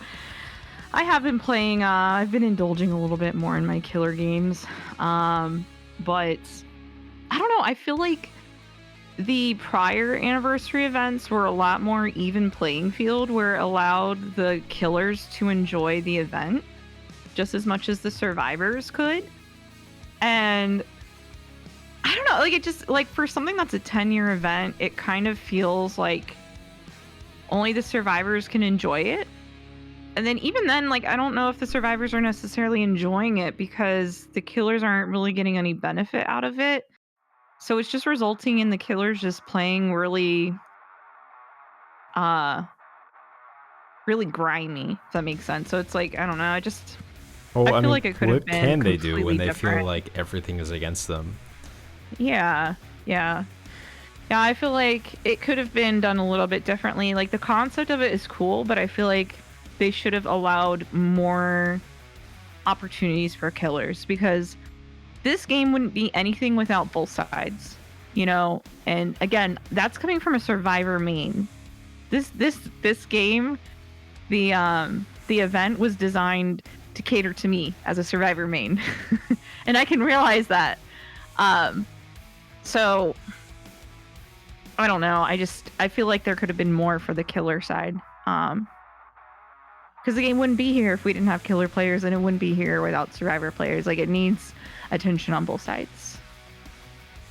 Yeah, and it's definitely, I think what sucks too is, I 100% agree with you, Kest, is just, it feels like a slap in the face and a humiliation event for killers, because there's nothing you can really do killer side.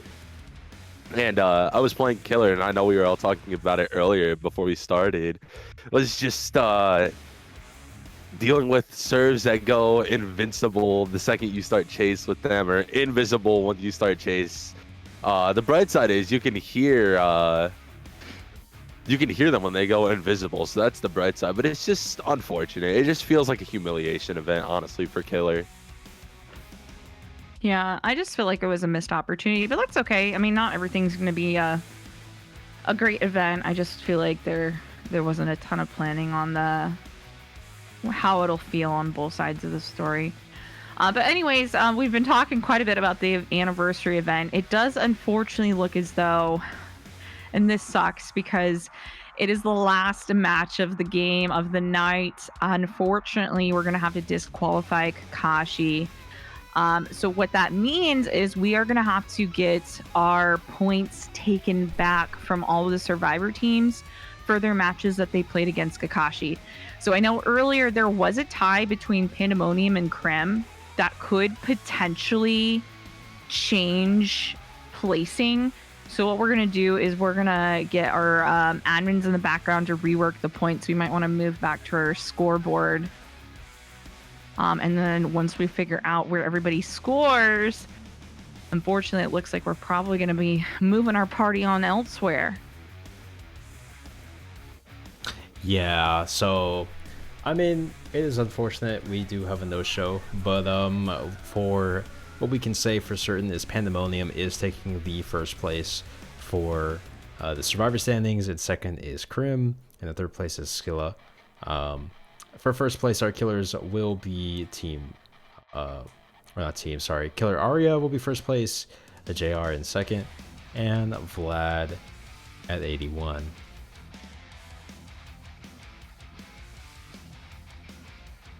Alrighty, well, I mean, thank you all for stopping in today's stream.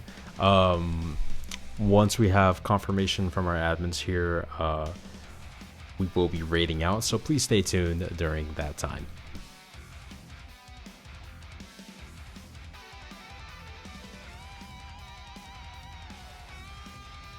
No, since we're getting ready to end and figure out a raid, one final time, thanks again to everybody for showing up and sticking around with us. It's been an absolutely amazing night.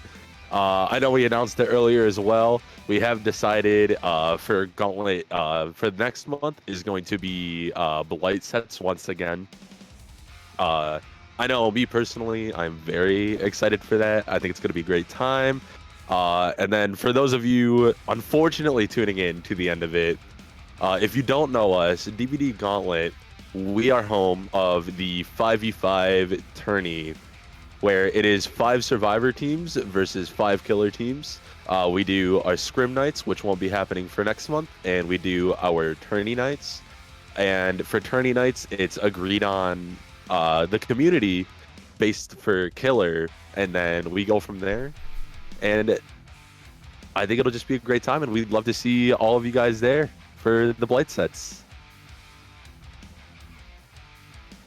Yeah, I second that. I'm excited to see the Blight games. I think it's going to open the door for a little bit more killers to kind of come in and show their stuff. So really excited about that. Our next Gauntlet's going to be on the 26th of July. Also, since we're talking about future events while we're getting the scores worked on the background, I just wanted to also mention that I'm going to post a link here in the chat as well. So if you guys aren't familiar, we've talked about it a couple times. So we have a DBD Gauntlet veteran and a team captain of Mirage, a risk factor. They are stepping into a brand new role as a commissioner of their newly formed league called Mirage Madness. So they're going to be kicking things off, hosting their first league tournament starting on July 18th with a $650 prize pool. The killer pool will allow 29 available killers to be played, and also you have the ability of playing Jason. Players from any region and any skill level are welcome to join, and they are encouraged to sign up. So if you want to get on in and hopefully get your opportunity at $650, go ahead. I posted the link over in the chat for Mirage Madness's Discord. Their signups close this Tuesday, June 30th. So make sure you guys jump in there, register before it's too late. We're super excited to be able to help support another team who is a regular here in Gauntlet.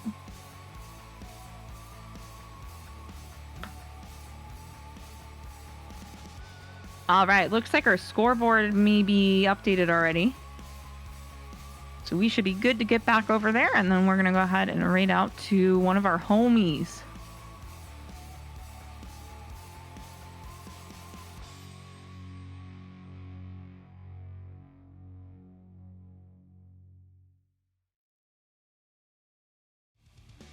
I know I've spoke a little.